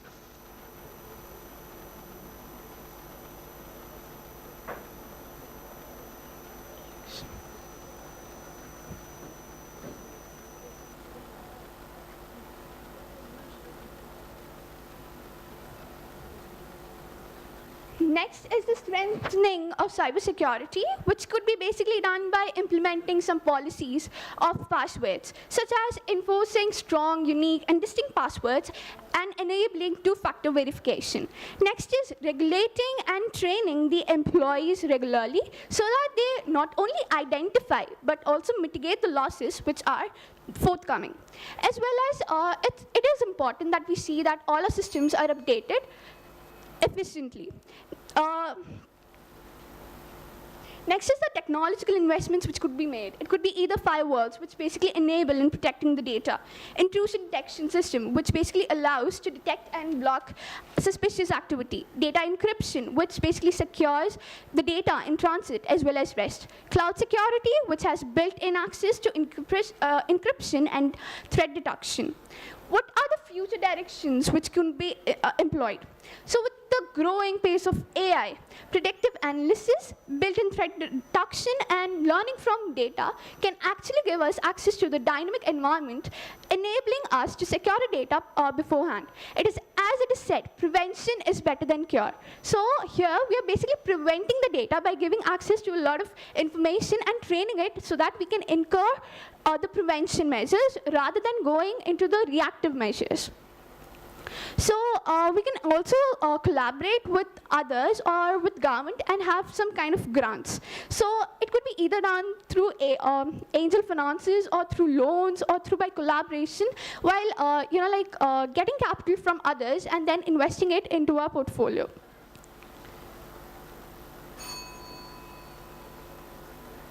So I would like to conclude by saying that there is some need for, like a mental revolution, so that we take proactive measures rather than responsive measures. As it is said, prevention is better than cure. It will be easy if we employ firewalls, some employee training, cloud security, etc. I would like to conclude by saying that cybersecurity is not an investment, but it is an ongoing commitment to ensure that our data, as well as consumer trust, as well as reputation, is kept in safe hands. Thank you. Any questions, ma'am? Thank you, ma'am. Thank you, Andrea. Next.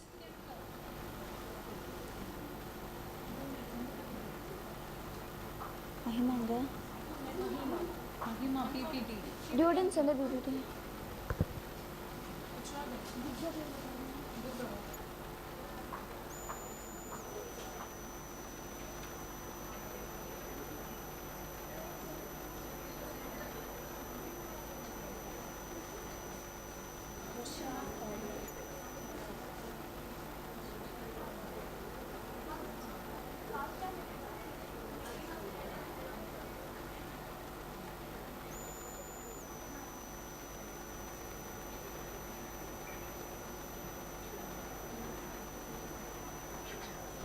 Next, I call upon Kavya and Varsha of 3rd BCom PA from SRCW.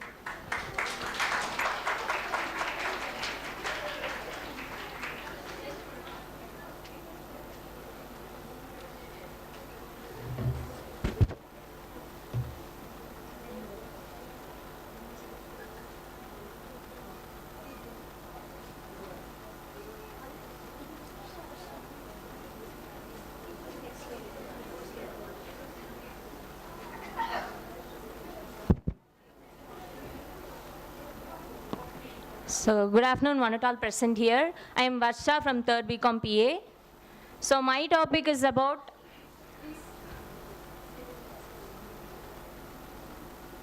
adaptation of artificial intelligence and machine learning in MSME. So I have taken 2 case studies about this MSME. One is textile and another one is food processing.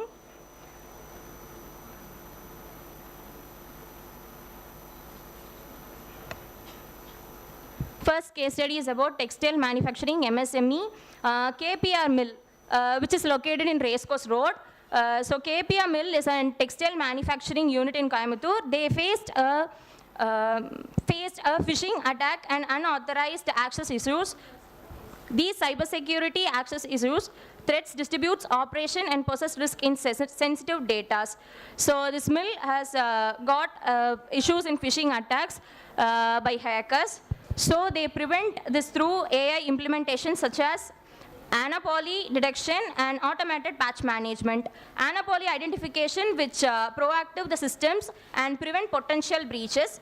Automated patch management ensure all software and systems and upgrade reduce vulnerabilities. So these 2 missions which they have implemented in AI to protect their data in the company. So their outcomes is they got 40% of reduction downtime and 30% of IT cost savings, which reduce the manpower and lead to the cost reductions. Challenges they faced in this is high initial cost because AI technology requires significant upfront and capital to improve the company and its data. So next, they have got staff recession. Employees were initially hesitate to adapt new technologies. Employee may take time to adapt to the new technology, so lack of training or free of job reductions. Next.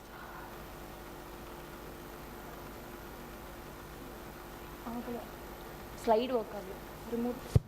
Varsha, I have a doubt. Is KPR mill is a MSME one? Yes, it's a textile industry. It's a textile mill, we know that. It comes under MSME. Yes, ma'am. Are you sure? I think. Are you sure? I think It's a MSME.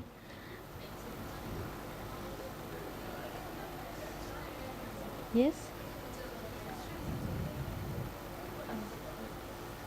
Have you seen anywhere? Ma'am, I have taken in the internet about this one, not. I don't think so. It's a MSME. It comes under MSME. It's a very big company. Their turnover is very high. Investment is also very high. Maybe for that cyber attack and protecting themselves from cyber attacking, they may adapt some MSME principles, or some they may be what to say. Ma'am, I have studied about that. So what they have attacked, then what the suggestions they have taken for the AI. So I have concluded that only. I am not getting into that MSME even. அதாவது அவங்க என்னென்ன issues இது பண்ணாங்க, so அதுலேருந்து எப்படி outcome அவ்வளோதான். ஆனால் அது வந்து that is not a MSME company. Correct தானே? சாரி இல்லை.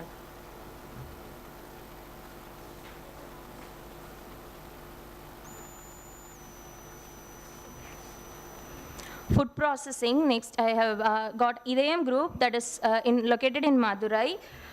They have got an attack about ransomware attacks that distributes their operations. These attacks compressed productivity and data security. Their implementation in AI is, which they have taken is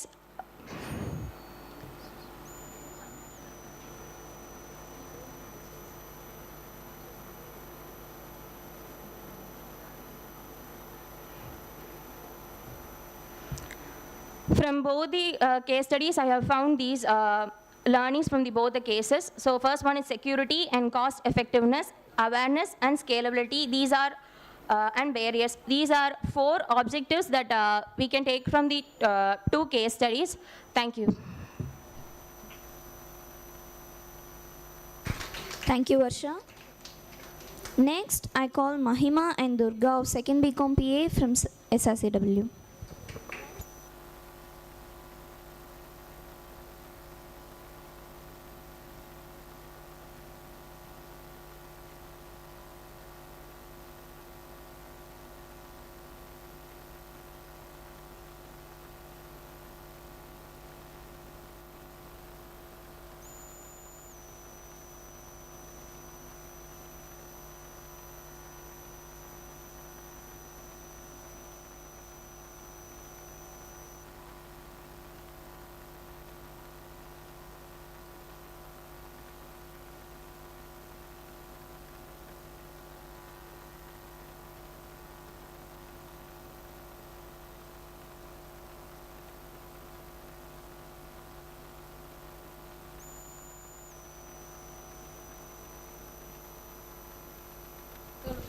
I call Akshay M and team from 3rd BCom PA.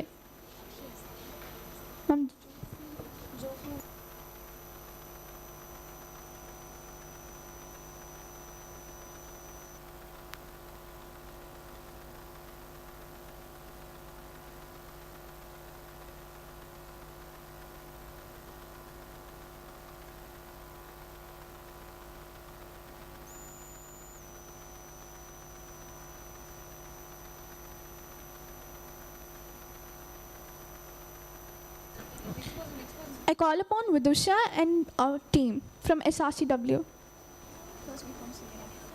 First BCom CA.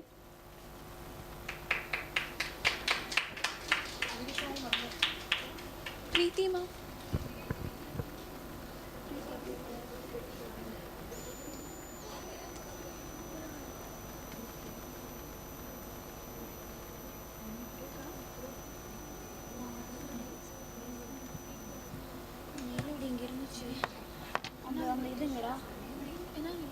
அந்த ICSSR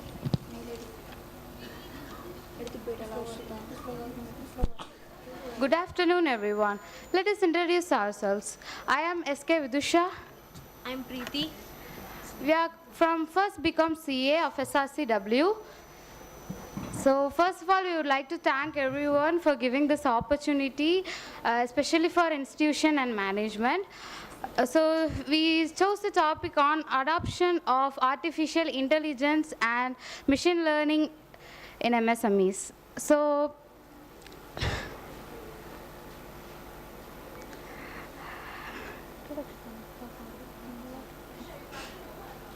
okay. So let's give an introduction on AI. As everyone know about AI, now AI is the common thing. Like now without AI, like nothing we can do. So AI is all about is a technology that enables and computers and machines to stimulate human learning, comprehension, problem solving, decision making, creativity, etc.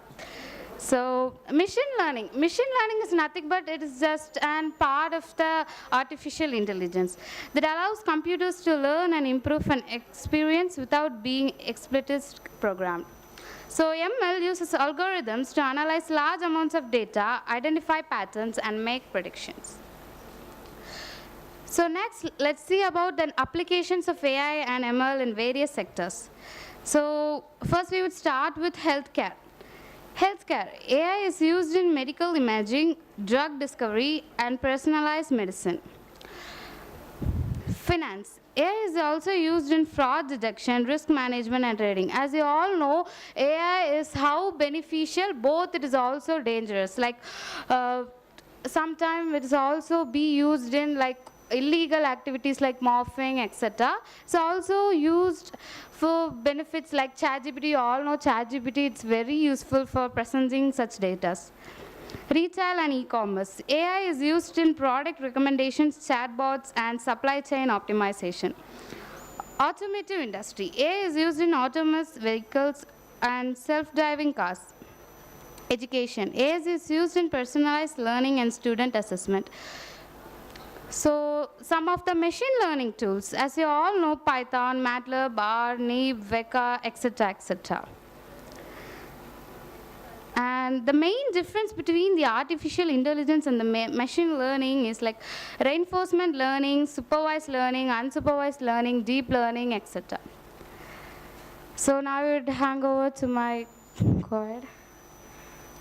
Here are some challenges faced by AI in ML. Some of the challenges are finding an ML use case. That means identifying the right problems that ML can solve effectively. The second is selecting the right data. Data is essential for training ML models, but selecting relevant high quality data is challenging. We can select every data, but relevant data it is selecting is challenging. Third one is complementing ML with human insight, balancing automated systems with human decision making for effective outcomes. Access to high quality data is data availability and data significantly impact model performance. Balancing accuracy, achieving the right trade-off between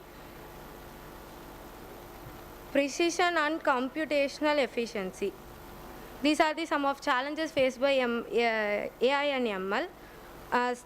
Then next topic is strategies for successful adaptation. Some of the strategies are understand business needs, identify use case, establish KPIs, that means key performance indicators, ensures data quality and governance.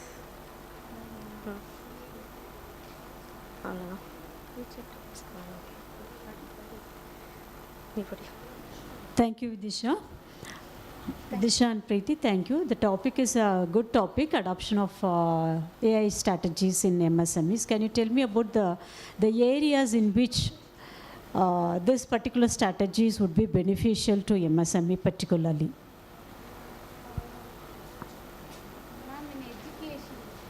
MSME alone.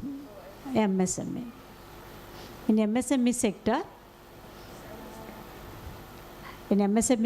alone, can you have any idea about it, in what areas, in which area particularly this adoption of AI is most important and relevant, it is needful? Any idea?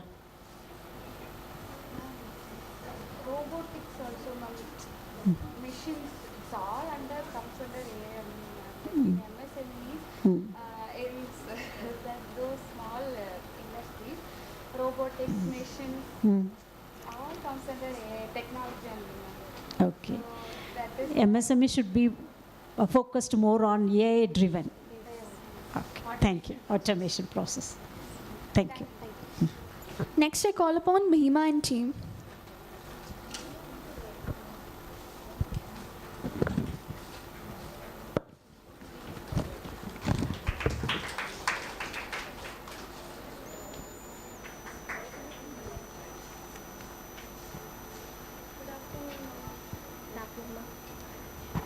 Good afternoon, everyone.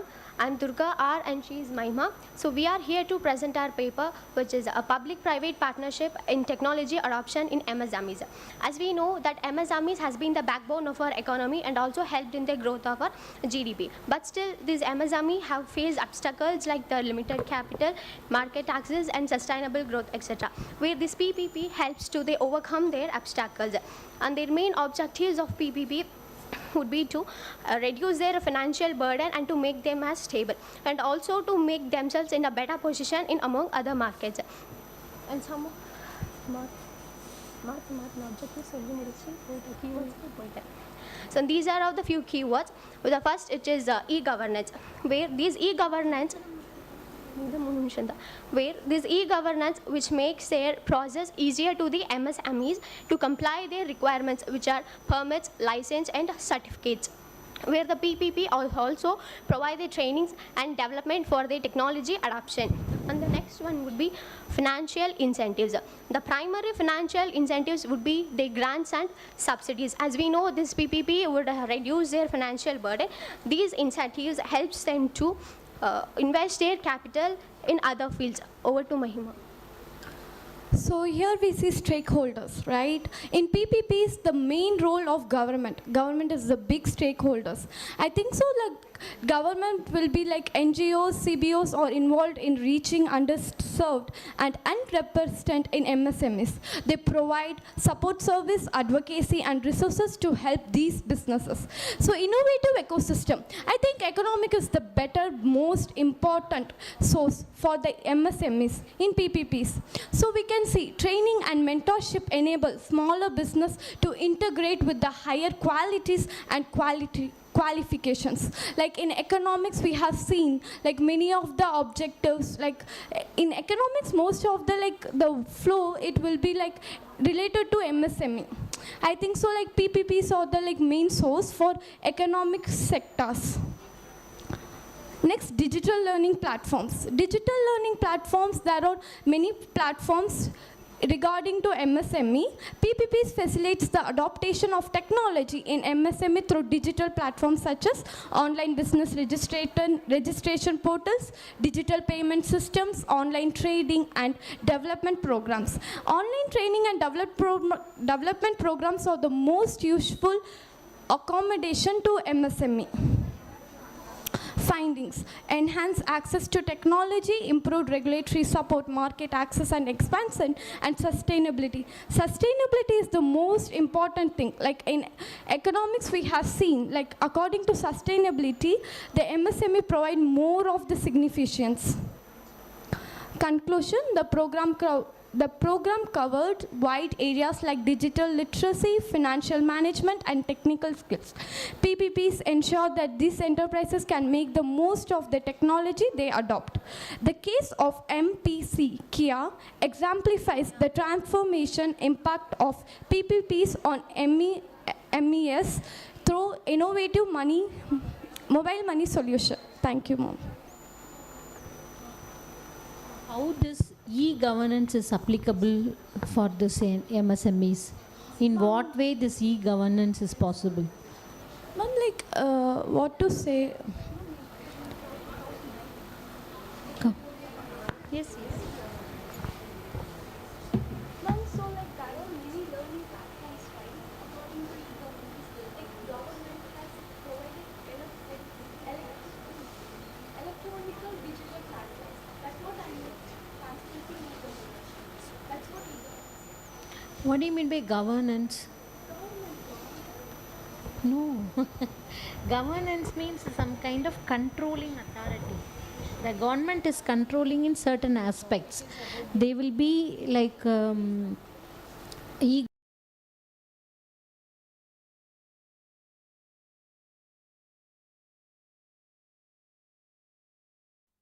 using digital platform for what to say, like the application of for applying for license or getting permission, everything done through digital, and the government will be controlling through this digital platforms. That is e-governance. Okay, you thought e-learning. E-governance is different.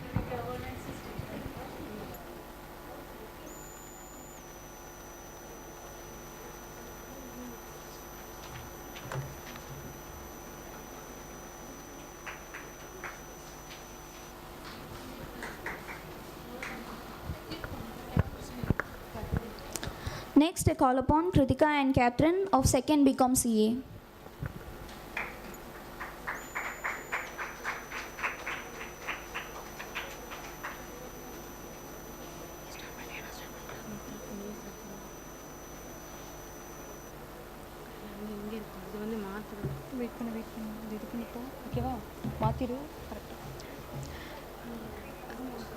Good afternoon to all. I am Catherine Prasalya. I am Kritika, 2nd BCom CA. We are from student and Sri Ramakrishna College of Arts and Science for Women. Our topic small business adoption and awareness.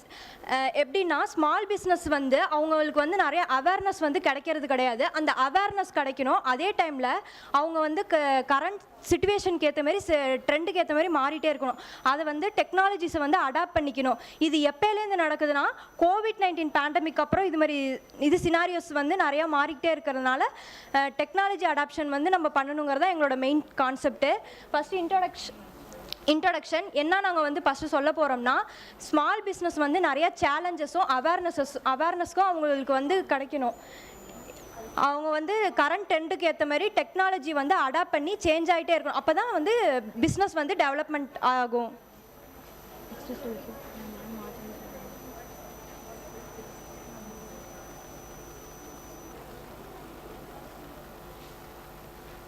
First internet and websites like எதை எடுத்துக்கலாம்னா, இப்போ handmade things இல்லைனா handmade நிறையா இதை வந்து Instagram அது மூலயமா sale பண்ணுறாங்களா, அதை வந்து நம்ம இன்டர்நெட்டில் யூஸ் பண்ணி வெப்சைட்ஸ் யூஸ் பண்ணி க்ரியேட் பண்ணி சேல் பண்ணலாம். அது வந்து ஒரு நல்ல ஒரு டெக்னாலஜி அடாப்ஷனாக இருக்கும். இந்த இண்டஸ்ட்ரியல் இன்டர்நெட் ஆஃப் திங்ஸு அதுலேயும் அதே மாதிரி தான். இண்டஸ்ட்ரியை வந்து க்ரோத் பண்ணணும்னா அதுக்கேற்ற மாதிரி நம்ம வந்து கம்ப்யூட்டர்ஸ் அது மாதிரி விஷயத்தில் வந்து நிறையா யூஸ் பண்ணணும். Big data analysis. டேட்டா அனாலிஸுங்கிறது இன்றைய சிச்சுவேஷனில் மார்க்கெட் வந்து எமர்ஜிங் ஆகிட்டு இருக்கிறதுல வந்து டேட்டா அனாலிஸுங்கிறது ஒரு முக்கியமான விஷயம். அதில் வந்து நம்ம வந்து ஸ்மால் பிஸ்னஸில் யூஸ் பண்ணோம்னா க்ரோத் நல்லாயிருக்கும். Artificial intelligence main important thing வந்து ஆர்டிஃபிஷியல் இன்டெலிஜென்ஸ். ஃப்யூச்சர்லலாம் ஸ்மால் பிஸ்னஸ்லேருந்து எந்த பிஸ்னஸ் டெவலப் பண்ணணும்னாலும் ஏஐ இல்லைனா எதுவும் பண்ண முடியாது. அதனால் ஆர்டிஃபிஷியல் இன்டெலிஜென்ஸ் யூஸ் பண்ணணும்.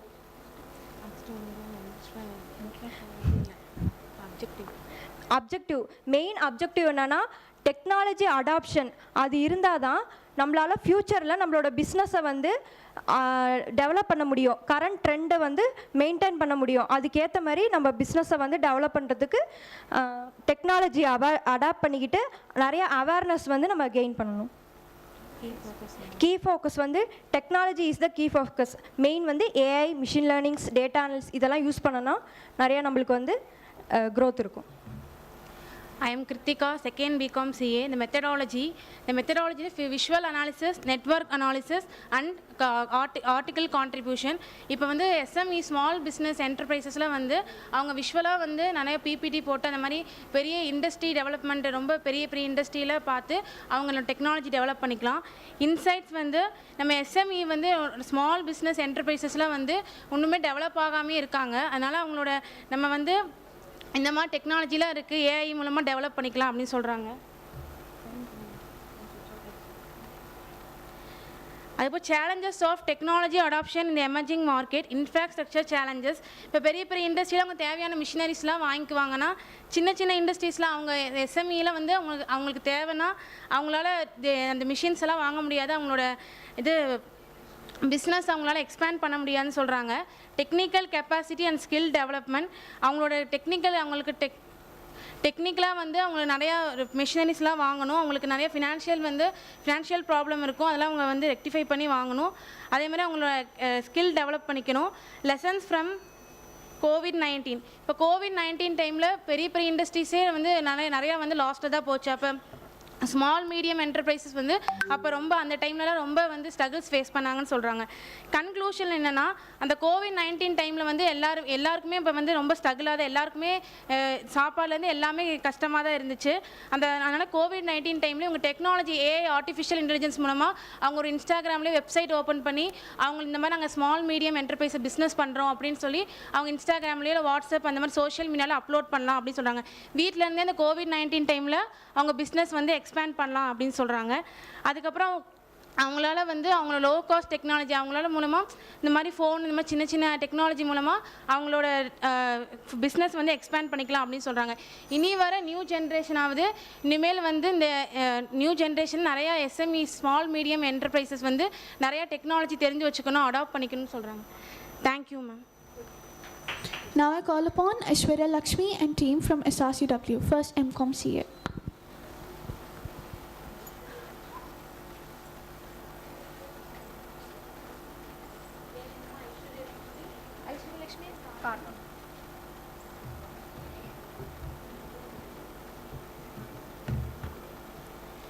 Good afternoon to everyone. Ours is Aishwarya Lakshmi and Karthika from first MCOM CA, and ours is a conceptual project on creating the innovation hubs and incubation centers for the MSMEs.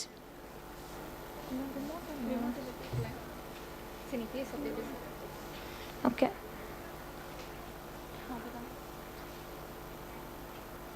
Next slide. Next slide. So, I would like to describe this MSME with the 4 words: power, hard work, struggle, and success. So, power, hard work, struggle, and success are not just enough for an MSME, and innovation is also very important. But these are the basic needs for an MSME for the development. Now, in recent days, 110 million jobs have been created, and 30% of our country's GDP has been grown due to MSME, and 48% of the exports are driven by the MSME. And in recent times, our Indian budget 2024 allocated 22,137 crore rupees to MSMEs. So MSMEs deserves more support for the economic development because they act as the backbone of our country. Business incubations. Why business incubations are necessary? It's provided based on startup business environment. It's supporting backbone of incubation. Some main functions are given in the incubation. Business advertisement, business advice, go working space, networking, functioning is based on supporting system. Supporting in MSME through IC and IH. Technological assessors, financial supporting, training and skill development, marketing linkage, regulatory policy supports. Balance continued by Aishwarya. Actually, an incubation can be explained as it is the basic thing that an MSME requires is that an access the innovative startups and other types of startups just need the well-grown access for their development. So these incubations act as a supporting system in order to support the functions of the MSME as they are growing. Their main functions are the business advice. They provide mentorships in order to support them, and co-working space, that is initially the startups will every startups will join together for being trained, and networking, that is they will get more contacts and more references from the incubation centers, and the final is that funding support. Now the basic need or that incubation centers and the innovation hubs are supporting the MSMEs by their technological access, financial supports, and training and skill development, market linkages, regulatory policy support. T-Hub is the India's largest incubation center, which helps the startups, corporations, and other academia investors to drive the transformative change. And RAM scheme, RAM scheme is a World Bank supported central sector scheme aimed at improving the access of MSMEs to market, finance, and technology upgradation. So this program aims at strengthening the institutions at the central state level and enhancing the center state collaboration also, which also supports for the MSME.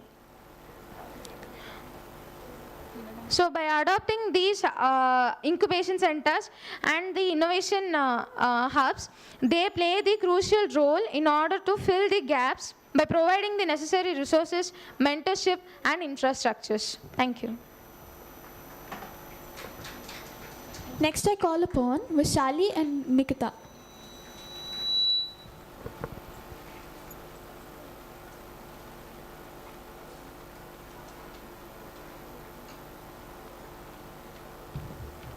Good afternoon to one and all present here. We, Nikita A and Vishali S, student of second year of BCom. Today we are here to present a conceptual paper on the topic of role of the government incentives and subsidies of technology adoption. Now let us begin by outlining the structure of a presentation. The topic given to us is a role of government incentives and subsidies to a technology adoption. And now the abstract of the paper. In today's rapidly evolving technological landscape, government plays a crucial role in forecasting innovation and driving economic growth. The one key strategy is the implementation of incentives and subsidies to encourage the adoption of new technologies across various MSME sectors. From the abstract, we can understand that in the recent technology, a government plays a crucial role in the innovation of technology adoption in the various MSME sectors. And now the introduction will be explained by Vishali. Introduction. MSE are important part of economy in many countries. It plays a vital role in innovation, growth and prosperity. MSE is a primary sector of entrepreneurship. It plays a key role in economic development of both developed and developing countries. Review and literature. The authors who are given a review about this literature is, the one of the author is Zhu Ka and Zhen in the year of 2022. In their research, the author developed a game theoretic model to examine the impact of both investments and usage subsidies on new technology adoption. This author is telling about the impact of both investment and subsidies on the new technological adoption. Next, the overview. Past 50 years, MSE sector has grown dynamic area in Indian economy. 45% of manufacture, 40% of exports and 28% of GDP growth in India. The challenges are the limited awareness and understanding, high cost of technology, lack of skilled workforce, limited access to a technical support. From this, we can know that over the more difficulties, the government has playing a crucial role, and the benefits will be explained by Vishali. Benefits. First one, access to affordable credit. Many MSM schemes like loan credit funds are offered to the MSE sectors to grow and expand.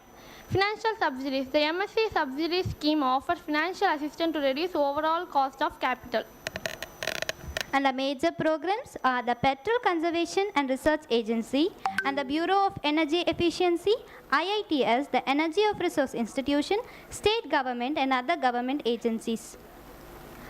These organizations are funded through budgetary allocations made by federal government and the state government based on the detailed project report. And the other programs are Pradhan Mantri Mudra Yojana. This program provides loan up to 10 lakhs for the MSMEs. And the next program is Market Development Assistance. This helps MSME for participating in international trade fairs.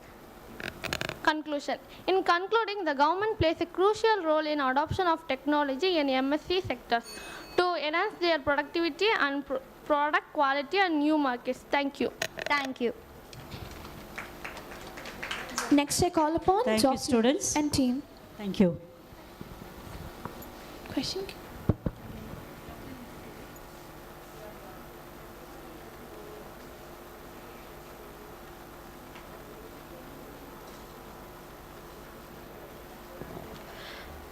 Good afternoon, everyone. My name is J. Joflin Rinsi from Sri Ramakrishna College of Arts and Science for Women. My topic is about affordability in the age of digital transformation, cyber security challenges in MSMEs.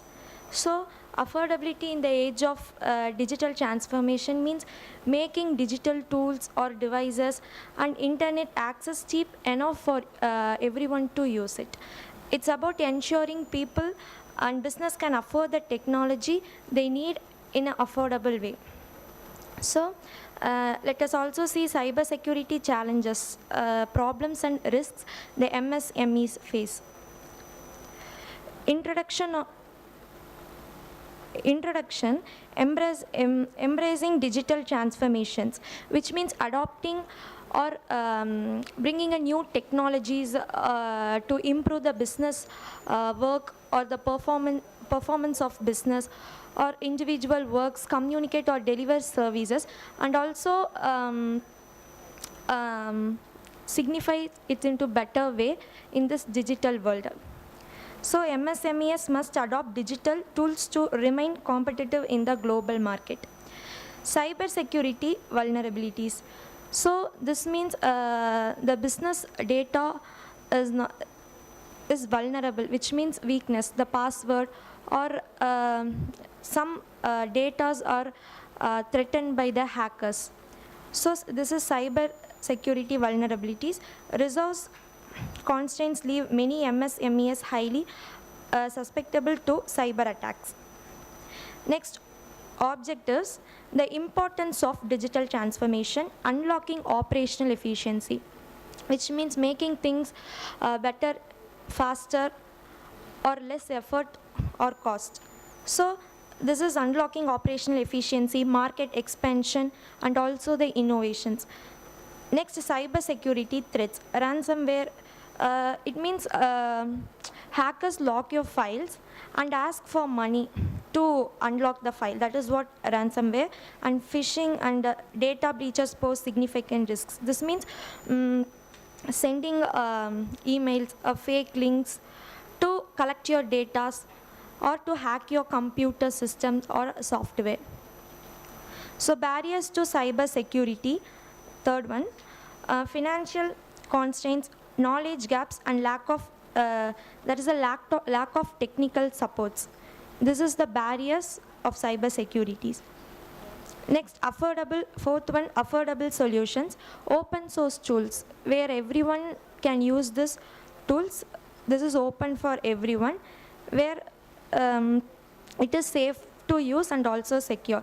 Cloud-based security, where all stored informations or data contains in cloud-based security.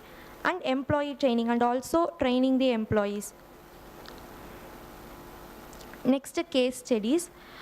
Phishing awareness, this means a manufacturing MSME reduced phishing attacks by 60% through education and free tools. By educating and training, this MSME reduced this phishing attacks by 60%. They reduced this 60%. Next, partnering with MSSP. MSSP managed security service providers. So some MSME or partners with MSSP, where they monitor and they safeguard their informations and data. Then regional collaboration, a cluster of MSMEs shared resources, lowering costs and enhance the security, increase the securities. Thank you.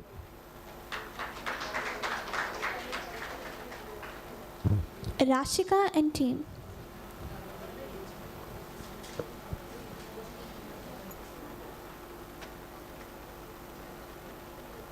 Good afternoon to one and all present here. Myself, SK Vidyashree, I am pursuing first BCom CA. Myself, Rashika. Today our topic is sector-specific challenge in adaptation of Industry 4.0 technology, 3D painting, 5G, artificial intelligence, augmented reality, automated, blockchain, cloud, cobot, cyber security, digital drones, edge communicating, Internet of Technology platforms, mission visions, visual reality. 17 technologies exploded in the industries of 4-point adoption reporting to run. Artificial intelligence, especially, industries are focusing on improving a product consistency, productivity, and reducing operating cost. They want to achieve with the collaborative partnership between the robotics and the people. In smart industry, hyper-connected manufacturing process depend on different machines that is integrated using AI automatic systems. By conferring the automation, can we plays a decisive role in the transforming modern picture. Over to Rashika. Industry 0.1 mechanization, stream power, weaving loom. Industry 0.2 mass production, assembly line, electrical energy. Industry 0.3 automation, computers and electronics. This is the next last technologized cyber physical system, Internet of Things networks. And the next is, this message appears to be a slide or section from a document discussing various aspects of Industry 0.4. First one is strategy. Analyzes the current adoption of strategies like smart factories, LOT, artificial intelligence, computing and digital twins. KPI, key performance indicators, discuss the importance of 27 KPIs and plans for their improvement. Decision making and frameworks. Investigators whose the decision makers are in Industry 0.4 projects. Use case adoption examines the adoption and investment in 31 use cases for smart factories and smart product application. Deployment in the cloud and the edge. Reviews 22 types of industrial software and their deployment across edge and the cloud platforms, focusing on the workloads and containers. Vendors addresses which vendors are involved in smart factory projects and the tool they used to manage devices. Finally, I like to conclude this. Thank you.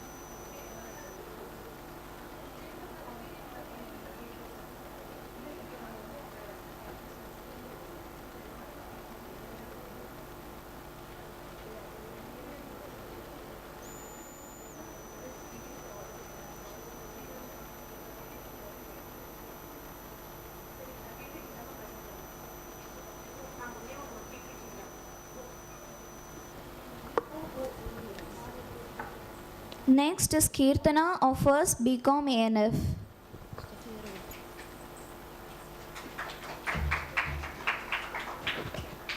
Good afternoon, everyone. Hello, everyone. Myself, Kirtana from BCom A&F from Sri Ramakrishna College of Arts and Science for Women. Good afternoon, ma'am. I'll be giving a small intro about our paper, Role of Academic Institution in Supporting MSMEs. But before that, we need to know about what is MSMEs and academic institutions, right? So, MSMEs are nothing but micro, small, medium and enterprises.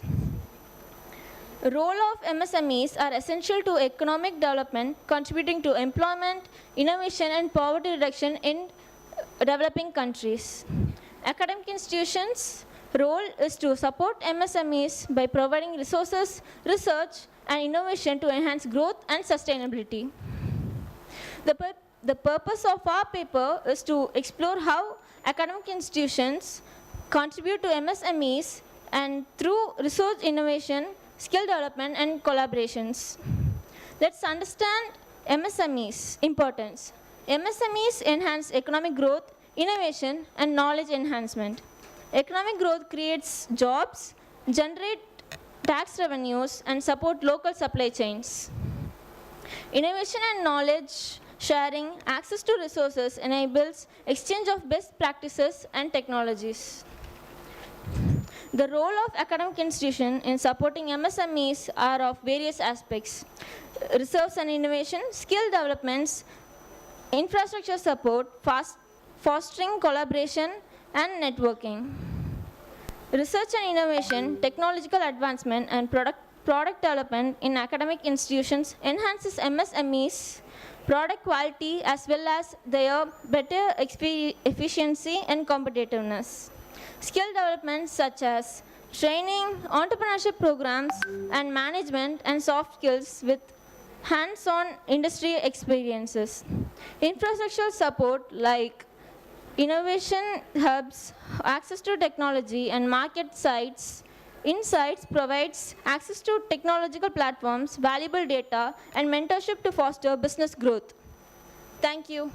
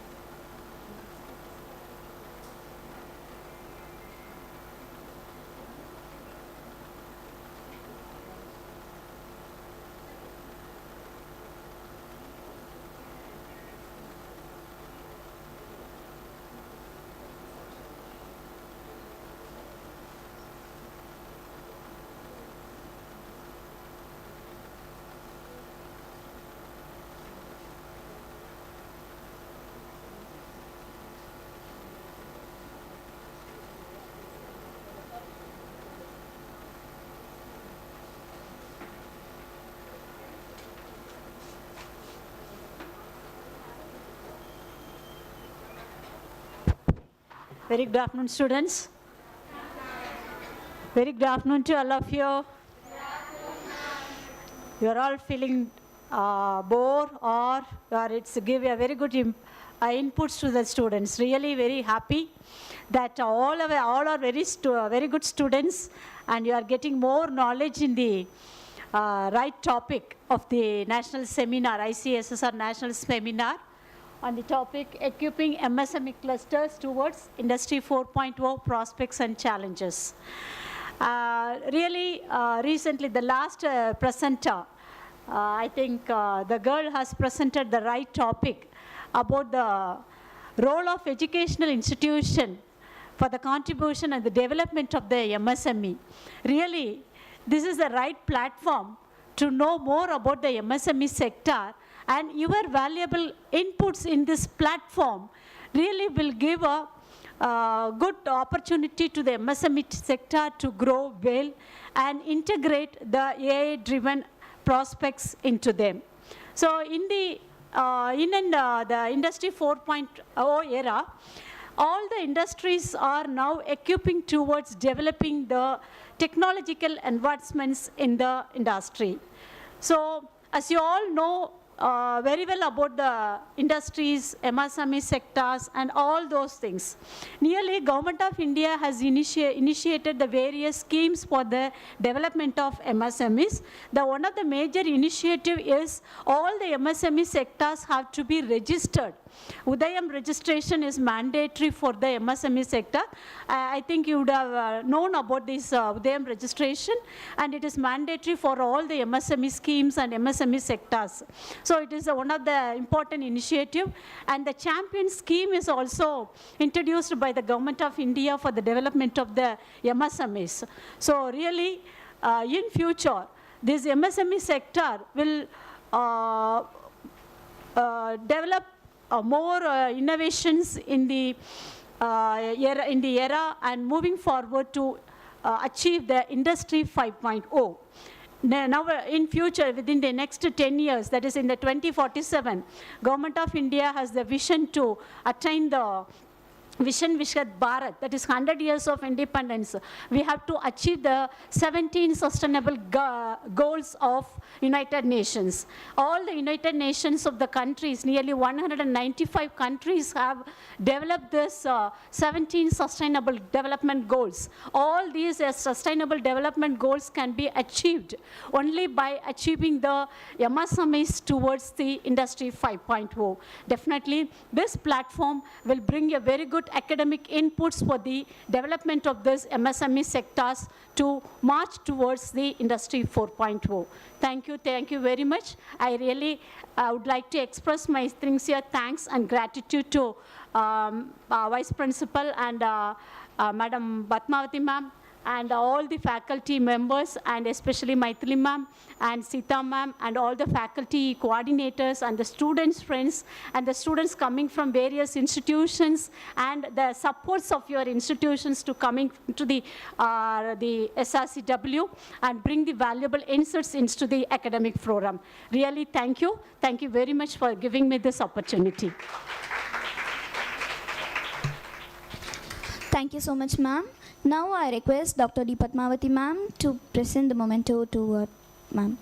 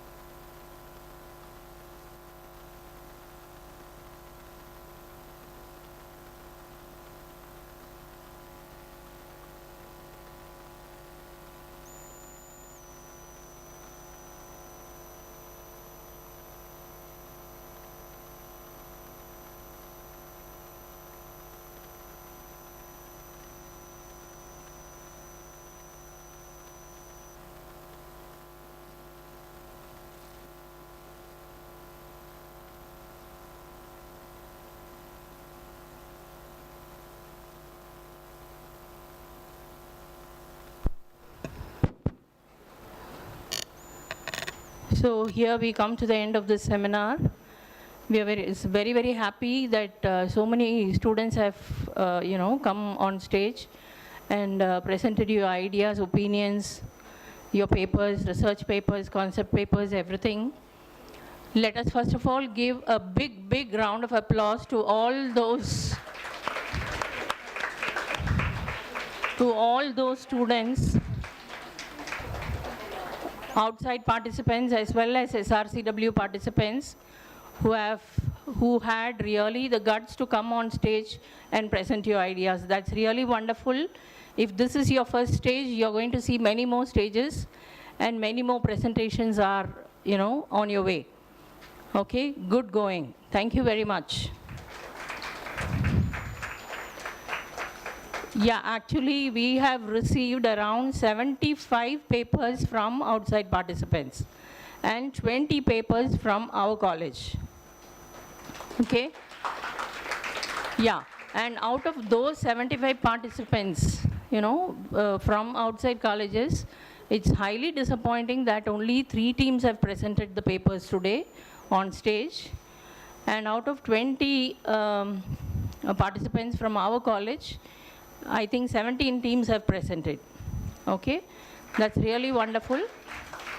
Thank you very much. And these 2 categories were actually judged separately. They were not mixed. Okay, outside participants are judged separately, and SRCW participants are judged in a different category. And now can we go to the best paper awards? Before that, do you have the certificates here? Can we present the certificates on stage? That is participant certificates. Yeah, can you call one college? Sita, please come.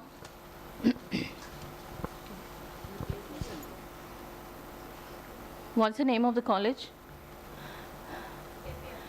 KPR College, one representative or a few students who are here. You can come and take all your certificates. Whoever is there from KPR.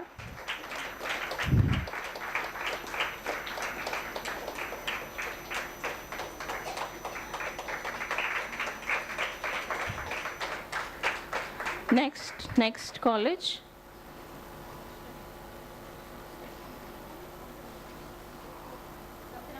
Ratinam College. Either one representative or few students, you can come on stage and take your certificates.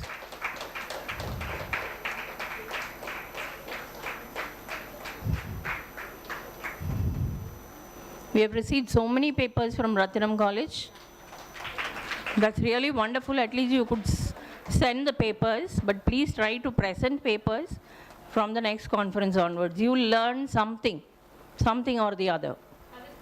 Kadir College, any representative here? Please come.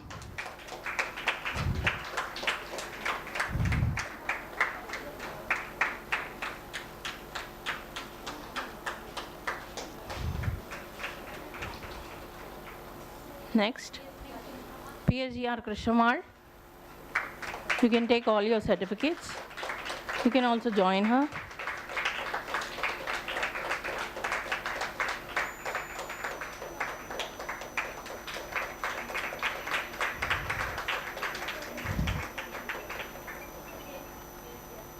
Sorry, Krishnammal. Any other category? Any other bunch? That's it? Okay. So now we move on to the most awaited. For outside participants, we received, again I'm telling you, 75 papers, but only 3 presented. Actually, we plan to give 3 prizes, but we cannot give 3 prizes for 3 presenters. So we decided to give only 1 prize. And the best paper award for the outside participants goes to, any guesses? Yeah, Krishnammal.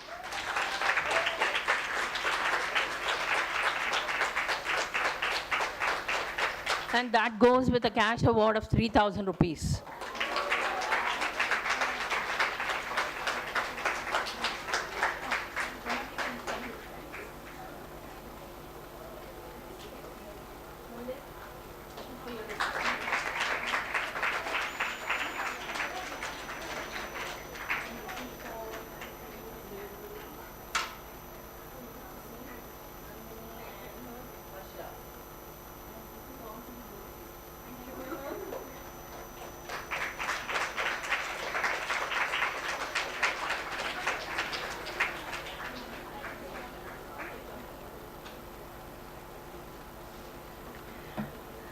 And the best paper award for SRCW, I don't have anything. Who's getting? Give me something. The names.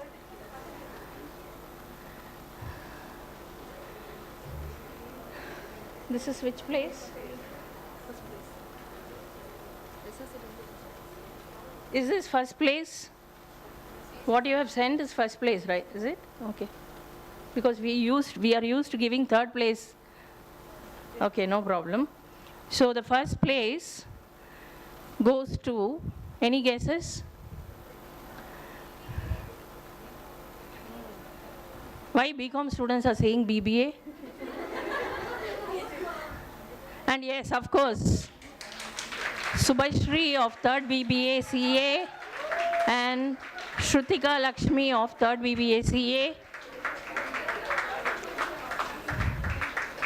You are getting the best paper award for today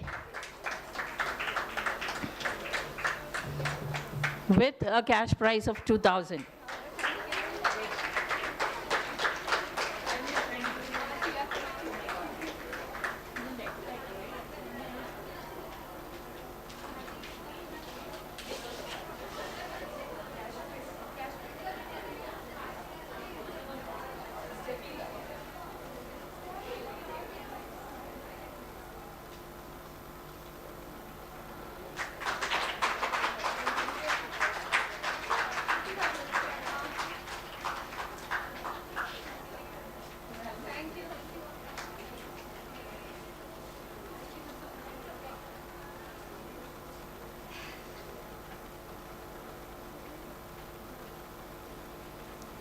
Second, is it?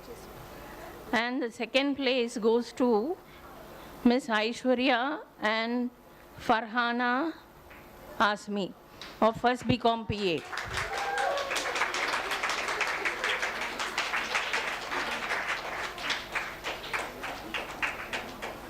With a cash award of 1,000 rupees.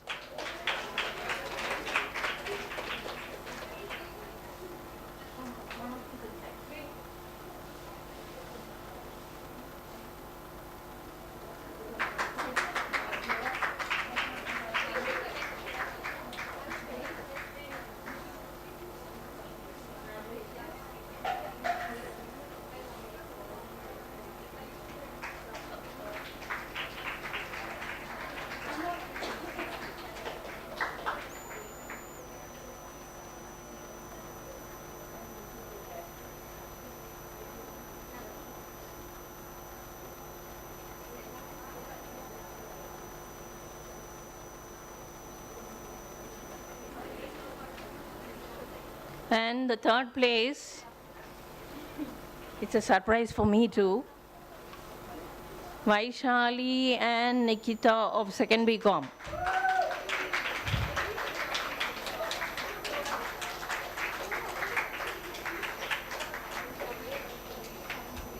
You get a certificate and a trophy.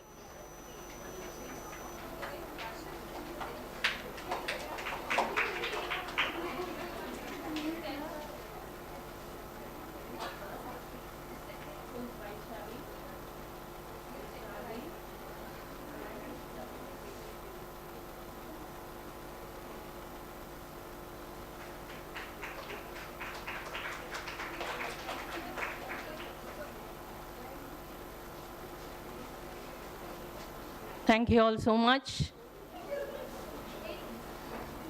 I invite Dr. Kalpana, the organizing secretary for this seminar, to deliver the vote of thanks.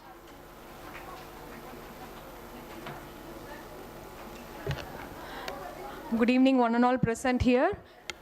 It is my privilege to deliver the vote of thanks on this momentous occasion as we conclude this enriching ICSSR SRC sponsored seminar on equipping MSME clusters towards Industry 4.0 prospects and challenges. I might take a bit long time of yours to thank all who were and are with us all throughout the conduct of the seminar.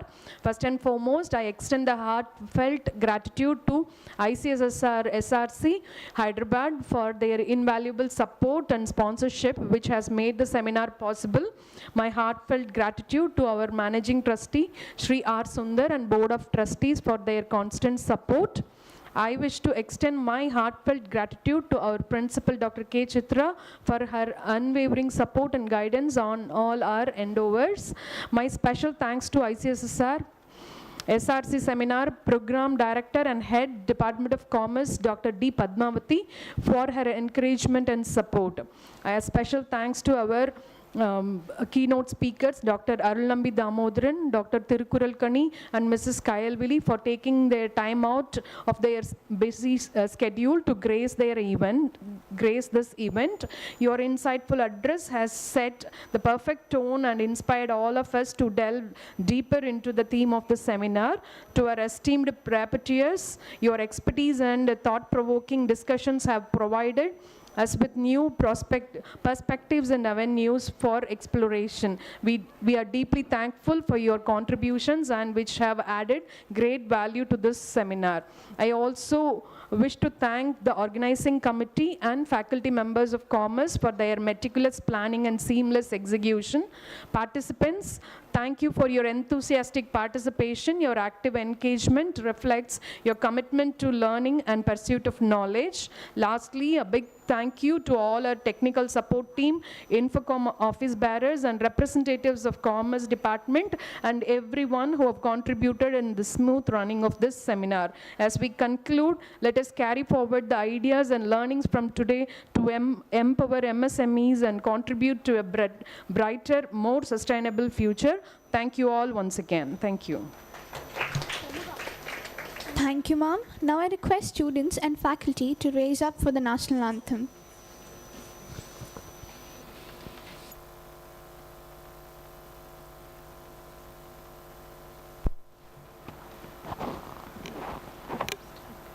जनगण मन अधिनायक जय हे भारत भाग्य विधाता पंजाब सिंध गुजरात मराठा द्राविड उत्कल बंगा विंध्य हिमाचल यमुना गंगा उज्जल जलति तरंगा तव शुभ नामे जाहे तव शुभ आशीष माहे गाहे तव जय गाथा जनगण मंगलदायक जय हे भारत भाग्य विधाता जय हे जय हे जय हे जय जय जय जय हे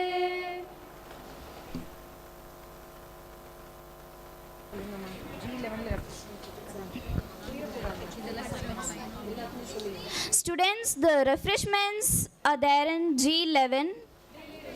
Kindly collect them.